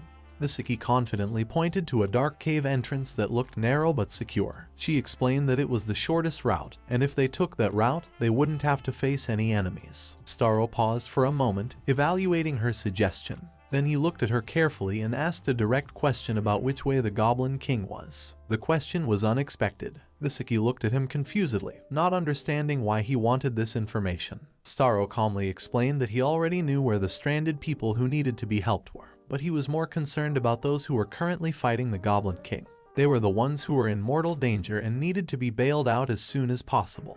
Msiki froze as she realized the complexity of the situation. She knew who the Goblin King was, and after hesitating, she voiced her doubt. It was a level 40 boss surrounded by hundreds of servants. She noted that it was impossible to bypass them just like that. Her voice sounded anxious, for she realized that a battle with such an enemy could end in tragedy. The silence was suddenly broken by Bumpy, who calmly, almost thoughtfully, spoke her thought. Bumpy looked thoughtfully to the side, as if analyzing the situation, and calmly asked what was the point of having a monster of this level in the first place. Her voice sounded almost mocking, for their master was followed by a level 120 servant, and that made the threat of the Goblin King negligible.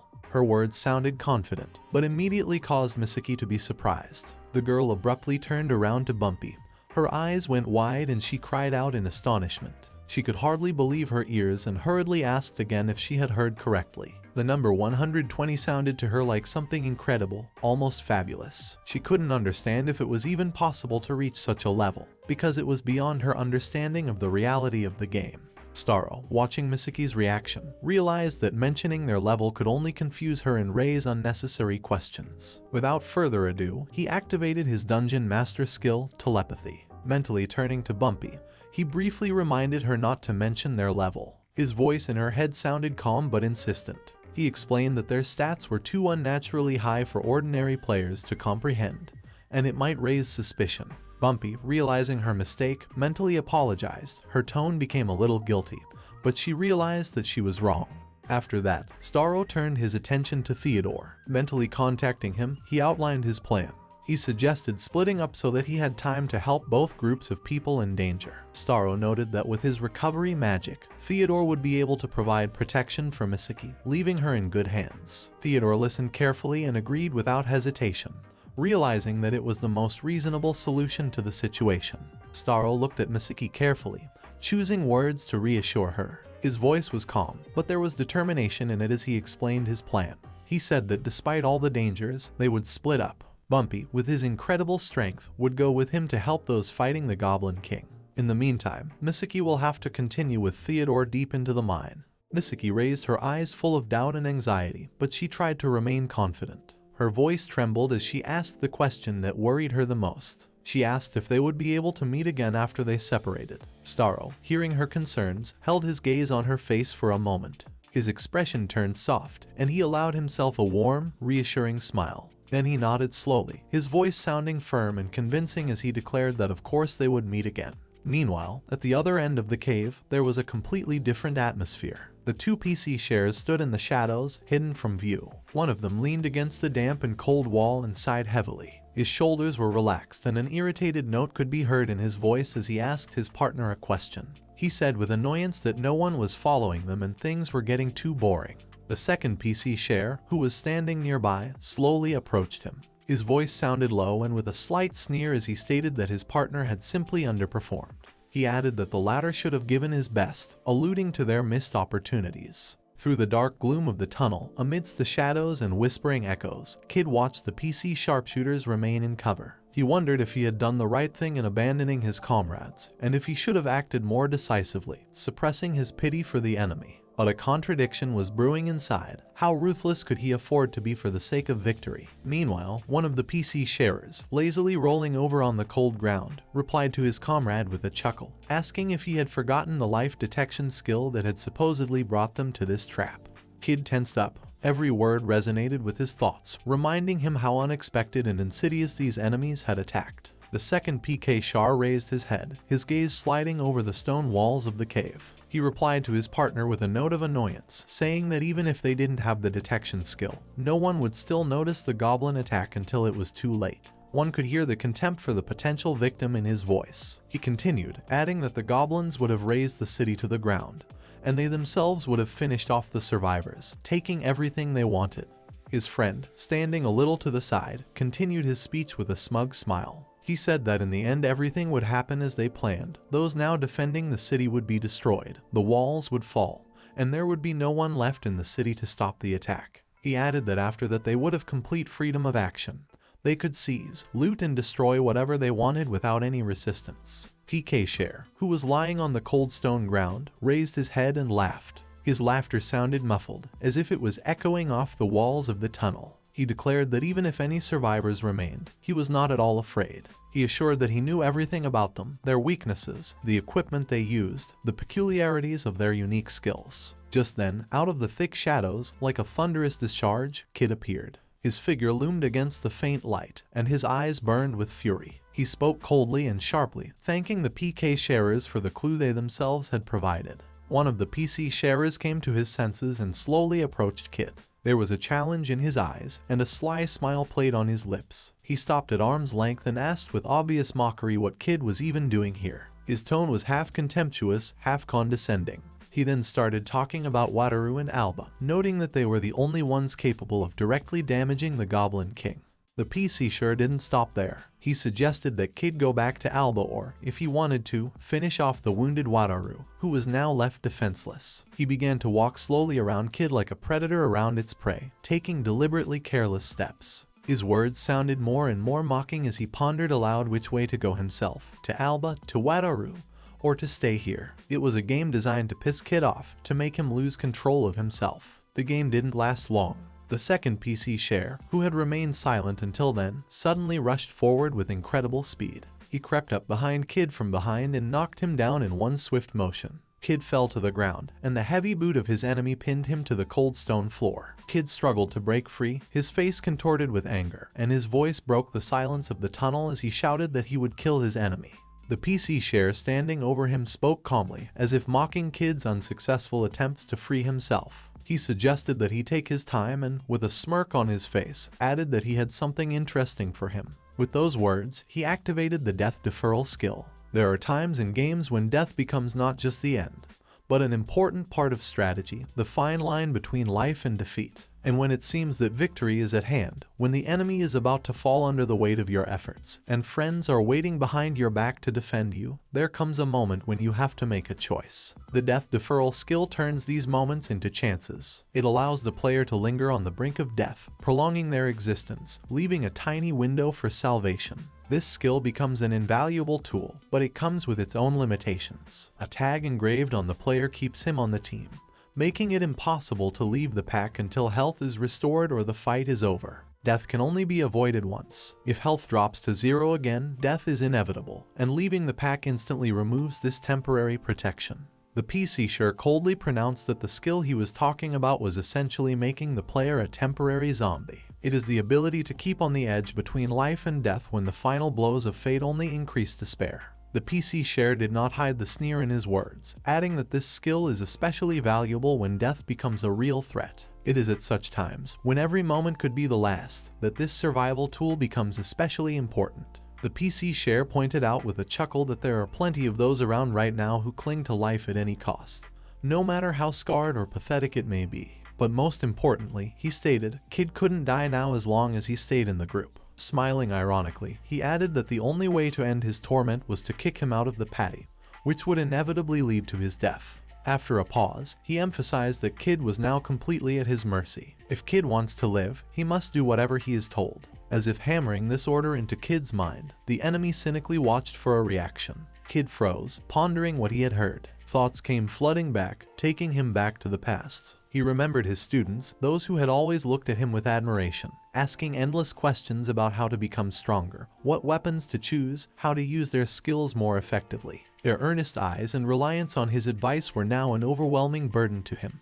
Mentally, he began to apologize to them, for he had betrayed their trust. He remembered how he had once sold all the strategic information, thereby disrupting not only their plans, but also jeopardizing the entire event. He knew failure was inevitable, and it was his fault. Kid felt that his only place now was hell, where he would go if he died. Images of his friends surfaced in his mind, especially Carvo, who had once said that even if they all died, one of them would surely live to pass on the news to their families. But now, in this moment, Kid realized that he had let everyone down. He was the last of their group, but he could not keep his promise, he could not meet his family. He realized that his actions were a chain of mistakes, but he still had to live, even though there was pain and broken trust. After all, even in despair there is a tiny chance of redemption. After brief deliberation, the PC share confidently announced his decision. Their path now lay toward Aruba. His voice sounded calm, but there was a distinctly sinister note in it that made Kid tense. Standing slightly behind his tormentors, he was absorbed in his own thoughts. One goal pulsed in his mind: to kill them. Kid silently endured every humiliation, obeyed their orders, hid his anger and humiliation for the sake of this moment to come. He knew that the only thing that mattered now was to wait until the right moment. Kid was already mentally replaying the scenario of the upcoming battle. When they reached Aruba, he was going to leave the patty and be ready to attack. As Kid realized that his time was coming to an end, he still held one last hope in his mind. His class provided him with a unique advantage that he planned to utilize in his final moments. Even in the face of death, Kid wanted to leave behind a trail. His intention was simple, but the execution required fearlessness. Apply his instant skill and destroy his tormentors. He opened the menu, about to leave the party, for that was the only thing that could activate his intent. However, as his finger approached the button, his body betrayed him. He felt a sharp numbness, first in his arm, and then the sensation of loss of control spread further. His breathing slowed, his heart hammered harder, and his mind was gripped by an unsettling incomprehension.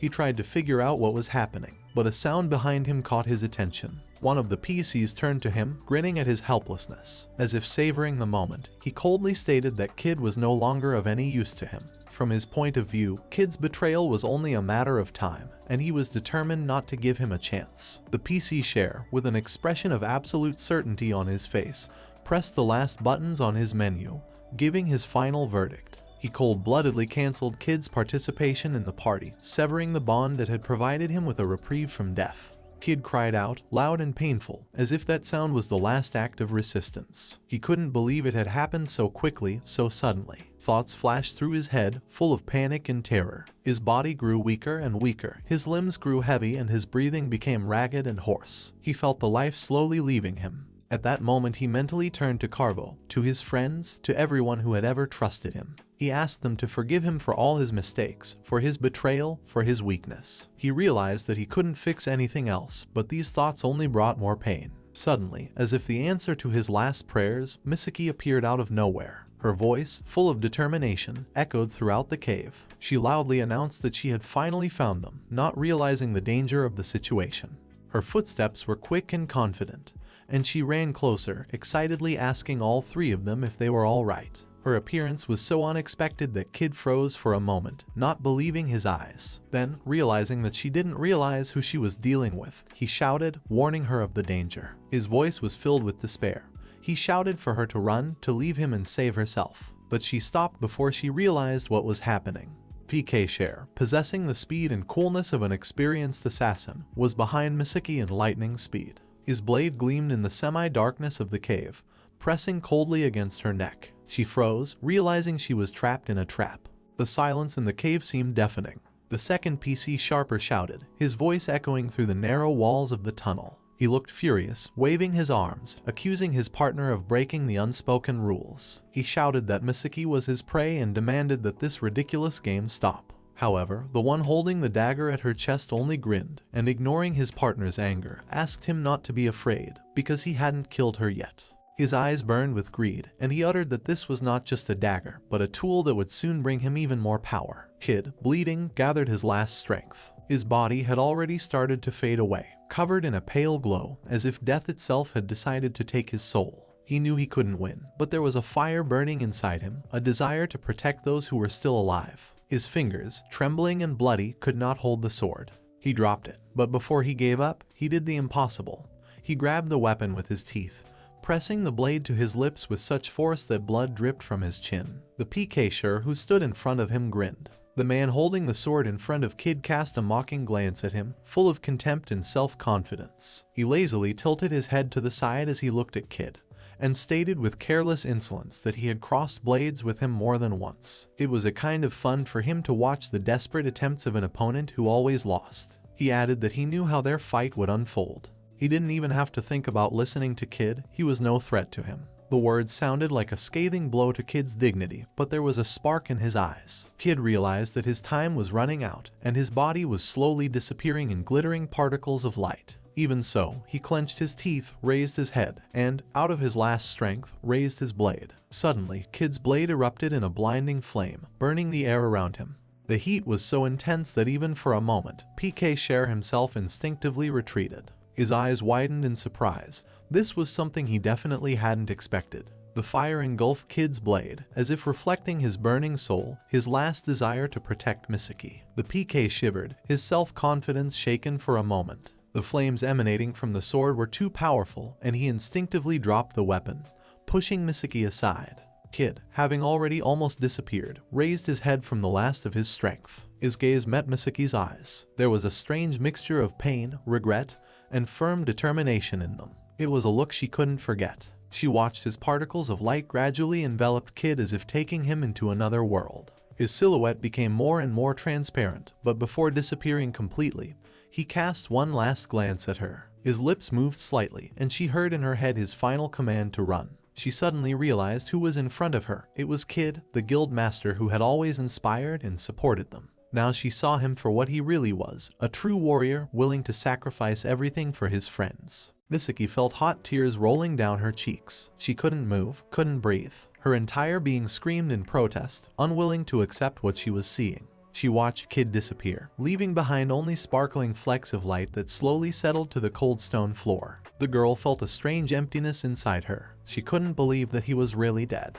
Her mind tried to reject the thought, hoping that he was about to reappear, that it was all just a terrible dream. But reality was merciless. Kid was gone, and her heart was torn by this loss. The man picked up the blade from the ground. His gesture was relaxed, as if he was not involved in a battle, but just doing a routine job. He tilted his head to the side and, as if thinking aloud, remarked that Kid was a good man, a true samurai who had tried to protect the girl to the last. Then he added that there was poison in the blade he had just used, and soon that poison would penetrate deep into Msiki's body, causing her to suffer until the pain consumed her completely. Msiki felt her heart clench with terror. Her gaze darted between the PC share and the dagger she had been wounded with. Panic was beginning to overwhelm her when the second PC share, who was standing a little farther away, lazily raised his hand and pointed at her. He turned to his partner, asking what they would use this time, another dose of poison or a paralytic. His partner shrugged with a smirk, stating that working with a girl was always a difficult choice. After a brief pause, he decided he would use the paralyzing knife this time. He thought it would add to the fun. Both men laughed, their laughter echoing in the tunnels like an ominous echo. Msiki could hardly hold back the tears that were bursting. She looked at those men, their cold faces full of indifference and cruelty. She understood now, they were true hunters who had chosen the tunnels as their battlefield. They didn't just happen to be here by chance. They hid, killed players who dared to go deep inside, and enjoyed it. Msiki couldn't understand how Kid had allowed these monsters to do such cruel things to herself. Her heart was filling with anger. She screamed at them, pain, rage, and despair resounding in her voice. But her words made no impression on the PC sharers. One of them rolled his eyes, his face contorted with boredom. He noticed with annoyance that she was probably about to start asking the typical questions. Why he was doing this, why he was killing other players. He said he was sick of hearing it over and over. Then he leaned toward Msiki, his face quite close, and his eyes glittered with wild, uncontrolled anger. He declared that it was quite simple, he just liked violence. It gave him pleasure, and there was no point in explaining it to a girl who couldn't understand it anyway. If she wants to understand his philosophy, she should go out and kill someone herself. Msiki shook her head in shock. She saw true madness in his eyes. This man was a true psychopath who took pleasure in the suffering of others. But the second PC share standing behind him spoke up, pushing him aside. He said that unlike his friend, he wasn't that crazy. He is only interested in profit. He explained that hunting monsters in this game was a waste of time.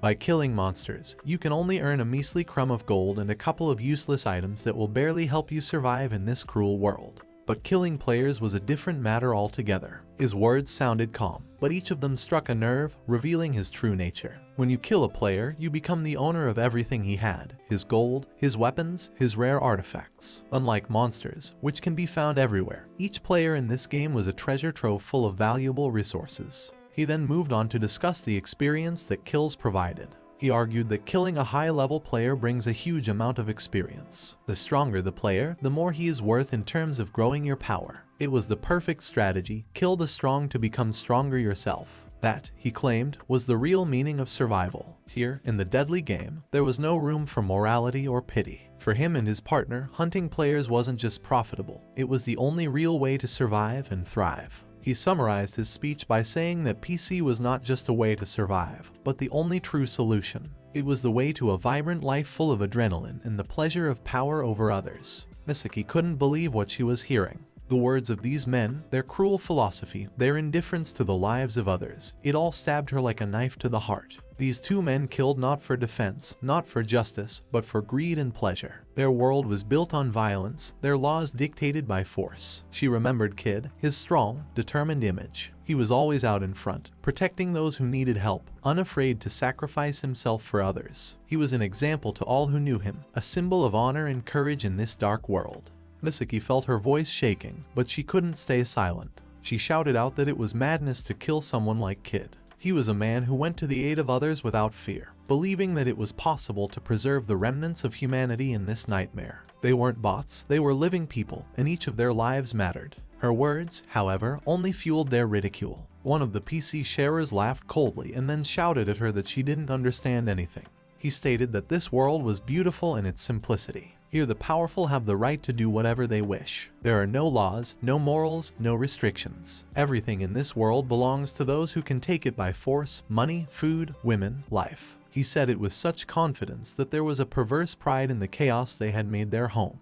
He even added that he found it funny how many people dream of escaping from such a wonderful world where they could live without rules. Msiki looked at him with horror. There was nothing human in his eyes, only cold, cynical cruelty. It was a shock to her, a revelation of how deep people can fall in an attempt to survive. And in that moment, she remembered Kid's words from the day they had discussed who was the biggest threat in this world. He had said that the scariest thing in this world was not monsters, but people. She hadn't paid much attention to it at the time, thinking it was just philosophical reasoning. She had seen him as a leader, a hero, willing to fight for others. But now she understood what he meant. People like these PK Shurs, those who lose their humanity, become far more dangerous than any monster. Msiki sighed heavily, lowering her head. She tried to deal with the pain and curb the emotions that were boiling inside. Behind her stood the PC Share, tensely watching her movements. It didn't make sense to him why she was still on her feet. The poison he had used should have robbed her of her strength long ago, but the girl looked virtually unharmed. Impatience overwhelmed him, and he clenched the blade in his hand, resolving to strike again. He delivered a powerful blow to her back, hoping to finally see her fall. But the next moment, his face contorted in surprise. He turned to his partner, shouting out that the poison was gone. And what's more, it was as if his attacks didn't touch the target. This was unthinkable. His partner warily stepped closer, asking exactly what he meant. The first PC Share, breathing heavily, tried to strike again, but the result was the same, no effect. It was as if the blade had met an invisible wall. His partner, noticing his confusion, frowned and questioned what was going on. However, the PC Share's answer was chaotic and full of bewilderment. He couldn't understand why his blade wasn't penetrating the defense. He tried to find an explanation for what was happening, but there was no sensible answer, for the difference in level was such that he could not penetrate. Was it possible that Msiki, this seemingly inexperienced player, had such a high level or some unusual ability that made her invulnerable? Not long ago, she had been in his hands, seemingly so vulnerable and defenseless. Now his every blow seemed to pass through the air without leaving a trace. Suddenly the look of surprise on his face was replaced with alarm as the silence was broken by a confident, deep voice. It was Theodore. His armor gleamed in the semi-darkness, and in his hands he held a massive sword that seemed an extension of himself. He stopped, standing between Msiki and the PCs, as if cutting them off from the girl. He explained that Msiki was under the protection of the Dragon King. Her life force is synchronized with his own, and her abilities are enhanced to such an extent that the attacks of ordinary players, even those using poisoned or magical blades, cannot break through this protection. Theodore's words sounded like a sentence. One of the PC sharers, trembling with fear, tried to figure out who the man was. He couldn't connect his figure to any known character or player. Theodore looked at Msiki. His gaze was soft, almost apologetic. He explained that he had sensed the presence of evil in these parts and had rushed here to help. Mentally, Theodore went back to Staro's words before he left. Staro had warned him he could act freely, but must avoid revealing his true nature and power, and must not harm people. That promise weighed on him, restraining his might, restraining the rage that bubbled in his chest. He realized he could tear these men apart for their cruelty, for their intentions to hurt others, but he couldn't. PK Share, standing closer to Theodore, felt his heart begin to beat faster. He noticed Theodore's gaze darken slightly, as if an unquenchable storm was brewing inside him.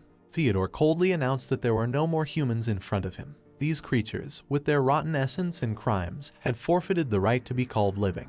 His voice was as hard as granite and left no room for doubt. PK Share felt the restraining terror turn to despair. He realized it was useless to confront Theodore, but it was too late to retreat either. Every instinct screamed at him, "This man will kill you no matter how hard you try." Theodore swung his sword. The movement was so swift and precise that the PC Share's eyes didn't have time to register it. In the next second, it was over. His body dissolved into thin air, leaving behind only a swirl of dust, quickly dispersed by the wind. The second PC Share froze in place, stunned by what he had just seen.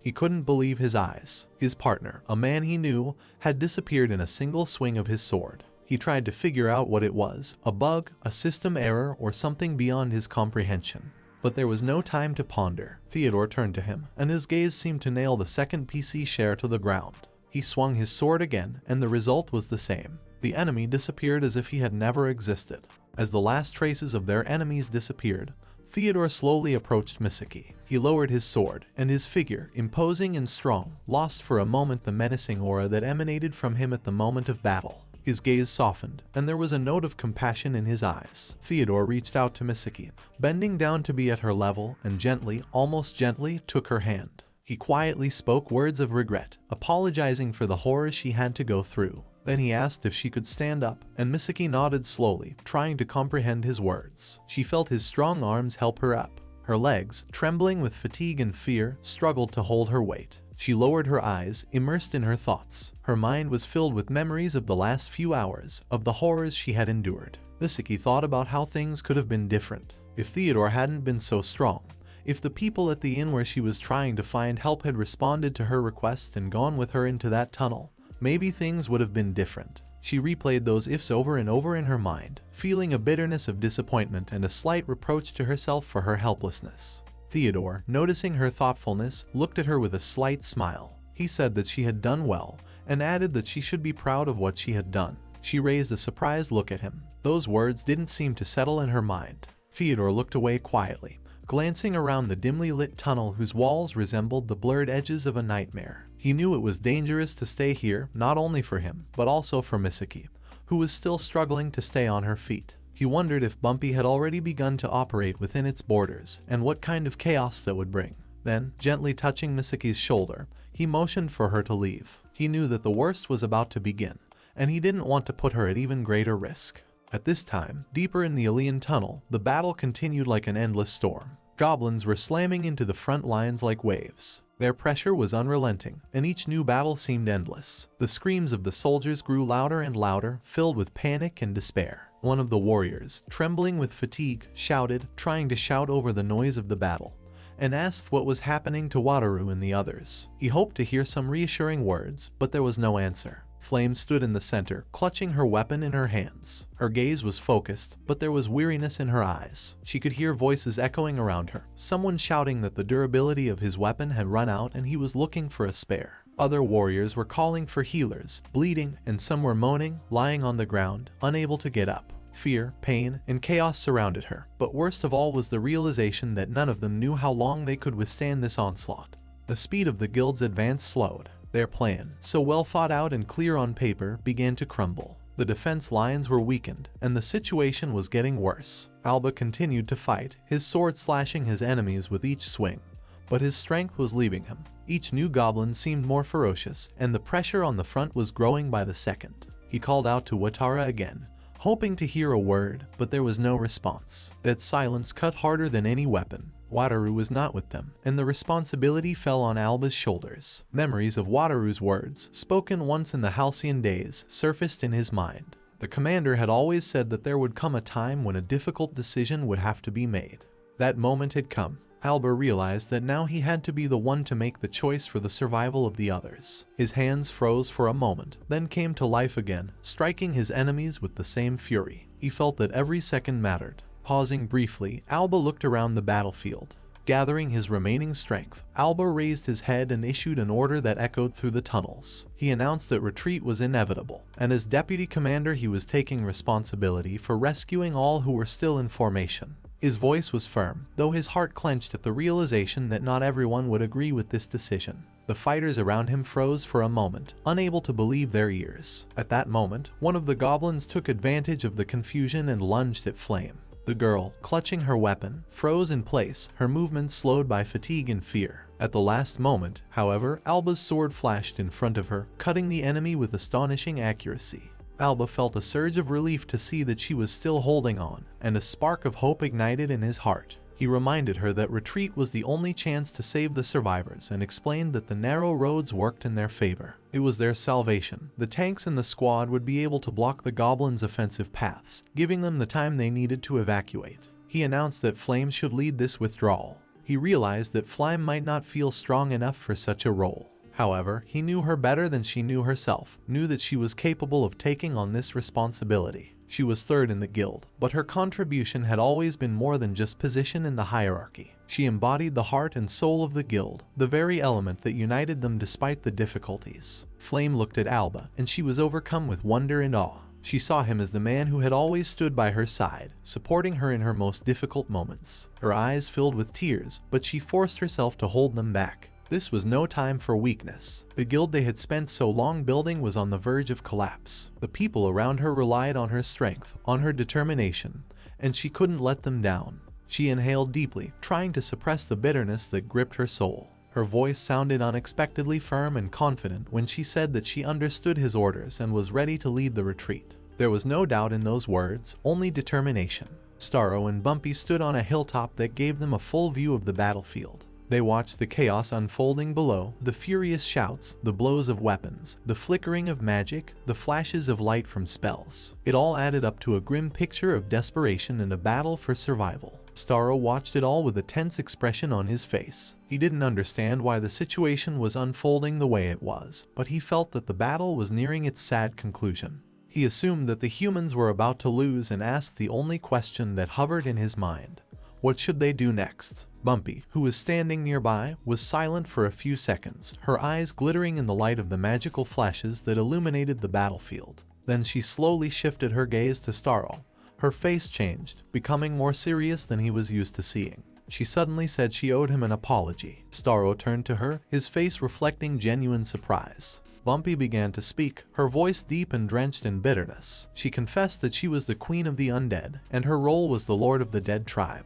Her existence in itself brought destruction. She was someone who kills simply by her presence. It was more than just power, it was her nature, her essence. She continued, explaining that her unique skill was called perdition. This skill was an absolute weapon, capable of instantly destroying any target weaker than her. Staro listened to her attentively, his face growing more and more serious. Hearing about this level of destructive power, he felt a chill run down his back. Bumpy told him that a single second of activation was enough for death to strike everyone around. She admitted that even if she didn't want it, her ability could destroy all living things nearby. Staro suddenly remembered the heart of the dungeon, the centerpiece that kept their world alive. He remembered the rule: if the heart was destroyed or if he, the dungeon lord, died, the entire dungeon would collapse. That thought surfaced in his mind again, and he realized that what he had avoided for so long was now inevitable. His gaze became thoughtful. The demon kings, standing above all other races, seemed unshakable pinnacles of power, but each of them, Staro realized, bore the burden of continuous existence in a world of chaos. They were prisoners of this world, created for the sake of struggle and destruction. Their souls, bound to the dungeon, longed for release, for a peace they could never attain. Their every day was filled with hidden despair and a secret desire to break this vicious cycle. They did not want to live any longer in this meaningless eternity. But in the midst of this chaos, a figure appeared that instilled hope and unspeakable fear at the same time. Staro, to those who watched him, he seemed like salvation, but to Bumpy, he was something more. He was her opportunity. He was the only one who could bring her end, who could deliver her from this eternal curse. The words tore from her chest, her muffled voice sounding almost like a whisper as she turned to him. She asked if he listened to her selfishness, saying it with such uncertainty as if each syllable was a barbed wire wounding her from the inside out. Her hand trembled, rising slowly towards Staro, as if she feared the movement would shatter everything around her. Staro, without waiting for further words or action, stepped forward. His eyes met her gaze, and in them was an answer she had not expected to see. He asked her if he could take her hand, but he didn't even wait for an answer. His palm encircled her fingers, so icy as if death itself was touching him. Bumpy froze as if petrified, her gaze fixed on their interlocked hands, but her thoughts hovered somewhere far away. Staro, holding her palm, realized that every second spent in contact with her skin could be his last. He knew that her essence, her power, could take the life of even him, her master. But against all the warnings of his mind, he did not let her go. On the contrary, he allowed himself to hold that touch longer than he should have. And the more he felt her, the more attached he became. It wasn't just warmth, it was something more. Her palm, despite its nature, radiated a surprisingly human warmth that Staro couldn't help but notice. But this warmth went beyond mere physical sensation. Bumpy, the queen whose name had become synonymous with destruction, was someone who, despite her nature, had once brought light into the world. She was a creature whose fate was doomed to eternal loneliness and fear, but her soul never stopped reaching for warmth, for life. The world had tried more than once to destroy her, to take away her existence, as if seeking to blot her out of the very fabric of reality. But even under these circumstances, she refused to take revenge. She did not want to be likened to those who tried to destroy her.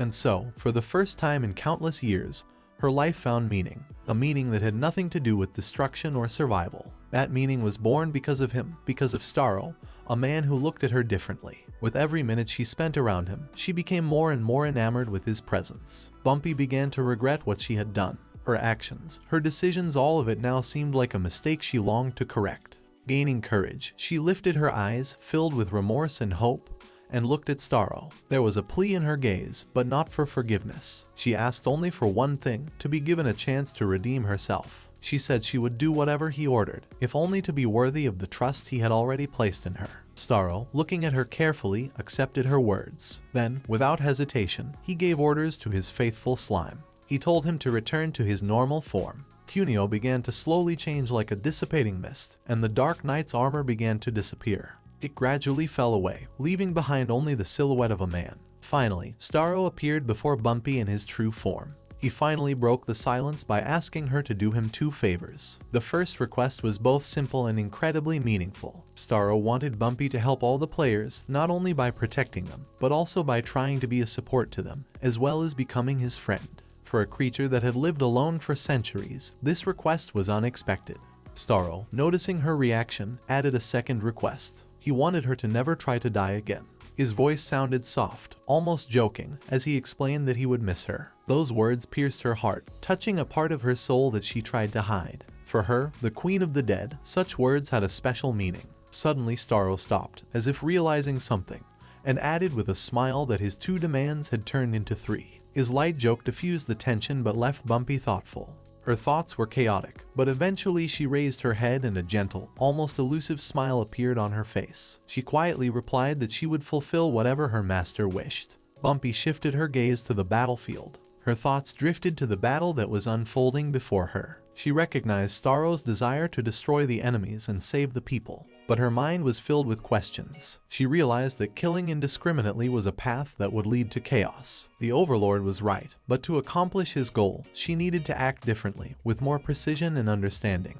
Bumpy felt that her power, which had remained unchanged for centuries, was about to undergo a change. She knew that her abilities, seemingly eternal and immutable, could be transformed. She stretched her arm forward, her movements graceful and filled with power. In that moment, Bumpy knew that the change would not happen sometime in the future, but here and now. A moment later, she activated her unique skill known as perdition. The world around her froze. In an instant, everything was plunged into a thick, ominous darkness. This darkness wasn't just an absence of light. It seemed alive, pulsing and encompassing everything around her. The wind suddenly picked up, and thick dust began to swirl in the air, mingling with this gloom.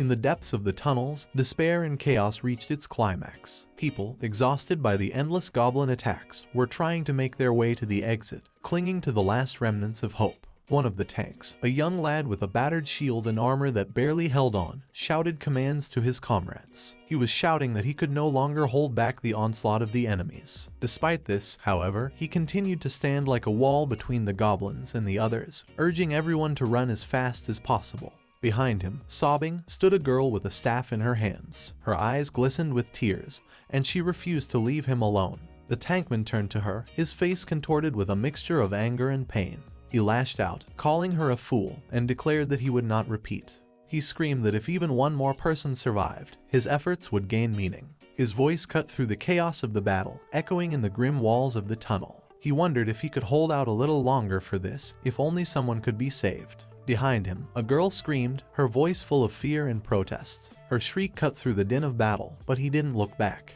Suddenly, before the girl could take a step, all the goblins standing around began to slow down. Their movements became jagged, as if they were resisting an invisible force. Then, one by one, they began to fall to the ground. The warriors around froze, stunned by what had just happened. Someone broke the silence by shouting that this was their chance to escape. One of them pointed toward the exit, and the men, barely regaining consciousness, began to move. Each step echoed through the damp walls of the tunnels. Their breathing grew heavier and heavier, and their fear of the goblins chasing them only drove them forward. One of the warriors looked back and noticed a goblin following them. When the goblin caught up with them, its clawed hand was ready to plunge into the nearest victim. Suddenly, however, right in the face of one of the fighters, the monster froze in place. Its eyes widened as if it had noticed something terrifying, and then its body began to slowly settle to the ground. At the other end of the tunnels, Alba stood beside the exhausted Wataru. His hands were supporting his comrade, who seemed about to fall. Alba shook him, trying to bring him to his senses, and reminded him with determination that they must prepare a shield and confront the Goblin King. He knew that not only their fate depended on their actions, but the lives of all who were still fighting. Alba tried to encourage Wataru, assuring him that together they could give battle no matter how difficult. But as he spoke, the air around him suddenly shook with an ominous presence. A Goblin King, huge and intimidating, appeared right in front of them. The king's baton, filled with destructive power, came crashing down on him. Alba didn't have time to fully defend himself and fell to the ground with a thud. His body remained motionless and dust rose up around him. Wataru, who was left alone, looked at what was happening in horror. His legs felt as if they had grown stiff, and his mind was flitting between panic and trying to come up with a plan. The Goblin King slowly raised his baton, preparing to deliver the killing blow. Wataru realized that he had no more chances, that the end was near. But the moment the king's baton began to lower, everything around him changed. Darkness filled the space like ink spilled over a blank sheet. Darkness enveloped everything, erasing the boundaries of reality, making every sound stand still. The wind picked up, swirling the dust around them. The forces of nature seemed to weave themselves into this darkness, becoming part of its essence. But suddenly, as if at the beckoning of an invisible hand, the darkness began to fade. It gave way to a light, bright and pure, that illuminated everything around it. It was a light that did not just illuminate, but gave hope, warmed with its warmth. Wataru stood in the middle of this scene, breathing heavily. His heart was pounding frantically, and his eyes could not tear themselves away from the radiance that replaced the horror of darkness. He felt that something great and powerful had intervened in the course of events, saving them at the very last moment. Records of guild activities later often mentioned the strange and inexplicable phenomenon that occurred in Ileana's tunnel. At a moment when hope had almost faded, the goblins suddenly disappeared. The warriors who were certain of their doom remained alive. They returned to the city, shocked and disbelieving in their salvation. Only one man died, whose name was inscribed in the chronicles with pride and sorrow. However, the cause of the goblins' disappearance was never discovered. It remained a mystery to most, but a few people speculated that something more than a simple accident was behind it. Meanwhile, in the world of the dead where Bumpy resided, events were taking place that could shake any mind. Staro stood in the center of this silent and frightening world. In front of him hung a menu of suggested courses of action. His gaze slid over the items as he pondered his next steps. Suddenly, Staro made a choice, activating the summoning function. In this world of the dead, where every sound echoed resoundingly, his action broke the silence. Bumpy, who was nearby, watched with interest. Her mind was tortured with speculation. Why Staro had decided to use this ability when he already had his own world filled with creatures and events. Two figures materialized in the air in front of him. The first was a pale-skinned vampire girl dressed in dark red robes that radiated grace and danger. The second was a skeleton lich in a black cloak, shrouded in an aura of ancient magic that seemed to permeate his every movement. Both monsters bowed to Staro at the same time, recognizing him as their lord. However, the peaceful beginning of their appearance was quickly replaced by conflict. As their elbows made contact, aggressive flames flashed in their eyes. Their nature, the ferocity of the dead, could not be hidden. The monsters began to attack each other, their fury becoming more and more destructive. Staro tried to stop them, calling for order, but his words were lost in the din of their blows. At this point, Bumpy intervened.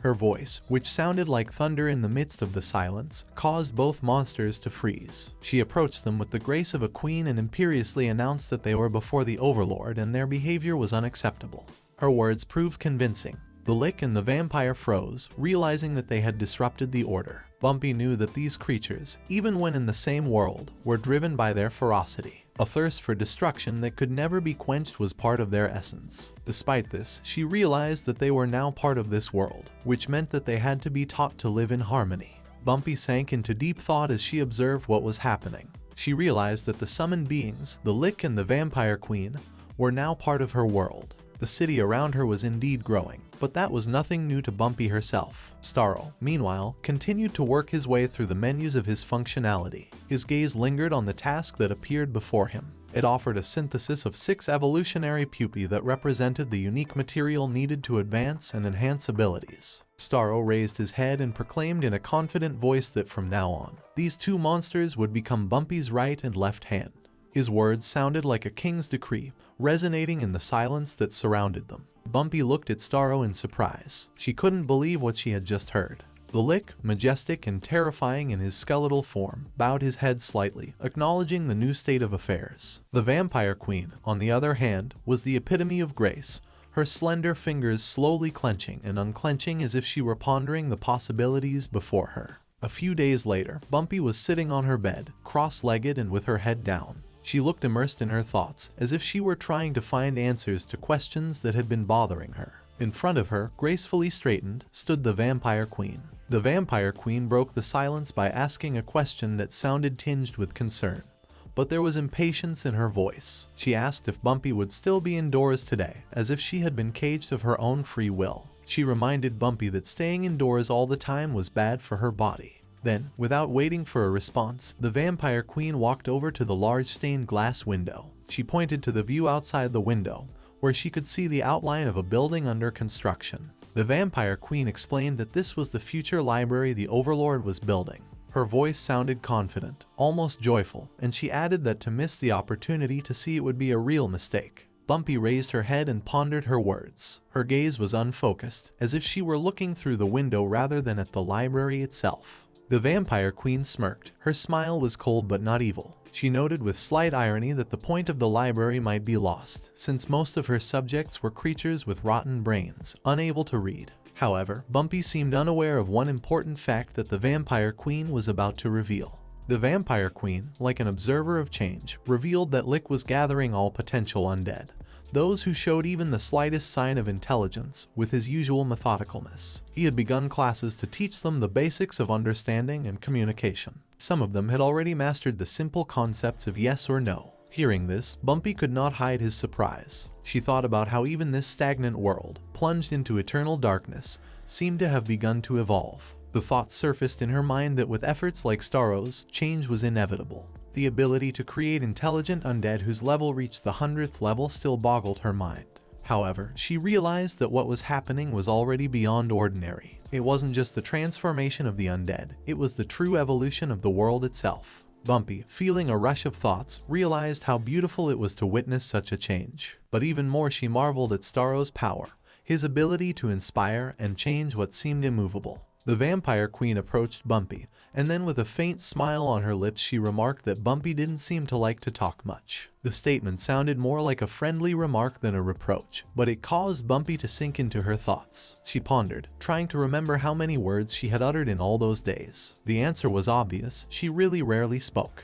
The Vampire Queen, as if sensing her thoughts, continued. She explained that Staro, their lord, had once remarked that this world seemed lonely. According to him, Bumpy's loneliness was reflected in the silence of this world. The Vampire Queen explained that their existence was not only intended for the sake of the world, but also for Bumpy herself. They appeared to make her loneliness disappear, to give her life meaning and warmth. They carried language, will, and life to this forgotten world. Everything that had been created here, every effort, was dedicated to her alone, their queen. The Vampire Queen's words sounded sincere, and their weight caused Bumpy to feel unexpectedly. Hearing these revelations, Bumpy's eyes opened wide, filled with surprise and confusion. She could not believe what she had heard. Everything around her, this world, these creatures, even the words themselves, all existed for her. The Vampire Queen watched her reaction, but her face suddenly lit up with a wide smile. She vigorously declared that this was why Bumpy should no longer be locked up. If she sat alone, their topics of conversation would quickly dry up.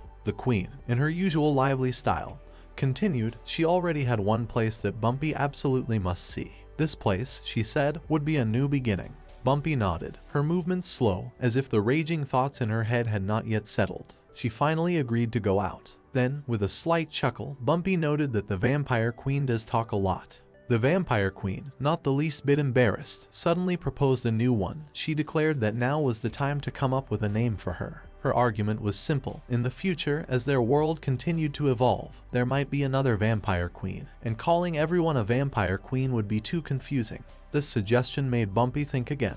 The door opened and Lick slowly entered the room. The Vampire Queen noticed him immediately and, without holding back her smile, greeted him with a friendly gesture. There was a lightness and cheerfulness in her voice as she suddenly remarked that Lick should have been given a name, too. Those words surprised Leech. He paused with his head tilted to the side, as if pondering what had been said. Bumpy, seeing his reaction, smiled for the first time in a long time. Then she shifted her gaze to the Vampire Queen. She added, with her usual casualness, that she would now be named Ilmia and Leech would be named Kata. Ilmia, who had received a name meaning love, stood by her side, not hiding her joy. Kata, on the other hand, meant loyalty, and in that word was a reflection of his whole nature. Loyalty was not a mere quality to him, it was the basis of his existence. Kata could not help but wonder about the origin of such meaningful words, for each name was now a part of his existence. He wanted to understand what was behind these names, what they meant to Bumpy, and why she had chosen them for him and Ilmia.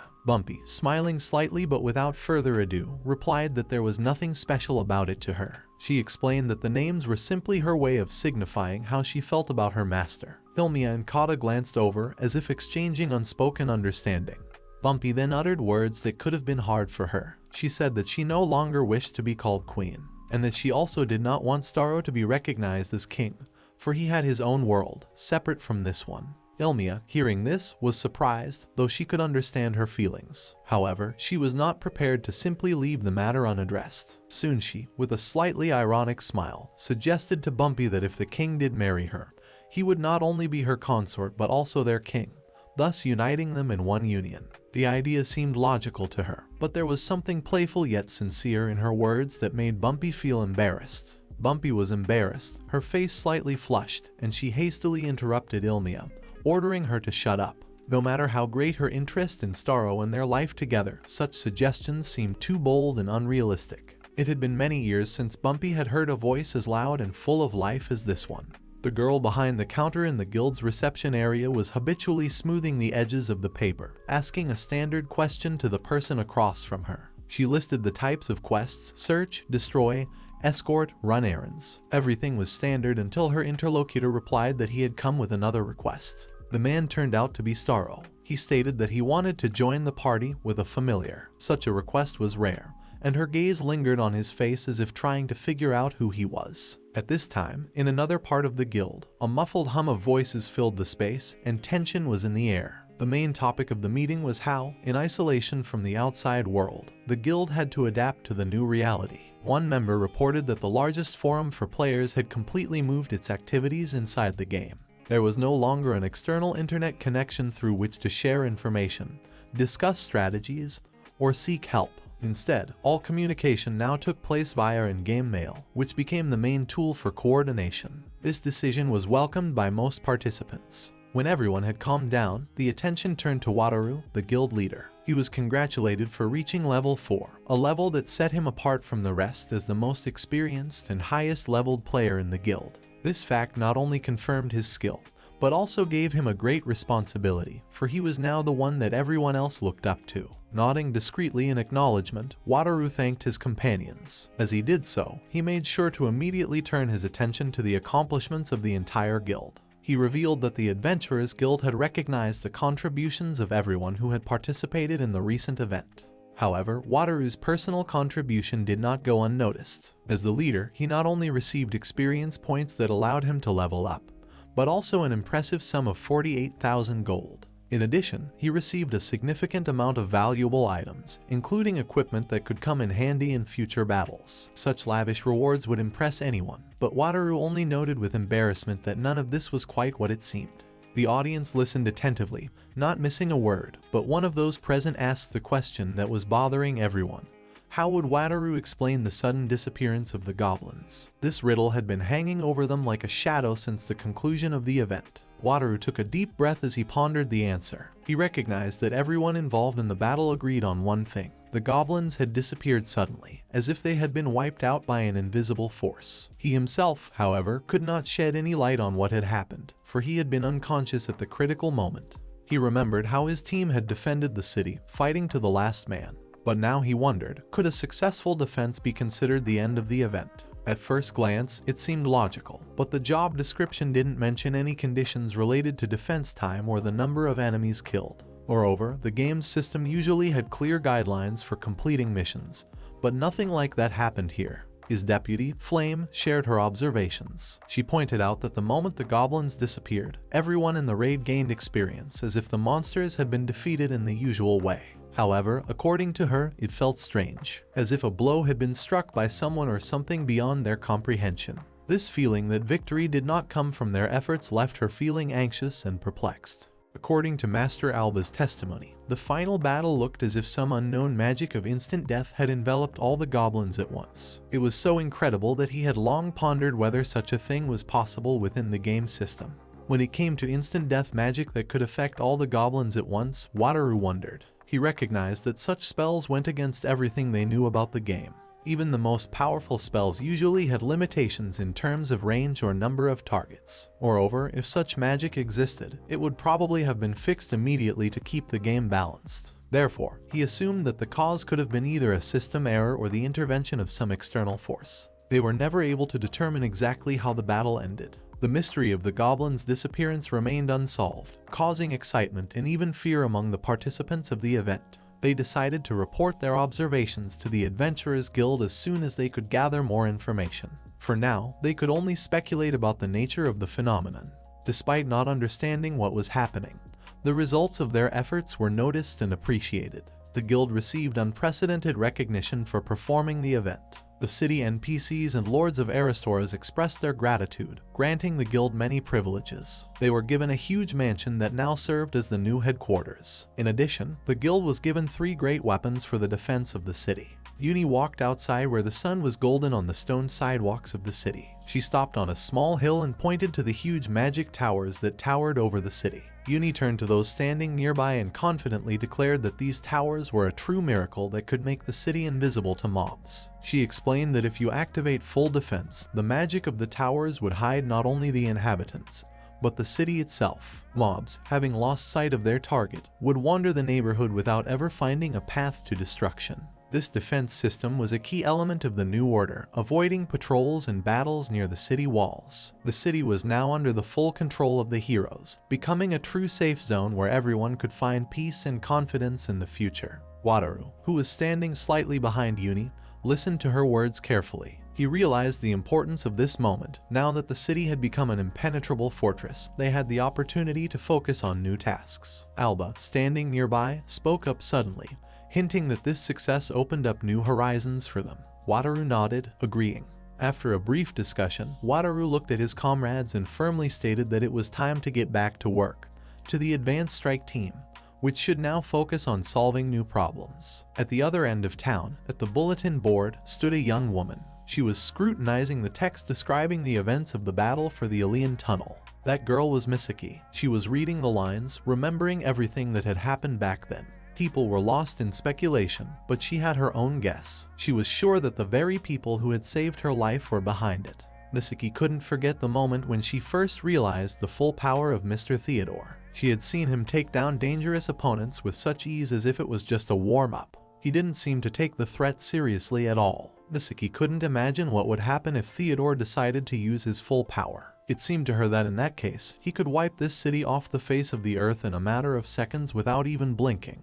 Her thoughts went back to the moment when he had saved her. Then, feeling a deep sense of guilt, she quietly said that she was sorry. She was ashamed that her actions had unwittingly brought him into collision with such a dangerous opponent. But Theodore, as always, remained calm. He replied that it was all right, and on the contrary, he himself was sorry that she had experienced fear. She remembered his gaze full of understanding. It seemed to her that Theodore knew absolutely everything, every detail of what had happened, every step that had brought them to this moment. Msiki's gaze stopped on the sword stuck in the ground that belonged to Master Kid. The handle seemed reliable, but now devoid of its master. Msiki couldn't take her eyes off this weapon that symbolized loss and sacrifice. She had never seen death so close before. The thought that her own life could have been cut short just as suddenly kept her in suspense. Just one false step, a little less luck, and she would have shared Kid's fate. Theodore opened the menu, flipping through his resources as if selecting something important. After a few seconds, the items materialized in front of her, a shiny, like new armor and a sleek bow made from the remains of Lord Staro's sword. Theodore coldly remarked that she needed practice. Msiki, still not fully understanding what was required of her, awkwardly picked up the bow and asked if she needed to start right away. However, Theodore, seeing her excitement, calmly assured her that there was no reason to rush right now. The battle was over, the goblins were gone, and they could use the time before the Lord returned to prepare. Their silent conversation was interrupted by a deafening noise somewhere in the distance. Msiki immediately turned around, staring at the entrance to the tunnel. There, in the darkness, silhouettes began to appear. They were people, wounded but alive. They were struggling to get out. Theodore followed her gaze. His eyes narrowed as he noticed that these were indeed survivors and not another threat. He watched their movement in silence and then turned to Msiki. He realized that his role here was complete. He could no longer stay with her, she had to find her own way. He offered to part here, on this very spot. Msiki froze, her heart felt as if it had skipped a beat. She hadn't expected this moment to come so soon. Theodore's silence was more eloquent than any words. He wanted her to realize that this was not the end, but only the beginning of her journey. Then he explained slowly and clearly that courage is one thing and recklessness is quite another. He said that achieving any goal requires patience, diligence, and hard work. Every day is a step forward if the basics are not forgotten. Msiki blushed. She was overcome with embarrassment not only at Theodore's words, but also at the realization of how much she still didn't know, how much she had to learn. She bowed low, thanking him for all he had done for her. Msiki stood motionless for a few more seconds before she turned to the group of people coming out of the tunnel. Watu stood before those gathered in majestic silence, illuminated by the soft light of the setting sun. There was bitterness in his voice as he announced that tomorrow would be the funeral of one of the guild's most loyal members. Kid, whose contribution to the guild was invaluable, was the victim of this cruel game. He was not only the chief attacker and instructor for the newcomers, but also a true embodiment of strength and determination. His death left a deep wound in the hearts of all present. Wataru emphasized that this victory, so dear and hard-won, would not have been possible without Kid's dedication. Later, at his tombstone, in the shadow of the magical barrier, those who felt his loss particularly keenly gathered. Flame and Msiki stood among them. Msiki lowered her gaze to the ground, her hands clutching her bow tightly. She struggled with herself, trying to find the words. Her voice was quiet but full of determination as she said she wanted to become stronger. She wanted to survive. And more than that, she wanted to return home, to her real world. Her words reflected the thoughts of many here. Msiki, feeling a hot wave of emotion, appealed to Flame to let her join the guild. She didn't want to be just an observer or a burden anymore. She dreamed of fighting alongside others, contributing to the common cause, and becoming part of this heroic story. Flame, despite all her stern appearance, looked at Msiki with a warm smile. Msiki's heart was overflowing with mixed feelings. She knew that the path she had chosen would be difficult, but it was through these hardships that she could gain true strength. Her thoughts kept returning to the mysterious Mr. Shoutaro, whose figure stood like a shadow behind all of her recent accomplishments. This man was not just a savior to her, but an inspiration. Msiki imagined where he was now, what he was doing. Perhaps he was still traveling this world, unraveling its mysteries, or preparing for a new battle that could turn their entire world upside down. Meanwhile, in a completely different corner of reality, Staro was in his own world, Ricilia, which was more like a paradise for demons. He was surrounded by thick mists and rocky hills, and there was tension in the air, as if the very nature of the place was ready for battle. Beside him stood a huge monster whose roar broke the silence. Its eyes glittered with red light, and its muscular body shook with rage. But after a few seconds, the monster began to stagger back. Staro felt relieved. Even though the demons were under his control, their power and rawness was awe-inspiring. That power was always a reminder of how thin the line between ally and foe. Standing next to him was a girl with large, curious eyes and a slightly sly expression. Staro glanced at her, noticing her tensely watching the monster, and asked if she was alright. The girl, without turning her head, declared that he should never step on the demon's tail again, as if it was a lesson he should learn. Staro chuckled, but his attention was caught by the strange badge hanging above her head, a skull that seemed to weigh her down, hinting at some hidden threat. Opening the menu, he examined her status and found that her name was Rat, and that she was under the effects of a strange debuff called Unhappiness that had reached level 14. This condition looked like something out of the ordinary, and he couldn't ignore it. Determined to figure it out, he turned to his Dungeon Master's Manual. Leafing through the pages, he found information that dungeon points could be used to cure illnesses and superimposed effects. After a few minutes of manipulation, the skull icon began to disappear, and Rat seemed relieved. But suddenly the girl turned abruptly and ran away. Staro wondered why her behavior had changed so drastically, and soon realized that perhaps her condition was due to emotional strain. He fixed the debuff, but it wasn't enough. Staro shouted after Rada to be more careful. Barely had he time to catch his breath, Bertrand approached him. She announced that everyone had already gathered in the Demon Lord's chamber, and was only waiting for his instructions. He nodded to her, thanking her for the message, and after taking one last look at the horizon, he headed towards the castle. In the massive chamber of Rosmayor's castle, where the light of magical torches wavered, casting bizarre shadows on the walls, Staro took his seat at the center table. The lords, each unique in their power, watched intently as Staro began his speech. Staro stated that he wished to discuss a key issue, the Mother AI, the entity that governed the foundation of their world. Before Staro stood the 6 demon lords: Elrod, the majestic representative of the dragons; Bumpy, the embodiment of chaos and destruction; Yuri, whose strength and determination were always felt in his every word; Sylvia, whose cold calmness concealed a sharp mind; Theodore, the strategist, whose wisdom was their beacon in this chaos; and Bertrand, the embodiment of loyalty and courage. Sylvia was the first to break the silence. She remembered that the Overlord had once told her about the Mother AI, explaining its role in ruling this world. Her question, full of disbelief and anger, was directed to Theodore, as the most knowledgeable among them. Theodore, however, only shook his head. He admitted that he knew nothing except that it was the name of a god. Staro pulled out a copy of the letter sent to all the players from his data. After carefully unfolding it, he read the text aloud. It stated that the players could not return to their world until they had destroyed someone for the 3rd and final time. As he finished reading, Staro expressed his dismay. Even defeating the Goblin King hadn't changed the overall picture. They were able to buy time, but this small success doesn't bring them any closer to quitting. Bumpy nodded, her eyes glittering, reflecting the flames of the torches. She recognized that defeating the Goblin King had only delayed the inevitable. Galaras, with a stern expression on his face, bowed his head thoughtfully. His thoughts wavered between doubts and fears. Again and again he returned to the ominous letter that Staro held in his hands. A haunting thought arose in his depths: what if it was about him? Standing a little apart was Bumpy. Her gift had always brought destruction, and now it seemed to her that the letter was pointing to her. Theodore, standing closer to the back of the hall, watched the others with a stony expression.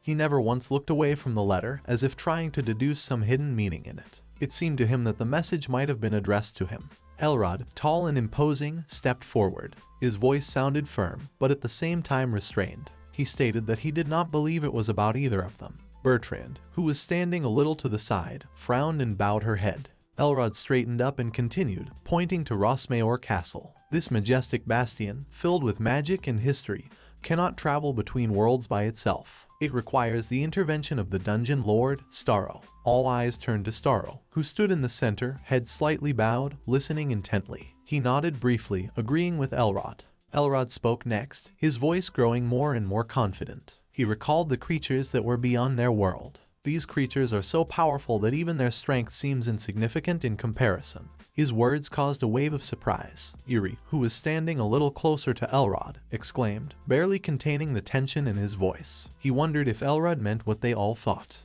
The whole hall froze in anticipation of the answer, and Elrod, after a slight hesitation, uttered a name that seemed to cut the air: Volodiria, God of Darkness. Staro frowned, his mind beginning to work at double speed. Volodiria. That name sounded like a challenge worthy of the greatest adventure, like a goal that could change everything.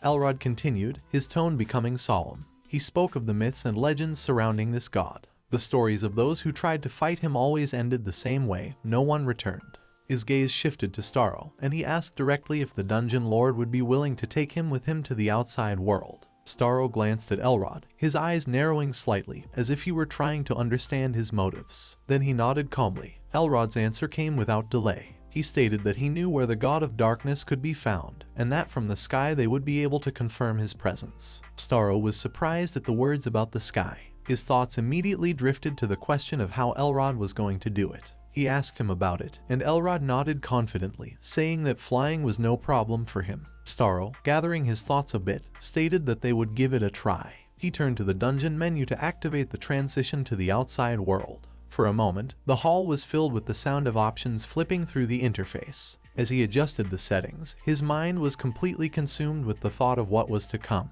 The world beyond the dungeon was unknown and perhaps far more dangerous than they could have imagined. Staro realized that if their hunches were confirmed, it could be the beginning of something truly grand. Staro waved to the rest of the demon lords standing at the huge doors of Rosmaor Castle, and announced with a slight smile that he was departing. Bumpy, standing a little to the side, looked up and crossed her arms, asking him to be careful. Staro waved him off, assuring him that he would be all right, for he was not going into battle. His job is to scout, that's all. Yuri, leaning on a massive staff, looked thoughtfully toward the horizon, as if trying to imagine what awaited them beyond this world. He broke into a short sentence, noting that setting foot on the land of the god of darkness was probably something that could change everything.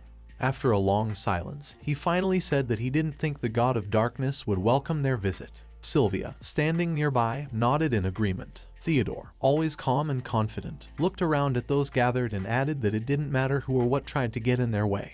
Bertrand, who was standing nearby, threw in a slight chuckle that she couldn't imagine Elrod losing to anyone. Her voice sounded confident, as if that thought didn't even need confirmation. At this time, the space around Staro and Elrod changed. First there was a blinding flash of light in front of them, but a moment later everything was swallowed up by a thick, impenetrable darkness. Staro's eyes widened as he realized where he was. He had been here once before, though only for a brief moment. This was a passageway, the space between the lower world, where Rosmaor existed, and the outside world. The moment that should have been short stretched out, as if time had slowed and reality had begun to fail. The space around him trembled like the surface of water when touched by the wind. This place was no ordinary portal, and it was this sensation that made him remember the discussions on the forums. Players often shared observations about key locations on this world. Aristo's, Ilian Tunnel, Orslot Monastery, Gateway, Imalo City, and Kalora Castle City. These locations were linked together like links in a single chain.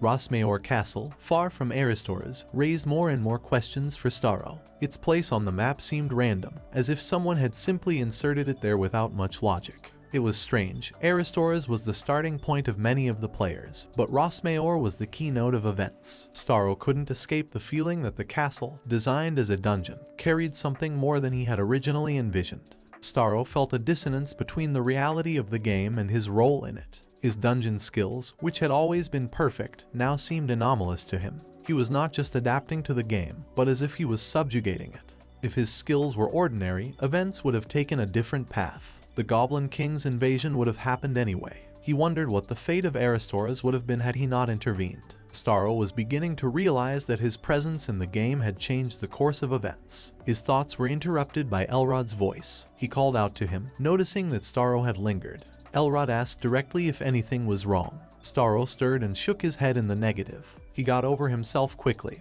but deep down he knew it wasn't just confusion. Perhaps the bug he'd discovered was the key to everything. If it was indeed a bug, then it was not a bug, but a tool he was obligated to use. It was not just his right, but his duty. As they descended to the ground, the first thing that greeted them was a disturbing noise. Staro strained his hearing, discerning through the hum a voice that seemed to be giving orders from afar. The voice was full of anger and authority, ordering someone to get rid of the uninvited guests. Soon another, harsher growl was heard from the shadows. It belonged to the creature the voice was ordering to devour them. The creature responded with irritation, its deep voice echoing. It was not going to obey the upstart's orders. Staro only had time to catch a glimpse of its silhouette when a huge black bird suddenly soared into the night sky. Its wings stretched for dozens of meters, and the sinister glint in its eyes said that it was not just a beast, but something ancient and dangerous. Elrod stood motionless, watching her every move. He bided his time like a hunter, analyzing the situation. Then, without turning around, he warned Staro to keep his head down. Staro, on the other hand, couldn't help but wonder what was going on.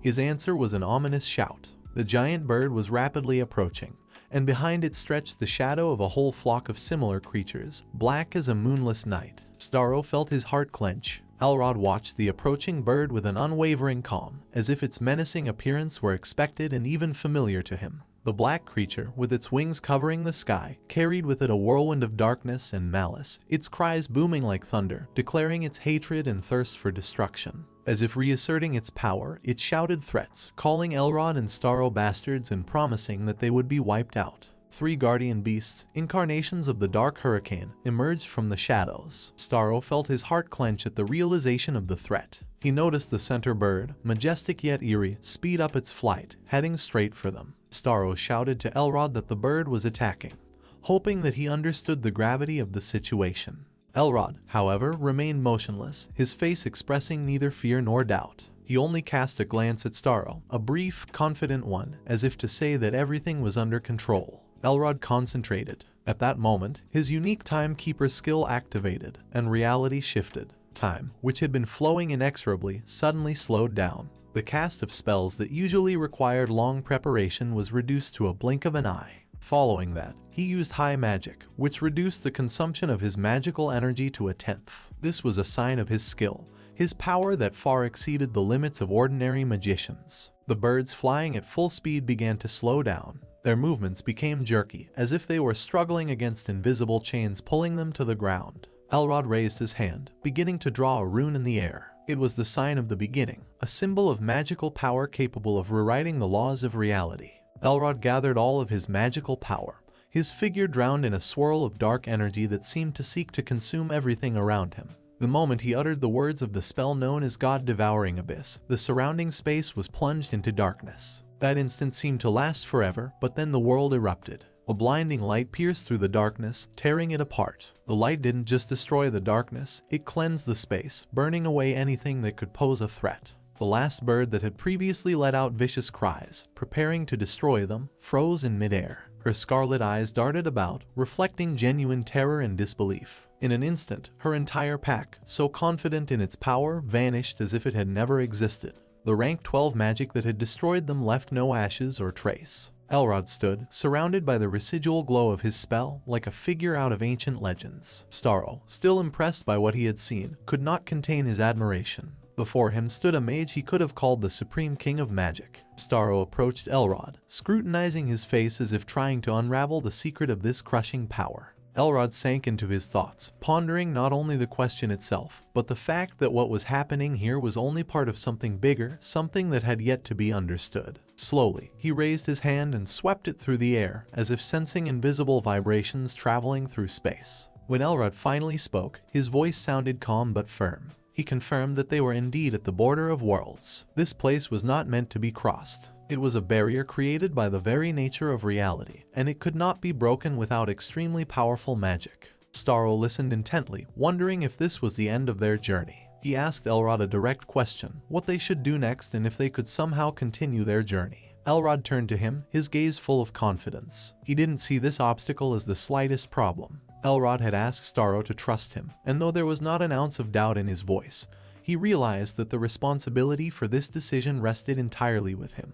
Elrod concentrated, and time seemed to stand still around him. His hands gracefully drew the rune of the sign of initiation in the air, intertwined with the energy of high magic. The space around them shimmered, as if answering the call of ancient forces. Through the flickering glow of magic, Elrod spoke with serene confidence that his power would lead them even to the very edge of the world. His words, full of quiet power, seemed to cut through the surrounding silence. Magical currents swirled around, their energy gradually materializing into a majestic and terrifying black ball. This ball, which absorbed light and space, exuded a sense of infinite power. Elrod sat on his massive throne, surrounded by the glow of magical runes that shimmered in the air as if guarding him from the world. Across from him stood Bumpy, clutching her axe in her hands. She asked Elrod to stop deepening his reflections and take his mind off his remorse. Elrod, however, averting his eyes slightly, said that he was not sulking, as she had thought, but merely reflecting on his incompetence. It was hard for him to realize that he, the supreme mage with powers that even the ancient lords envied, could not achieve the result. Staro, who was standing nearby, rubbed his head and quietly added that their journey had never led them to the Dark God. Yuri, shaking his head, agreed that the barrier case looked more complicated than he had anticipated and reminded everyone of the indestructible defense they had encountered. Elrod, seated on the throne, raised his hand, asking to be allowed to explain himself. He explained how he used level 12 magic, the same magic that was considered the highest pinnacle of the magical arts. He had invested all his power to break the barrier, but even after numerous spells, not a single scratch was left on the defense. Bertrand, who was standing to the side, crossed her arms on her chest thoughtfully, her face expressing doubt. She began to ponder how it was possible that even Elrod's supreme magic was powerless. Elrod, as if hearing her thoughts, continued. He recognized that still the magic covering the surface of the barrier had been destroyed, but the protective field itself was far more complex. His spells had encountered the most ancient runes of dark arcane writing, known only to a select few. Hearing this, Bertrand abruptly raised her head, her eyes widening in surprise. She whispered the names of the 4 great spirits of darkness, known to her only from ancient manuscripts. She asked if these barriers could have been created by the prayers of these spirits. Elrod nodded, confirming her speculation. His voice sounded stern as he explained that all the barriers created by the servants of the Dark God could not be broken by ordinary means, neither magic nor weapons. They were the spawn of the very essence of the world of darkness. Yuri entered the conversation, adding that even the material of Rosmayor Castle, created with the magic of such spirits, was practically indestructible. Theodore, always calm and thoughtful, commented that he had heard that the only way to break such a spell was to stop the prayer that powered the barrier. It was risky, but it was the only way. Sylvia furrowed her eyebrows and asked the question that had been hanging in the air. Did that mean they needed to destroy all 4 spirits of darkness in order to pass on? Theodore cautiously admitted that that might be the case, but he couldn't claim for sure.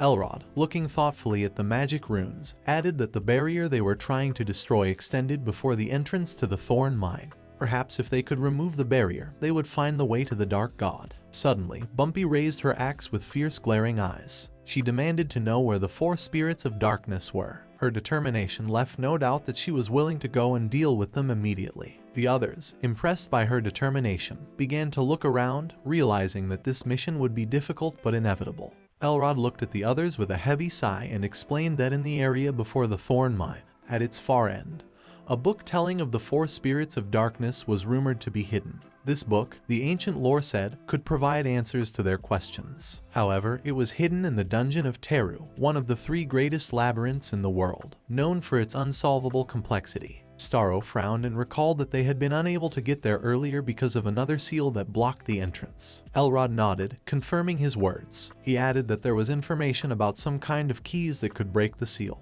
but their location was unknown. Sylvia frustratedly spread her hands and exclaimed that it seemed like an endless circle of obstacles. Her voice trembled with tension as she continued, asking the question, what if they really have no options? If they are just doomed to wander around looking for answers? There was desperation in her words, but Staro, gathering all his confidence, firmly stated that there are no dead ends in the game. He explained that each difficulty was just another task that required effort and an unconventional approach. It may not be easy, but such are the rules of the game. He compared this path to trying to get through a wall without looking for workarounds. If the game requires following along certain steps, they'll have to go through the events, even if they seem redundant. Bumpy frowned and asked if Staro was talking about the very same events they had seen earlier in the tunnel. She expressed doubt that those could have given them any result. Staro admitted that the tunnel event was indeed complex and far from obvious, but that didn't mean it was useless. Staro paused, gathering his thoughts, and then stated firmly that his decision to participate as a player was inevitable.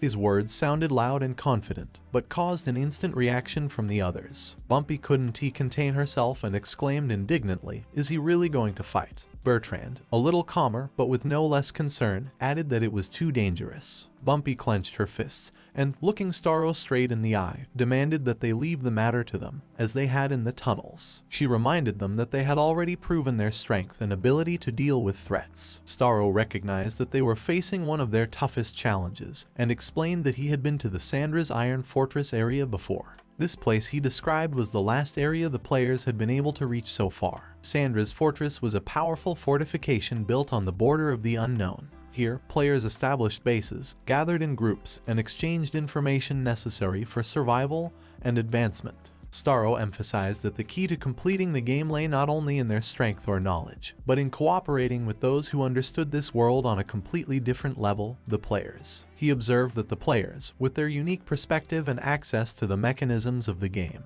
could be the missing piece that would help break the cycle and move closer to the goal. However, he couldn't help but recognize the bitter truth. No matter how hard they, the inhabitants of this world, tried, their options were still limited. The clues of the spirits they had gathered with such difficulty were now lost, like sand slipping through their fingers. Elrod, listening to Staro's words, looked dejected. Staro exhaled as if gathering his thoughts and continued his speech. To make sense of this world and get closer to unraveling the great mystery, he would need to become part of another circle. Those who came from outside, the players. He realized that to do so, he would have to give up his former role. He could no longer be everywhere by the side of his companions, sharing every step with them. Bumpy could not contain her emotions and cried out sharply, begging Staro to let her always be by his side. Staro looked at her with warmth and understanding. He nodded, acknowledging her wish, and calmly stated that he would indeed need her help. After all, despite his strength and skills, he could not do everything by himself. He then added that he had thought long and hard about how they should move forward, and had come to the conclusion that while he had to pretend to be a player, he would have to become someone who could unite both sides, the players and the inhabitants of this world. This meant that he would need the support of each. His idea was to change his role to summoner, which would allow him to be a player and a monster lord at the same time. He then explained that he intended to make a contract with each of them, turning them into his familiars. Elrod raised an eyebrow as he looked at him in surprise, not immediately realizing what that meant. Staro nodded and explained that Msiki had once told him that the summoner's familiars were perceived as enemy characters by the players. However, he believed that Msiki might have been mistaken. She was still a beginner, and Staro suspected that she didn't fully understand how tags worked or how to interpret them properly. Perhaps that was the reason for her willingness to work with them despite their status. Staro stated that the situation they found themselves in forced them to look for unconventional solutions. To avoid conflict with the players, it was necessary to make sure that they, the demons, were no longer perceived as enemies. He noted that if he became a summoner, he could make contracts with each of them, turning them into familiars. In that status, they would no longer be considered enemies, but would be seen as allies or neutral beings. However, he cautioned that this was only a theory. Even with his knowledge of the game's mechanics, he couldn't be sure it would work. He apologized for the proposed idea, realizing that it might seem controversial, and assured that if the plan failed, they would revert to the previous strategy and go separate from the players. His words had an effect. Elrod, always reserved and wise, was the first to bow his head in agreement. His calmness and determination gave confidence to the others. Sylvia, following Elrod's example, also bowed, expressing her willingness to support her leader. Bumpy, who did not tolerate long deliberation, loudly announced that she agreed and was ready to follow Staro to the ends of the earth. Seeing their support, Staro was relieved. He announced that the next step would be to change his current profession to summoner, which would require a visit to the Adventurers Guild. This meant that they would have to travel to the outside world again. However, after making this statement, he suddenly realized that there was an obstacle. Staro admitted in a calm but tense manner that he couldn't change his current profession to a summoner at the moment. This was an unexpected obstacle in their path, as changing professions required reaching level 30, and he lacked the necessary experience yet. He asked his companions to help him overcome this obstacle, knowing that they could always be relied upon. Yuri, normally reserved, immediately stepped forward, readily stating that he would take on the task. But before his words could be confirmed in the minds of the others, Theodore, who never missed an opportunity to show off his skills, interrupted him. He loudly declared that he was the one best suited for this mission, as he had the skills proven by building superior weapons for Staro. Yuri, who was rarely challenged like this, instantly jumped up to defend his statement. Soon, the two men were already arguing, interrupting each other. And suddenly, in the midst of this argument, the room was filled with a calm but firm voice from behind their backs. Everyone instantly fell silent and turned around. Bertrand stepped forward and declared that she should be the one to take on this task because her unique skills made her the perfect candidate.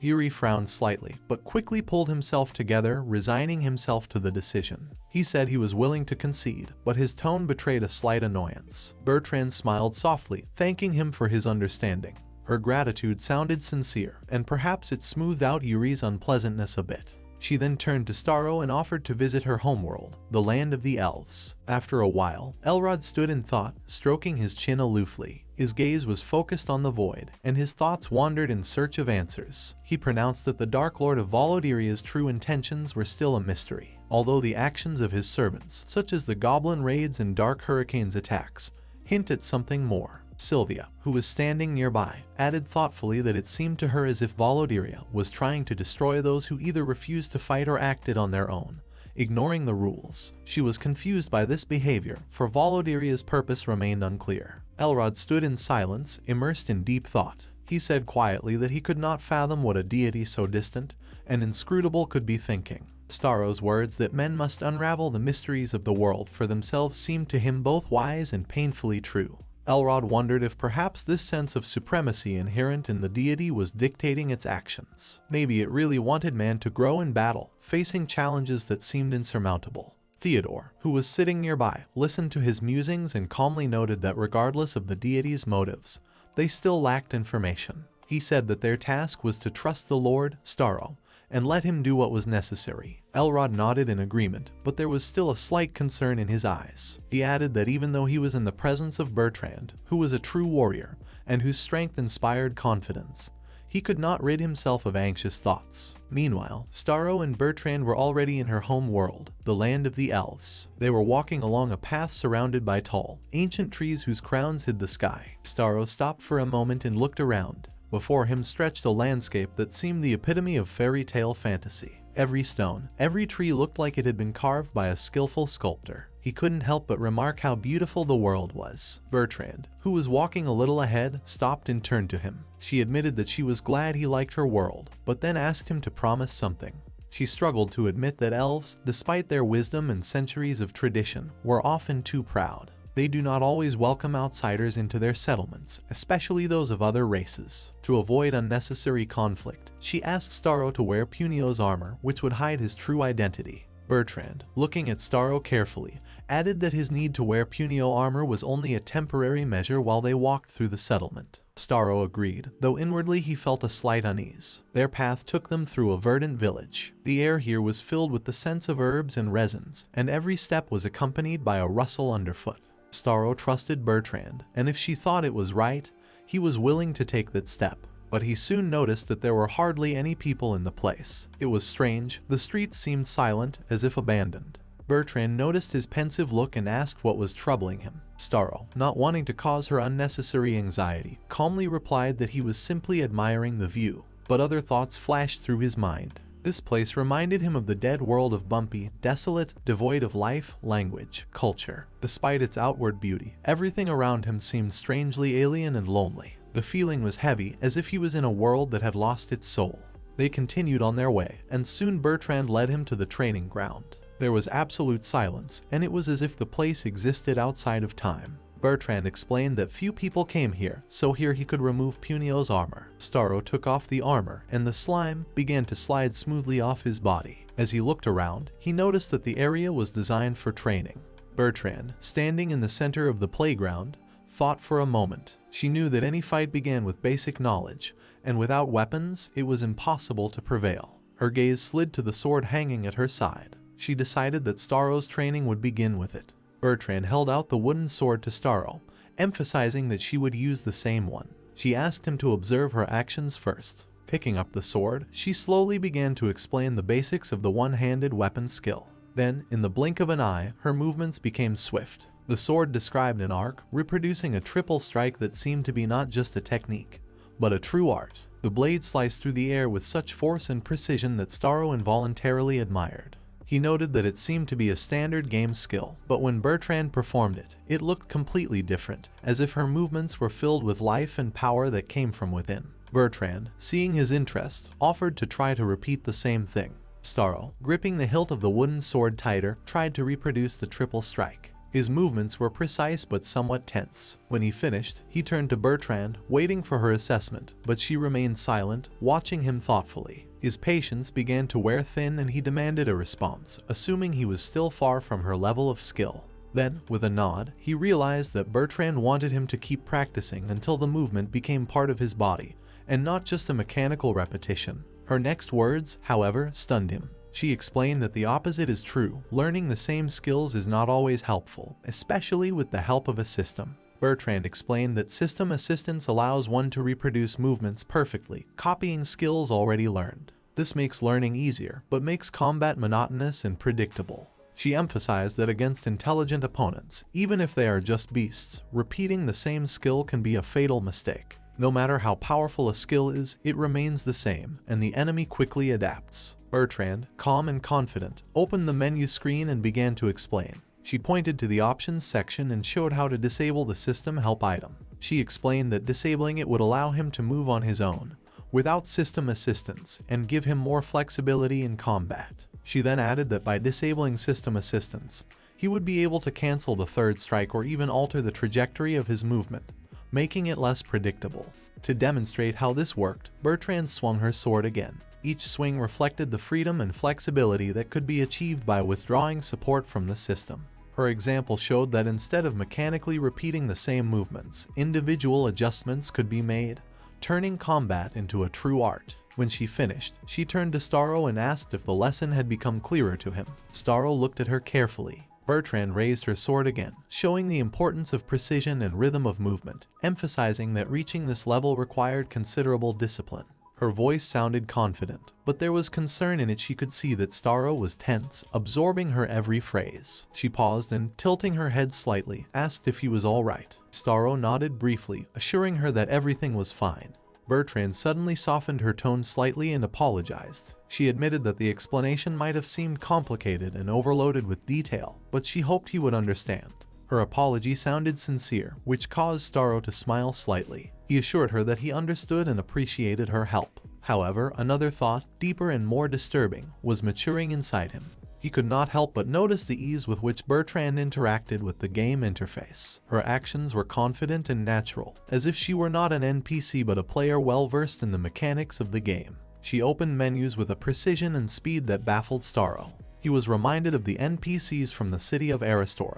They had behaved differently. Their actions were limited to predetermined scripts, and their words never went beyond standard game phrases. They did not take the slightest initiative, did not say anything unexpected, much less interact with the game interface. Staro recalled the moment when he first made contact with the local NPCs. The first one was the Demon King Bumpy, and her friendly behavior seemed quite natural for this game. At the time, Staro hadn't noticed that Bumpy spoke in a much more complex and meaningful way than normal NPCs. He took it for granted until he noticed that the other Demon Kings also displayed the same traits. It made him wonder if they were special, or if there was something more lurking here. Staro glanced at Bertrand, who stood in front of him, watching his training session intently. A strange thought arose within him, which he still spoke despite his doubts. He asked her if it was possible that there was a person inside her, a real player. Bertrand raised her eyebrows in surprise and, looking directly at him, confidently stated that she was a pure-blooded elf. Embarrassed, Staro hurriedly apologized, realizing how ridiculous his question sounded.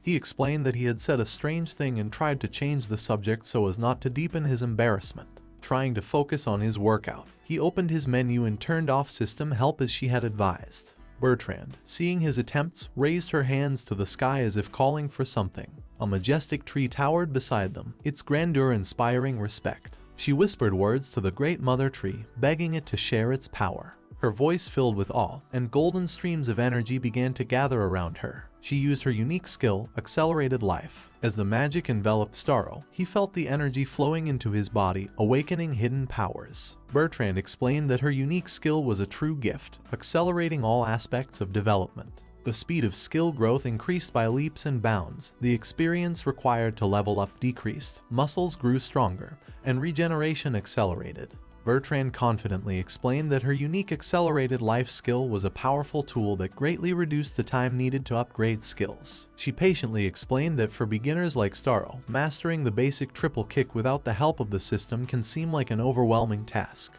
However, she added that perseverance and hard work can overcome any obstacle. There was a firm confidence in her voice that was transmitted to Staro as well. Staro, inspired by her words, nodded confidently, declaring that he would do his best. Under Bertrand's guidance, he began intensive training that lasted several days. Each day was filled with grueling exercises where he honed his movements to perfection. The magic of Accelerated Life was incredibly effective. His body adapted faster than he could have imagined. Muscle memory, reactions, and strength grew exponentially. However, despite the successes, one problem remained. One day, as his triple kick began to take shape, Bertrand decided to share some important information with him. She approached Staro with a thoughtful expression on her face and calmly explained that despite the improvement in his sword skills, his level as a player remained unchanged. The reason was simple: the experience needed to level up could only be gained through actual combat. Training, no matter how intense, could not replace battles. She firmly stated that they now needed to go to the frontier.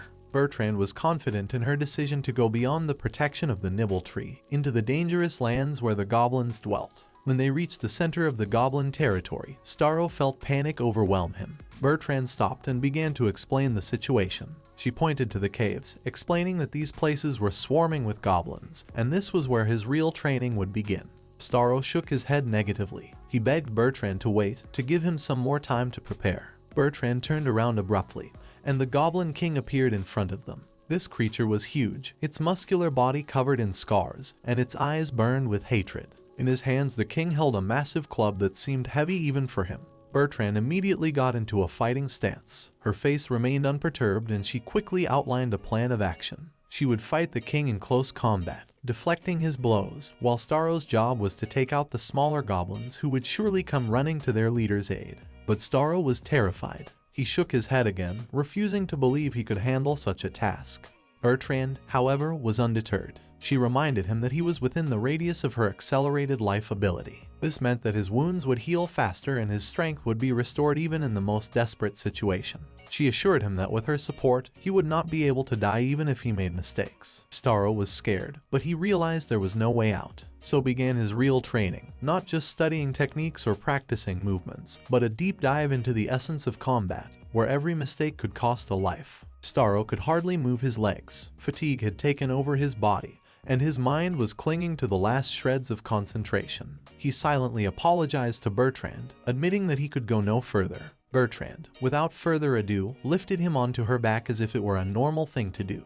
She assured him that she was the one who needed to apologize, for she hadn't thought through how they would get back. The territory under the light and blessing of the great tree was her territory. Here she could act with confidence and freedom. But for the sake of Staro's training, they had to go far beyond this area, into dangerous lands where even her powers were weakened. Bertrand tried to move faster, realizing that enemies might appear at any moment. She said soothingly that they had completed the program and had done enough for one day. But her words hardly reached Staro. He made a strange sound, as if he wanted to say something, but his strength finally left him. Bertrand stopped to look at him. His eyes were closed, his breathing even. He had fallen asleep right on her back. She smiled and quietly wished him sweet dreams, realizing it was a well-deserved rest after such hard training and battles. The rest didn't last long, however. Suddenly, the air around her changed. Bertrand became wary, her elven ears picking up even the slightest rustle. Her gaze fell to the front of the forest, where glowing eyes began to appear in the darkness. There were many of them, and they were all pointed directly at her. Bertrand quickly considered her actions. She knew that waking Staro would be a wise decision, but at the same time she wanted him to gain strength. However, the danger was too close. She took a few steps back, and then, unable to bear the strain, gently shook him. Staro opened his eyes abruptly and looked around in horror. The first thing he saw were countless glowing eyes flickering in complete silence. Terror seized him and he screamed, instinctively recoiling. The scream echoed through the forest, but the darkness seemed impenetrable. He shifted his gaze to Bertrand and stammered, asking if it was monsters or something else. However, Bertrand calmly shook her head, her expression remaining unperturbed. She looked at Staro and assured him in a confident voice that they were not monsters, but merely spirits, and she would deal with them herself. Staro, trembling with fear, froze as he watched Bertrand step forward, thrusting her spear forward. Her figure, illuminated by the dim light of the stars, seemed unyielding.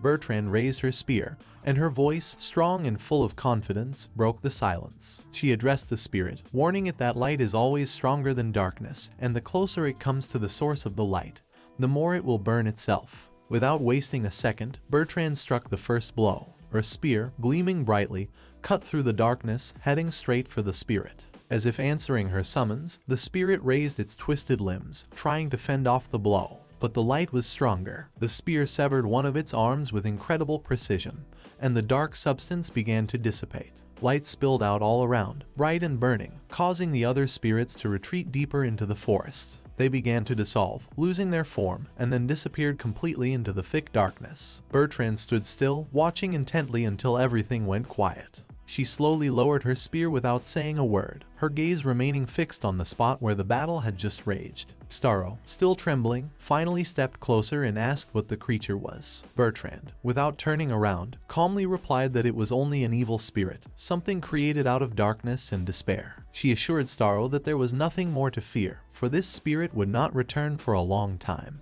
Despite her words, Staro could not escape the feeling of unease. His gaze drifted back to the dark depths of the forest. Suddenly, he thought he saw the silhouette of a girl flicker among the trees. The figure was vague, like a mirage, but its outline seemed strangely familiar to him. He froze, trying to get a better look at her, but when he looked again, there was no one there. Bertrand glanced at Staro, who was still a little shaken but trying to keep his composure. She motioned for him to continue on his way, and he nodded, gathering the remnants of his resolve. Meanwhile, while he was training hard under Bertrand's guidance, Msiki was also in the center of the battle. Msiki stood in the middle of the arena, surrounded by the noise and hum of the spectators, but at this moment, she could only hear the voices in her head. Those voices, like poisonous snakes, coiled around her mind, whispering words of impending doom.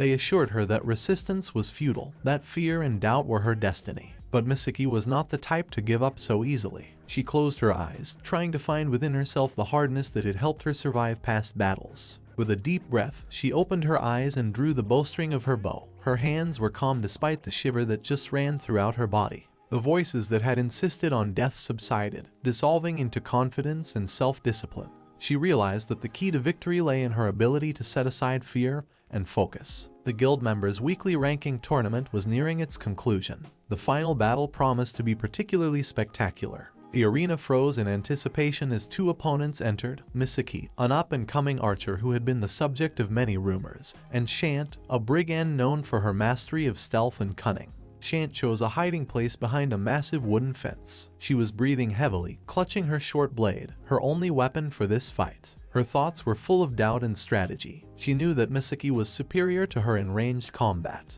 The bow was a powerful weapon, and Msiki seemed to have mastered it on an intuitive level. But Shant wasn't going to give up.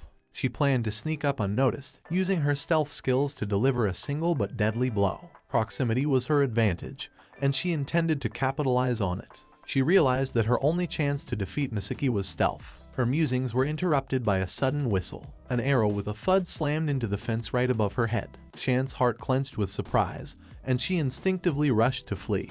Her figure nimbly looped between the obstacles, her feet barely touching the ground. One after another, arrows flew past her, each one deadly accurate, but fortunately just a little too imprecise to hit the target. Reaching a new hiding place, she stopped to catch her breath. Her heart was pounding frantically and her legs were trembling with exertion. Her plan seemed to be starting to fall apart. She wondered if there was any point in continuing the fight, but suddenly her thoughts were interrupted. She felt the coldness of metal against her face. The dagger, glinting in the dim light of the arena, was so close that Shant could barely breathe. She looked up and met Msiki's impassive but not angry gaze. The state of stunnedness was quickly replaced by inner shock. Shant realized that her deceptive strategy had been completely calculated. Everything she had hoped for had turned out to be a trap.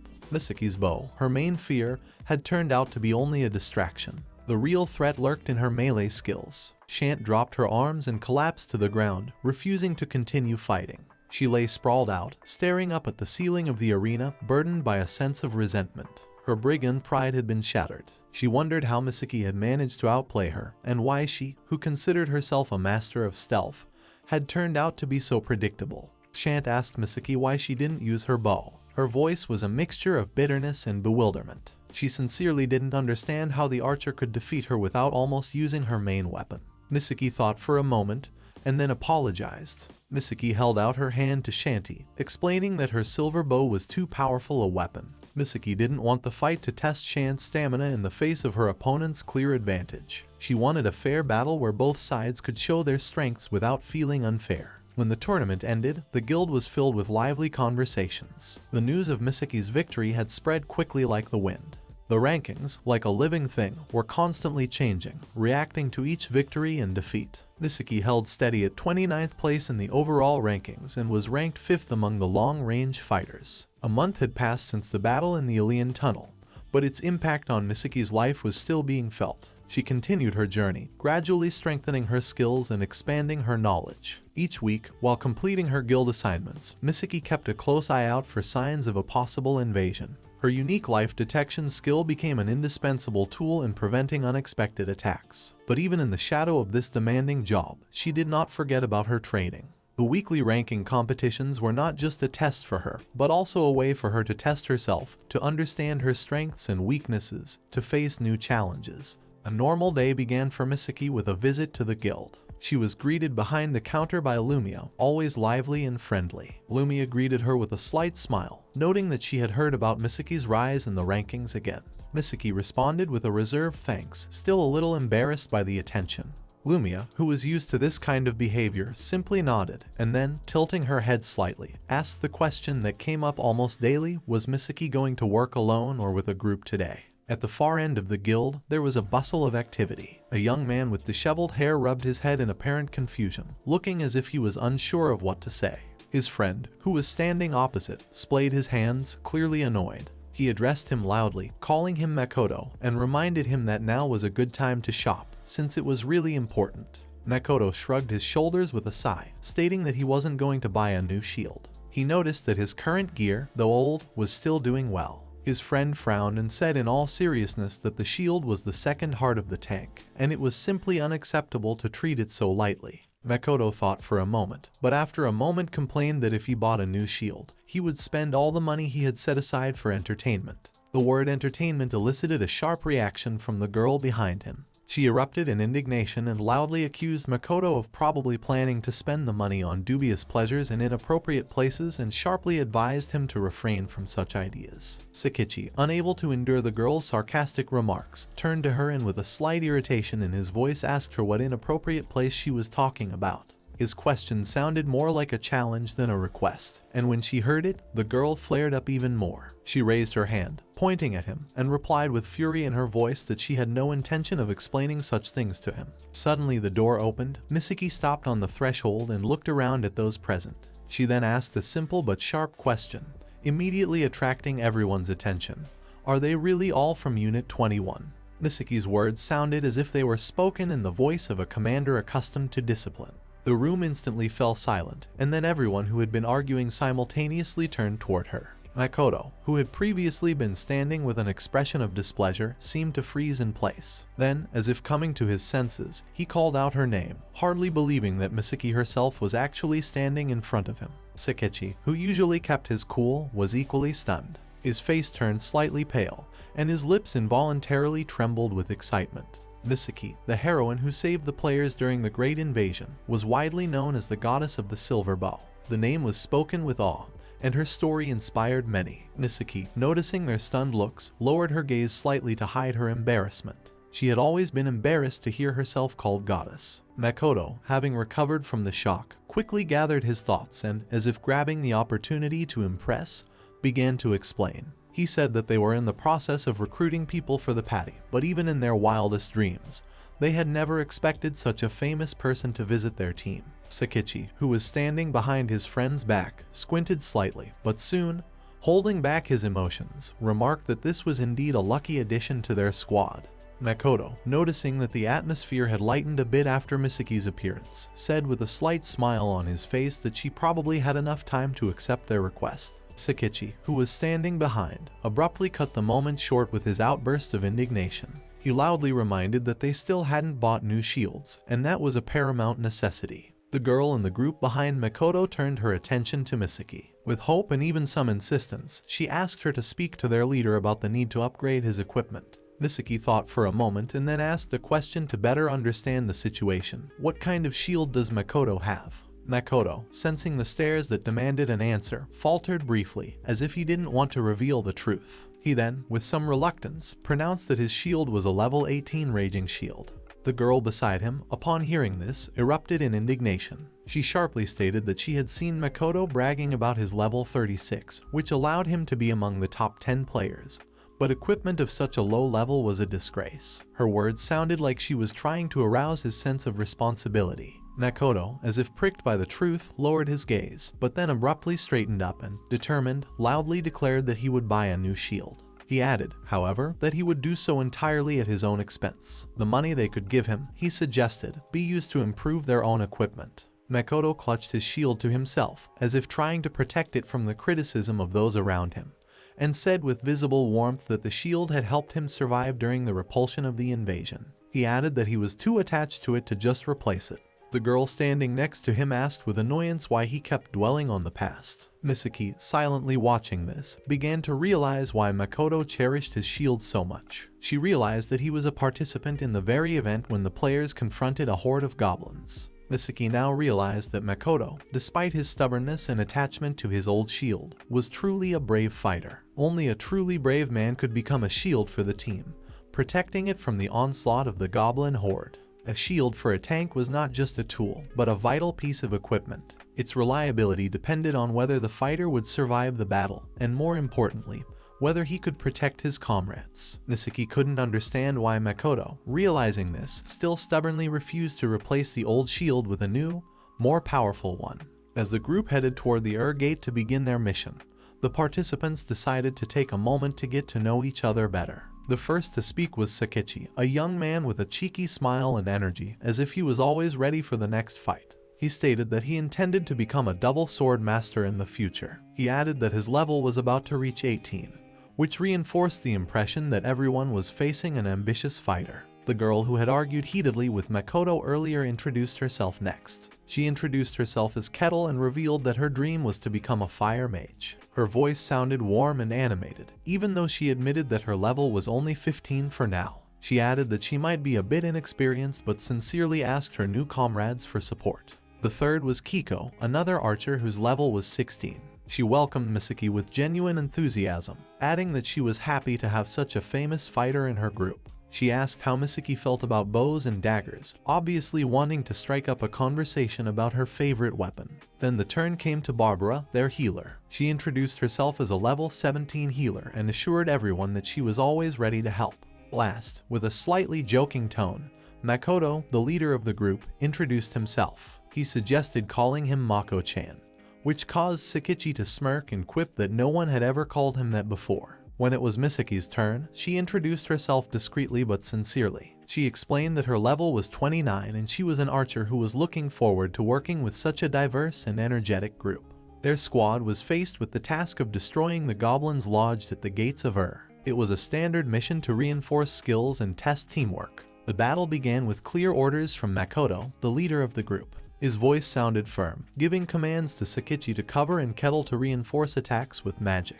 Their teamwork was coherent, but it was not given without effort. Every mistake had a price, and Makoto never tired of reminding them that being too aggressive could lead to vulnerability. He ordered everyone to be careful and balanced in their attacks. The battle proceeded at a rhythm dictated by Makoto. When his health began to drop, he immediately instructed Barbara to treat him. She activated her abilities without delay, surrounding him with a healing light. Their main goal was to improve each other's strength, coordination, and understanding as team members. When the fight subsided a bit, Makoto surveyed the result with satisfaction. His gaze fell on the calm horizon, and he suggested that the team take a break. However, not everyone was in agreement. Sakichi, blazing with energy, shouted that they still had enough energy to continue. Makoto, standing in front of him with a serious look, reminded him that his word was law and insisted on resting. Sakichi, though grudgingly, complied. At that moment, Msiki noticed a small but deep wound on Sakichi's arm, which he tried to hide. Her hunch was confirmed. Makoto had insisted on resting, not for his own sake, but to let the group recover. A little later, when they had built a fire, the group settled around it, enjoying the warmth and the rare moment of respite. Msiki, watching Makoto, noticed how deeply he cared for his comrades. He not only protected them in battle, but also sought to be their mentor, guiding them and helping them grow.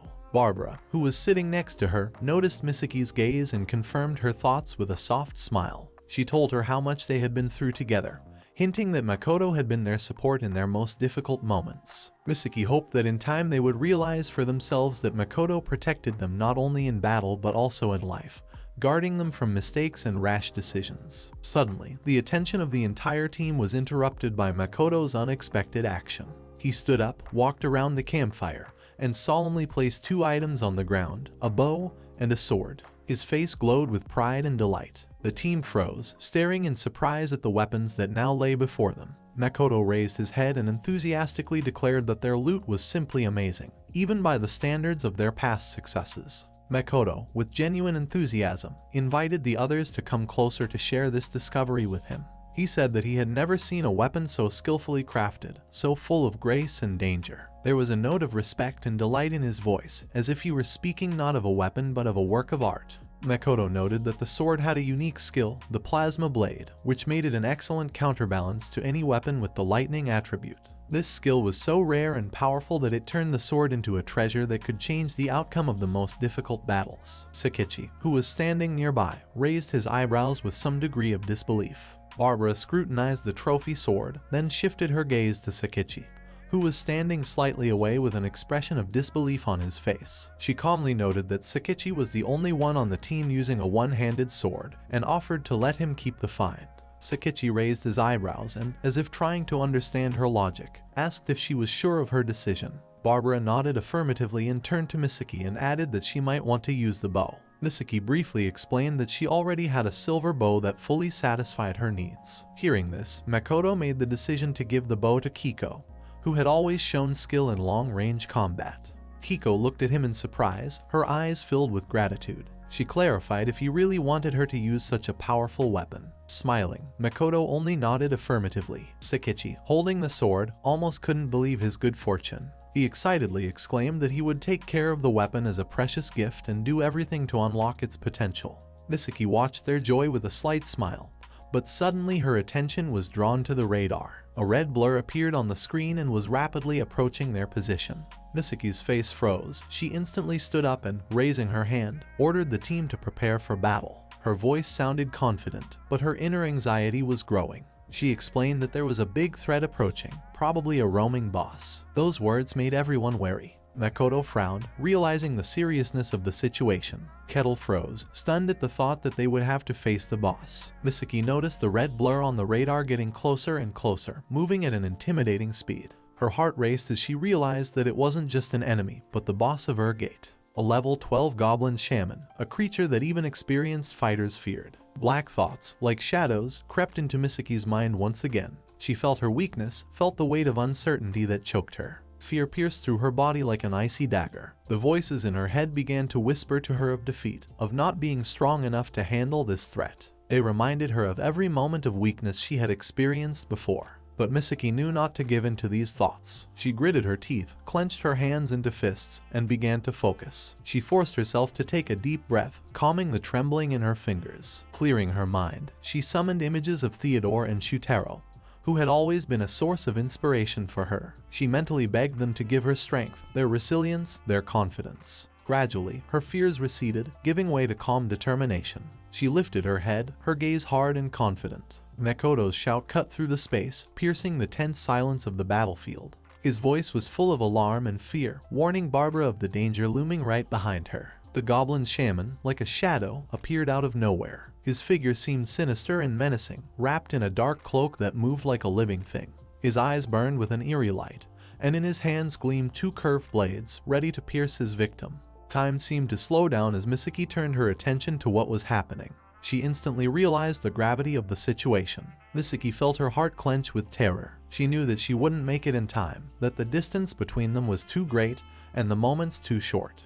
The attack from the sky took the squad by surprise. The darkness enveloping the forest suddenly erupted in a blinding flash as the goblin shaman lunged downward like a stone dropped from a height. Sakichi, wasting no time, drew his sword, feeling adrenaline fill his every vein. He realized Barbara, standing nearby, wouldn't have time to get out of the way of the flying enemy. Her back was open and she was the perfect target. Sakichi abruptly drew his sword forward, concentrating on activating the skill. Plasma Blade was his only chance to protect Barbara. A flash of blue light enveloped the blade, turning it into a glowing piece of metal. The moment the goblin almost reached Barbara, the plasma blade pierced the air, slicing off part of the shaman's armor and forcing it to change trajectory. Hiko, seeing that their opponent was beginning to lose her balance, wasted no time. She drew the bowstring of her bow, her movements smooth and quick. Hiko took aim and activated her skill, Double Arrow. The first arrow struck the shaman's shoulder, and the second struck his side, causing the monster to let out a long roar of pain.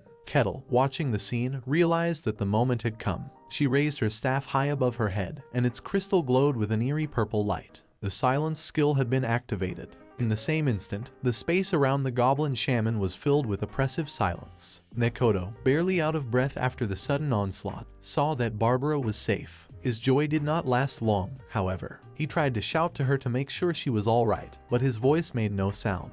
Confusion gripped him for a moment before he turned around and looked at the goblin shaman boss. Makoto realized that it was not a mistake, but the effect of the spell cast by Kettle. The silence skill, as it turned out, was incredibly useful against such an opponent. It muffled the shaman's voice, depriving him of the ability to cast spells. The goblin shaman was thrashing around in panic, his lips moving, but not a single word came out. Without his magic weapon, he was more vulnerable than ever. Makoto, realizing that this was their chance, gritted his teeth and resolutely headed towards the enemy. His shield, slightly damaged from previous battles, gleamed in the sunlight like a symbol of his team's defense. He raised his sword, giving himself confidence. Every step he took was a step towards victory. Msiki realized that the situation was becoming critical. The goblin shaman's voice, which had lost its power due to Kettle's magic, was slowly returning, and there was no more time to think. She realized that it was necessary to end the fight before the enemy regained his spellcasting ability and began to attack. Without hesitation, she ordered Makoto to move to a safe distance. The latter, though surprised, obeyed, leaving the center of the battlefield. Msiki clenched her silver bow, summoning all her accumulated strength and determination. The air around her was ringing with tension. At that moment, she activated one of her strongest skills, Thunder Rain. A torrent of arrows rained down from the sky, each one sparkling like lightning. They fell on the goblins from above with such speed and power that they didn't even have time to realize where the threat came from. In a few seconds, the battle was over. The battlefield fell silent, with only a light smoke rising from the ground. Sakichi, who was standing nearby, watched the sight with admiration. He couldn't contain his excitement and loudly declared that it was truly a divine attack. His voice trembled with emotion as he added that Msiki could rightfully be called the goddess of the silver bow. Her skill, her strength, and her determination impressed him to the core. Sakichi then happily announced that he had reached the 19th level thanks to this battle, another step towards his dream of changing his profession and becoming a legendary dual sword master. His enthusiasm was contagious. Tiko praised him with a smile and added that he would definitely achieve his goal. Meanwhile, Msiki, barely out of breath after the battle, opened her menu. Her eyes lit up with joy when she noticed that she had finally reached level 30. This was a milestone she had been waiting for so long. Suddenly, she noticed Makoto, who was standing a little to the side and looking kind of strange. Makoto's face was pale, his breathing hitched. He was silent, but there was more than fatigue read in his eyes. The memories of the time the goblin shaman had attacked Barbara came back into his mind. The flash of this scene made him cough slightly,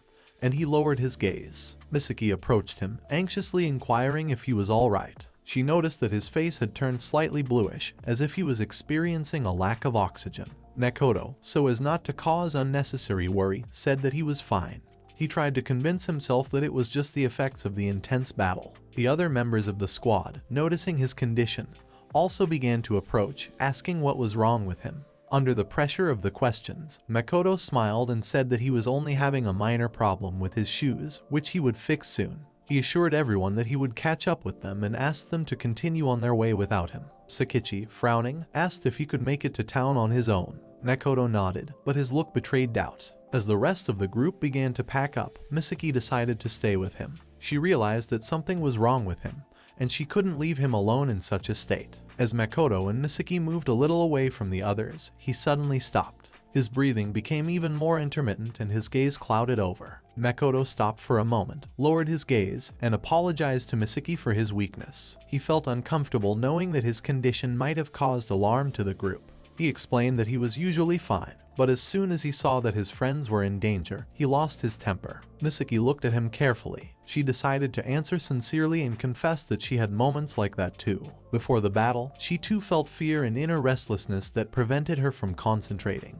She added that she completely understood what Makoto was going through. Msiki's words caught him off guard. Makoto looked up and surprise flashed in his eyes. He found it hard to believe that Msiki, who was known for her skill, was also facing the same difficulties. Msiki sighed quietly, admitting that her path to her current level was largely accidental. She explained that the strong weapon had gotten to her not because of skill or persistence, but simply because she was lucky. She added that she considered herself just a beginner, and that her successes were greatly exaggerated. Msiki's words caused Makoto a mixture of surprise and relief. He opened his eyes wide and cried out that he understood her as much as anyone. He noticed that despite the differences in their abilities and levels, they were all somewhat the same.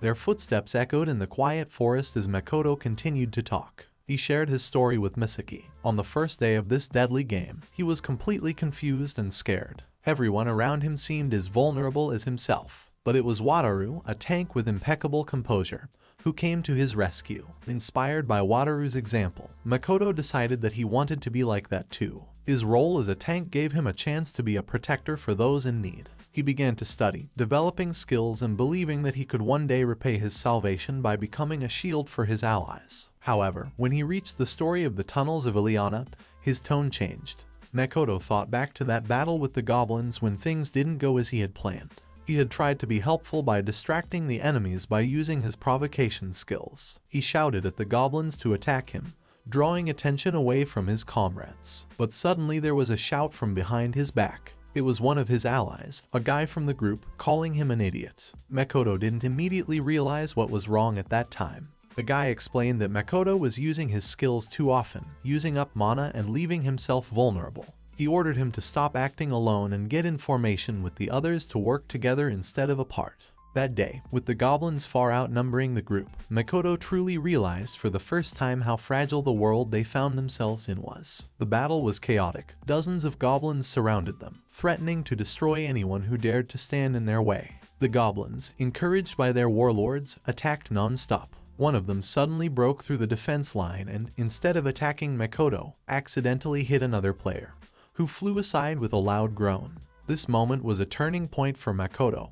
He realized that it was his actions, his failure to hold off his enemies, that had led to his comrade's injury. But he had no time to think. Another goblin raised his rusty sword above his head with a shout, aiming directly at Makoto. Before the blow could be struck, Alba appeared out of the fog of battle. His image was almost heroic. On a white horse, with a gleaming sword in his hands, he looked like a legendary savior. Alba's horse rumbled and attacked the goblin, knocking it away. Alba turned to Makoto and, without wasting time, shouted to him to retreat to the rear. He assured him that he could hold off the enemies while Makoto took care of his treatment. That battle had been a lesson to all. Thanks to Alba, none of the group had died, but the casualties were still tangible. The wounded players, exhausted physically and mentally, were forced to retreat, taking hours to recover. When they finally returned to the front, the goblins were gone, as if vanishing into the night, leaving behind only devastation and a sense of defeat. Makoto shared a story that left a deep mark on his soul. After an incident where, instead of repaying his debt to his savior, he only endangered his comrades,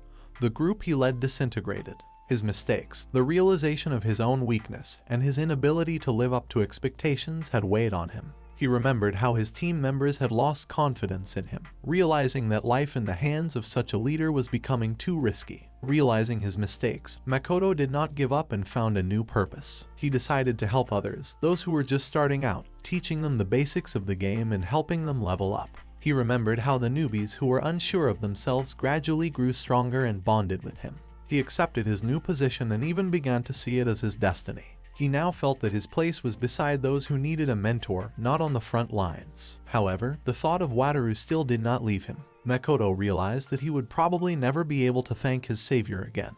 The story he told had a deep impression on Msiki. Makoto suddenly interrupted the conversation by apologizing to Msiki. He had assumed that he might have bored her with his stories, and now he felt that he had distracted her from her important thoughts. However, Msiki smiled softly and assured him that it was fine. She understood how important it was to speak out sometimes, especially about things that couldn't be discussed in a group.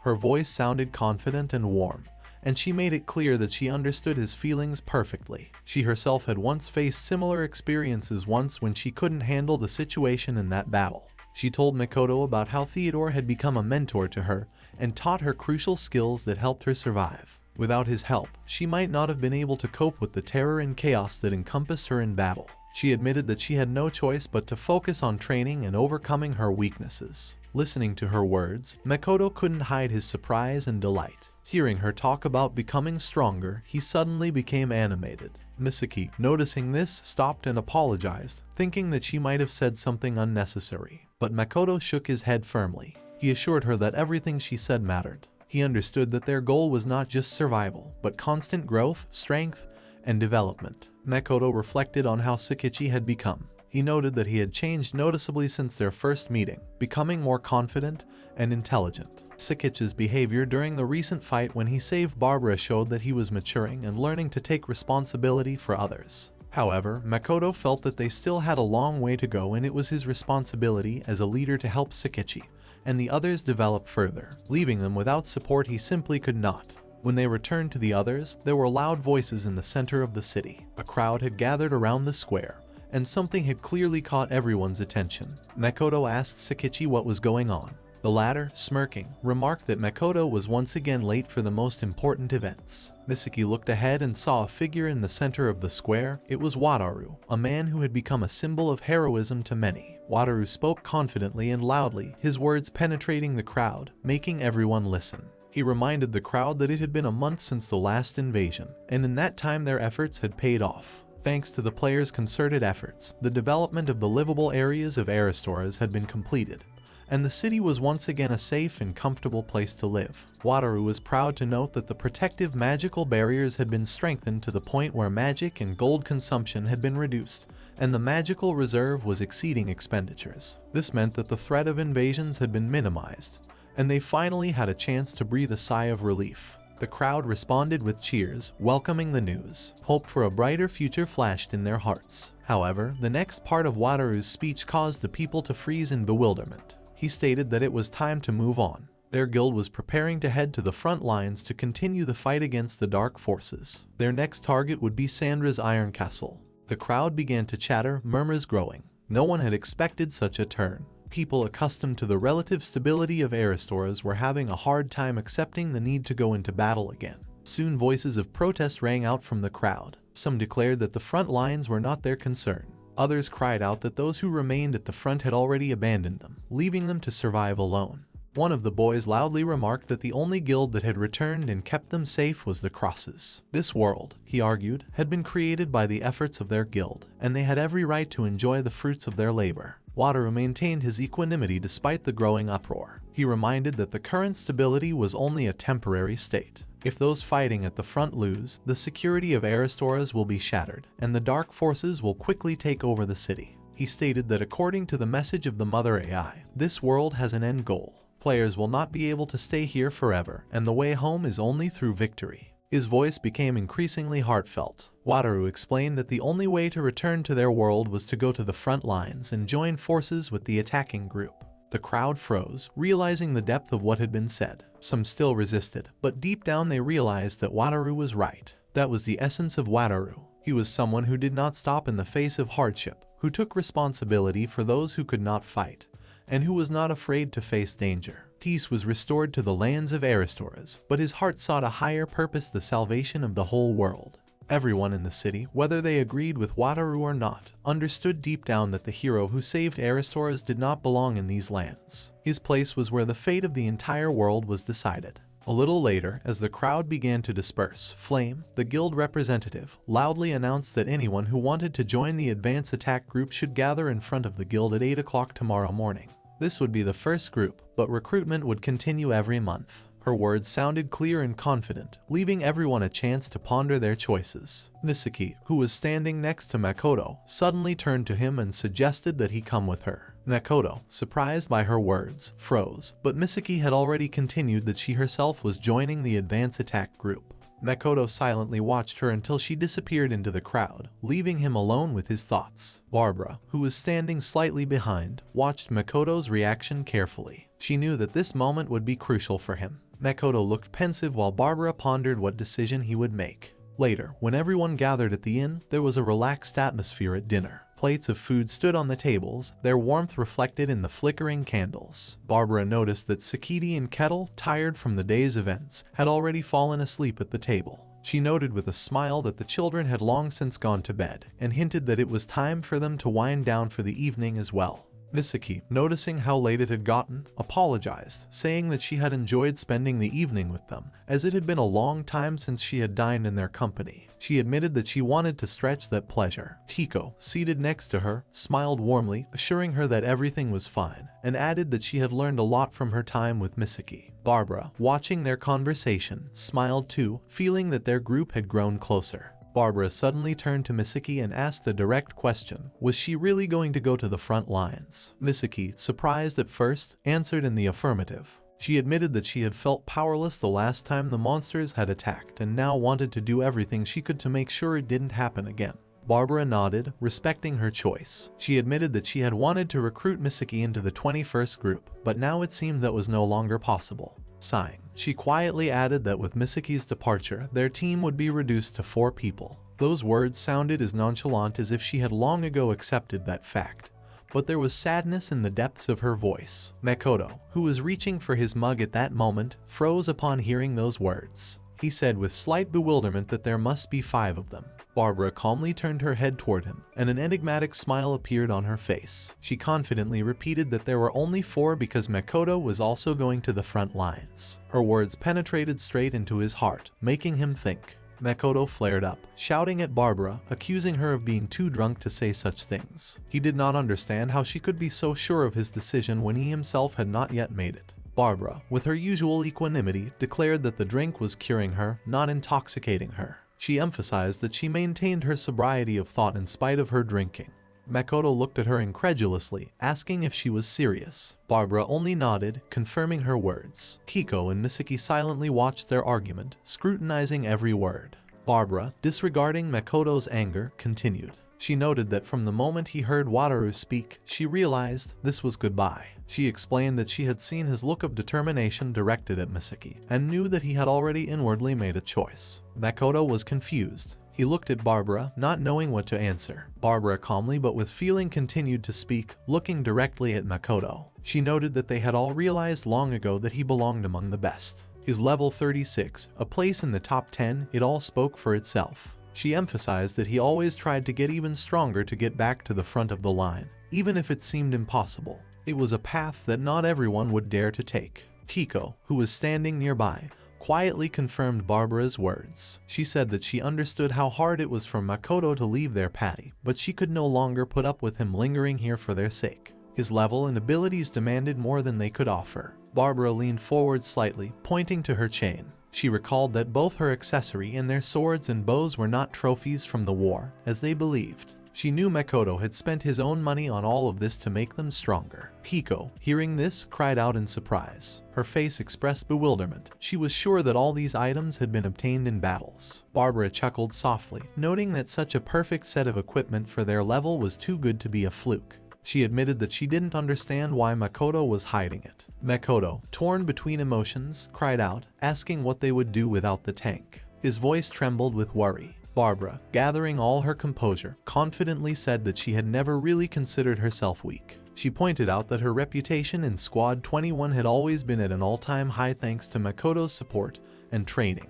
His efforts made them not just survivors but strong fighters ready for new challenges. Kiko, who was standing nearby, smiled, her eyes glistening with tears. She turned to Makoto, asking him to no longer doubt and do what he wanted. She knew it was time to let go of Makoto, but that didn't make saying goodbye any easier. Makoto, listening to them, couldn't hold back his tears. He felt a warm wave of gratitude and regret sweep over him. With tears in his eyes, he apologized to them, acknowledging how hard it was for him to make the decision to part. Barbara, however, stepped forward and, hugging him from behind, said quietly that the phrase should have been hers. Her gesture had everything in it: comfort, farewell, and deep affection. Kiko, watching this, couldn't hold back her tears. Eventually, they all started discussing how they would miss each other. Their laughter and memories of the past lightened the atmosphere slightly. Even Msiki, who had been silently observing the scene, smiled as she felt the warmth and unity of this group. In response to Wataru's call, volunteers began to gather from the first rays of the sun. Barbara and Kiko wasted no time in offering Makoto their best weapons and equipment, hoping it would help him on the front lines. Makoto, embarrassed by their concern, tried to refuse, claiming they were sacrificing too much for him. Later at the guild, the atmosphere was just as lively. Behind the counter, a girl with a smile on her face greeted each person who came with a request. When it was another adventurer's turn, he firmly stated that he didn't want to change his specialization. Msiki stood in front of the girl behind the counter who was scrutinizing her data. Her goal was to be promoted to Advanced Hermit Archer, a status that opened up new possibilities and gave access to unique skills. It was an achievement only available to those who had made significant progress. The promotion required being an archer of at least level 30, and possessing the same level in the dagger throwing skill. After a few minutes, Msiki turned around to leave the counter, and then she noticed a familiar figure nearby. Makoto was standing off to the side, and his gaze slid over to Msiki. She said hello to him, her voice sounding calm but warm. Makoto smiled in return, his friendly gesture imbued with a slight pride in her. Meanwhile, in the main square, Alba observed the crowd that had gathered. There were more people than he had expected. He nodded thoughtfully, noting how many players had responded to Wataru's call. Wataru, standing in the center, raised his hand, calling for silence. His voice, filled with confidence, echoed around the square. He thanked everyone for their courage and participation, declaring that it was time to move forward. Their path lay to the Iron Fortress, the place where the strongest were hardened and the weak found an end. Thus the guild elite set out on their perilous journey. New lands, dangerous enemies, and perhaps answers to the questions each of them carried in their hearts awaited them. The unknown lay ahead, but they were ready to fight back against it. The elves looked out over their forest lands with pride as the human army appeared on the horizon, its footsteps shattering the centuries-old silence of the forests. This day, which should have been the triumph of their people, turned out to be the beginning of tragedy. The grand hall of the castle was full of light and music as the coronation of the young princess proceeded. The elves, in their luxurious robes, held back their indignation as they watched from the balconies as the humans approached. It seemed as if these invading armies were defying nature itself, intruding into its harmony. When Bertrand burst into the hall, her face was contorted with fear. She shouted that the ceremony must stop immediately and everyone should evacuate. Her shout echoed throughout the hall, causing the guests to look around in confusion. However, her voice trailed off when she noticed the strange spots on the skin of Hatoa, who was standing calmly by the throne. The tragedy left no one indifferent. The elves began to curse the humans, unleashing their anger and despair upon them, but no words could bring back what had been lost. Bertrand opened her eyes abruptly, her chest heaving heavily as if she had just climbed out of deep water. She sat up on the bed, losing touch with reality for a moment, gazing into the semi-darkness of the room. Again that dream, again the memories of the time when her world had collapsed. On the floor, curled up in a ball, a little girl slept, her only link to the past and perhaps the future. Sighing quietly, Bertrand looked away, but the anxiety in her heart never subsided. After a while, they wandered through the ruined halls of the once majestic castle. Every crack in the stone, every broken column echoed in her heart with pain. This castle had been a symbol of their people's strength and pride, but now it was a ruin covered in the cobwebs of oblivion. Bertrand paced, looking at the remains of former grandeur, until her gaze fell on a bed partially hidden by the rubble. On it lay the seeds of Nibla, a plant that symbolized hope and life for their people. She picked them up, clasping them carefully in her palms as if they were the last shard of light in her dark world. A realization came over her in a wave. This was Malin's bed. Her thoughts were interrupted by a faint voice. On the next bed, barely breathing, lay a man. His face was haggard and his eyes were full of bitterness. He whispered that yesterday the one he loved most, his wife, had left this world, and now he was left all alone. Bertrand felt her heart clench. She cried out, begging him not to lose hope, not to give up. But his look of weariness spoke of something else. Ritter explained that the curse that had overtaken their people fed on despair, turning it into a weapon, and that it was contagious. He admitted that he didn't want to become a threat to Vivian and asked Bertrand to keep her away from those walls. He said that if he was destined to meet his wife in another world, he would be happy. Tears streamed down Bertrand's face as she screamed that she would not let him give up. She vowed that she would find a cure, that she would save him and everyone else. But even in her voice there was a note of despair, for somewhere deep in her soul she knew their time was running out. 100 years had passed. The castle remained the same, ruined and consumed by time. Bertrand found herself here again, but now as a witness to her own failure. All her vows, all her efforts, all her desire to make a difference had turned to ashes. Vivian was here now, too, but her voice was unheard in these dark corridors. Bertrand called out to her, but heard only the resounding echo of her footsteps. Staro swung his sword with concentration, practicing the intricate movements of a triple attack. Each swing of the weapon was accompanied by his heavy breathing and the barely audible whoosh of cutting air. Irritation swelled within him, for despite his constant training, he still did not feel the fusion with the sword that Bertrand had spoken of. Her recent words rattled around in his head like a sound stuck in his memory. She approached him, looking at him with her usual seriousness, and told him to listen carefully. She explained that each person had 3 key points that they could move with the greatest dexterity: the index finger, the thumb, and the eyes. If he can control them with full awareness, he will open the door to perfection of any technique. Her voice sounded confident, almost demanding, when she added that the sword was not just a piece of iron, but an extension of his body, his fingers, and the light of his eyes striking his enemies. She insisted that he must not let the sword out of his hands until he felt that unity. The words were simple, but Staro could not understand their deeper meaning. He swung his sword, trying the triple attack again and again, but felt nothing but the weight of the blade in his hands. He remembered her words that the sword should become an extension of the body, like a fingertip-controlled instrument. However, every time he tried to feel this unity,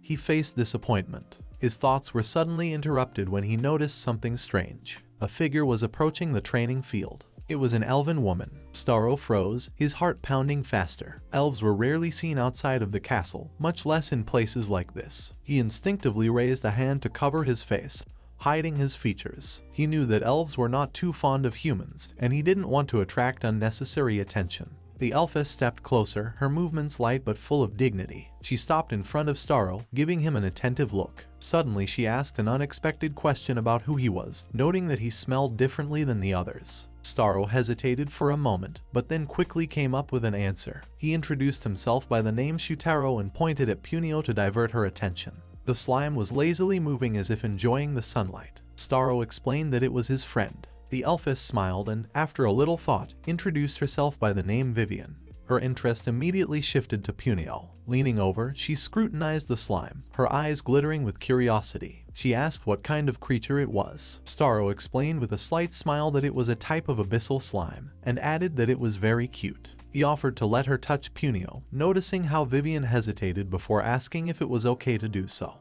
After getting permission, she carefully took the slime in her hands. Her eyes glistened with delight as she pressed the slime against her, and the softness and pleasant to the touch texture made her smile. Staro, watching her joy, felt his lips curve involuntarily in an answering smile. He explained that Punio was not only soft and stretchy, but also extremely friendly, like a kitten who loves affection. Staro pointed to a barely visible thickening that resembled a throat, and explained that if Punio was stroked in that spot, he would begin to purr, expressing pleasure. Staro's joy, however, was replaced by anxiety. His gaze lingered on Vivian's face. On her skin he noticed strange patches that seemed unnatural. They looked like shadows spreading ingratiatingly across her features. At this time in the castle, Bertrand was darting through the long corridors, her heart clenched with excitement. She searched for Vivienne, calling her name, but only silence answered her. The spirits she met along the way only shrugged, saying they hadn't seen the girl. Anxiety gripped her more and more. She knew that Vivian was inquisitive and could go places she shouldn't, such as the training camp. Bertrand got closer and closer to the training camp, but her anxiety grew with each step. She knew she should be prepared for the worst, but the sight that appeared before her eyes was far more frightening than she could have imagined. The gate that should have been an eternal barrier to anyone who dared to approach was broken. Shards of the magical seal that had once guarded this place flickered dimly on the ground, emitting a faint, almost fading light. Bertrand froze, her breath hitching. It was unthinkable. Suddenly Vivian's calm collapsed like a taut string that burst under pressure. She clutched her head, her fingers trembled, and her lips began to make strange, shrill sounds, like moans of pain or despair. Staro, noticing her condition, tensed instantly, stepping toward her, trying to figure out what was going on. His voice, full of alarm, sounded loud, but he received no response. Vivian, breathing heavily, cried out, her voice cutting through the air as if parting an invisible veil. She uttered words about humans, about how their presence was unacceptable. Her skin began to change before her eyes. First it took on a grayish tint, then it turned darker, covered with a network of strange patterns resembling tree bark. Her body began to transform, and a moment later he saw a creature that looked like a dark spirit, a tree with an intimidating silhouette. Staro froze, stunned by what was happening. His eyes widened as the dark creature that had once been Vivian turned toward him, glaring with sinister eyes. The dark spirit raised its massive branches, clearly preparing to attack. Staro instinctively summoned Punio, who instantly transformed, enveloping his body and becoming a solid shield. A heavy blow from a massive tree sprout rained down on him, but the shield held. At that moment, as if out of nowhere, a spear flashed through the air. It pierced through the dark spirit branch, causing a deafening roar. It was Bertrand. She appeared on the battlefield with the precision of a hunter, her face expressing determination and fury. She cast a brief glance at Staro, quickly asking if he was all right, and went straight to Vivian. Her eyes lingered on the dark figure, this creature that had once been an innocent girl. She tried to understand how this could have happened, and how Vivian had turned into a dark spirit. But the answers were out of reach. Vivian, or what had become Vivian, roared in a low, shrill voice, repeating again that humans were unacceptable and must be destroyed. Vivian's body was once again in motion. Huge branches came crashing down on Staro, and he struggled to defend himself with Punio's help. The shield bent under the weight of the blows, but would not give up. Staro, sweaty and tired, tried to keep his balance but realized he wouldn't last long. Suddenly the spirit rose into the air. Its huge branches, like wings, lifted him above the ground. Bertrand froze, following it with her gaze. Her heart clenched as she realized that Vivian had escaped. But what bothered her more was the direction she was flying in.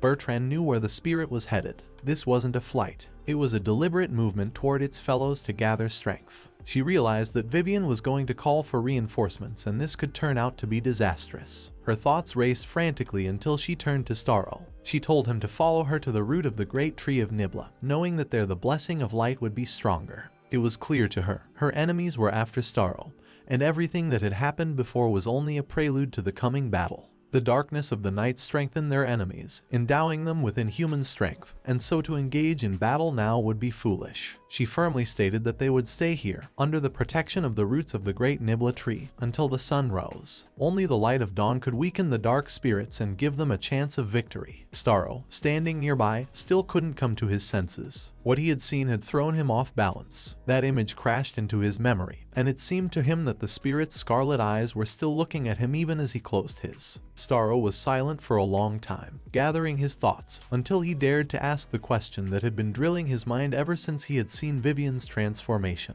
His voice was shaky, but there was genuine concern in it. He asked Bertrand if those black trees they had met earlier had really once been elves, her brethren. Bertrand's answer was brief, but its weight felt like a blow. She nodded. Bertrand exhaled quietly, as if her words had just escaped from the heavy depths of memory. She repeated again that all of this was the result of a curse placed on this land by humans. Staro, who had been silent until then, only frowned. Amazement was reflected on his face. He could not imagine that the humans, his own people, could be involved in such darkness. Bertrand narrated, her voice trembling as if she were pronouncing a curse on her people. She began by saying that the gem known as the Seed of Nibla was the gift of the great tree that kept the elves alive. This stone, implanted in each elf's chest, became their heart and source of strength. It granted them longevity, magical power, and a connection to nature, allowing them to live in harmony with the tree. But this gift, instead of being a protection, became the cause of their downfall. People who learned of the miraculous power of the seed began to covet it. They saw it as the key to power, a way to change the balance of power. Bertrand told how the humans, not realizing or deliberately ignoring that the seed was one with the body of an elf, began hunting her people. Attempts to retrieve the stone always ended in tragedy, taking the elves' lives and destroying their light nature. But the humans didn't stop there. They used black magic, trying to bend the elves to their will, subjecting them to endless torture, bringing them back to life only to subject them to suffering again. They warped their souls. The light that had once illuminated the elves would fade, leaving behind only darkness. Thus the elves of light became dark demons. Staro listened, stunned by her words. He could not believe that the demons, whom he thought were only terrible creatures, spawns of darkness, had once been noble elves. Bertrand continued her story, her voice low, but every word she uttered was drenched in pain. She explained that those elves who had fallen into darkness could no longer bear the light. The light repelled them, as if they had become its opposite. Bertrand recounted that her sister, like so many others, lost her light when the darkness consumed her body and soul. Nibla's seed left her, leaving her captive to the darkness. Staro froze as he realized that Vivian, the same girl whose face he had recently seen, was Bertrand's sister. He saw in her eyes a pain that was deeper than he could have imagined. Bertrand, gathering her strength, continued to speak. She told of how the humans had developed a way of hunting elves that was even more terrible than their previous cruelty. They began to exploit the very nature of the elves, their light emotions, regret, longing, self-loathing for the loss of the light. All of this was turned into weapons. Humans created a curse that amplified these emotions,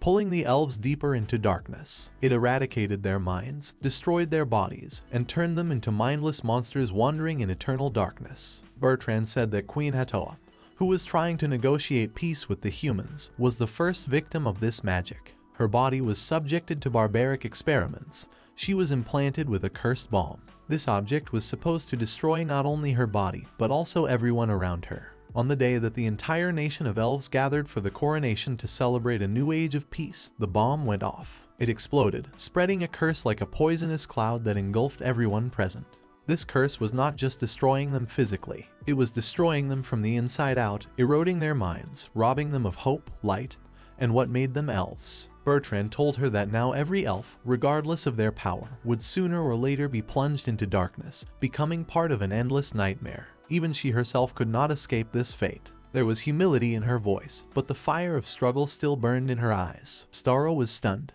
He tried to say something, but the words stuck in his throat. All he could do was stare at Bertrand with an expression of horror and incomprehension. Bertrand looked up at him, her gaze filled with the weight of the truth she carried. She stopped him by raising her hand as if asking him not to ask questions that no longer had answers. Then she pronounced that Vivian had returned. But her return was not a good sign. She was no longer herself. She had not come alone. At the same moment, everything around suddenly plunged into darkness. The air became cold, as if night itself had descended to the ground, hiding all light. Bertrand stood in a daze, her eyes widening with horror as something unimaginable unfolded before her. She saw dark spirits filled with despair and hatred begin to coalesce. Bertrand realized with a pain in her heart that Vivian, her sister, was standing in front of her. She could hardly breathe when suddenly she heard a voice enter her mind. The voice told her a truth that almost made her collapse to her knees. It said that Vivian's body contained the soul of the dead Queen Hatoa. Her soul had been plucked from oblivion, mangled and encased in this new, dark body. The voice that had entered her mind continued to resound, evoking both horror and anger at the same time.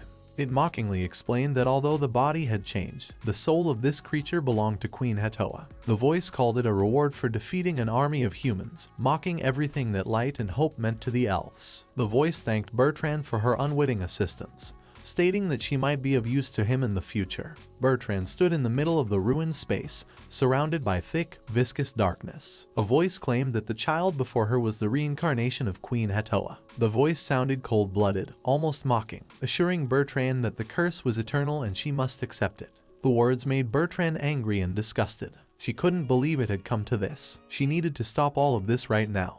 Gathering all her willpower, Bertrand activated the Killing Wind skill. The air around her was filled with tension, as if responding to her anger. She raised her spear, and a powerful wave of energy rushed towards the giant creature emitting darkness. Bertrand gathered the last remnants of her strength, shouting into the darkness that the enemies needed to be weakened before attacking. She turned to Punio, ordering him to help, and the little creature readily followed her words. Punio, glowing with a soft light, lunged at the huge monster, trying to divert its attention away from Bertrand.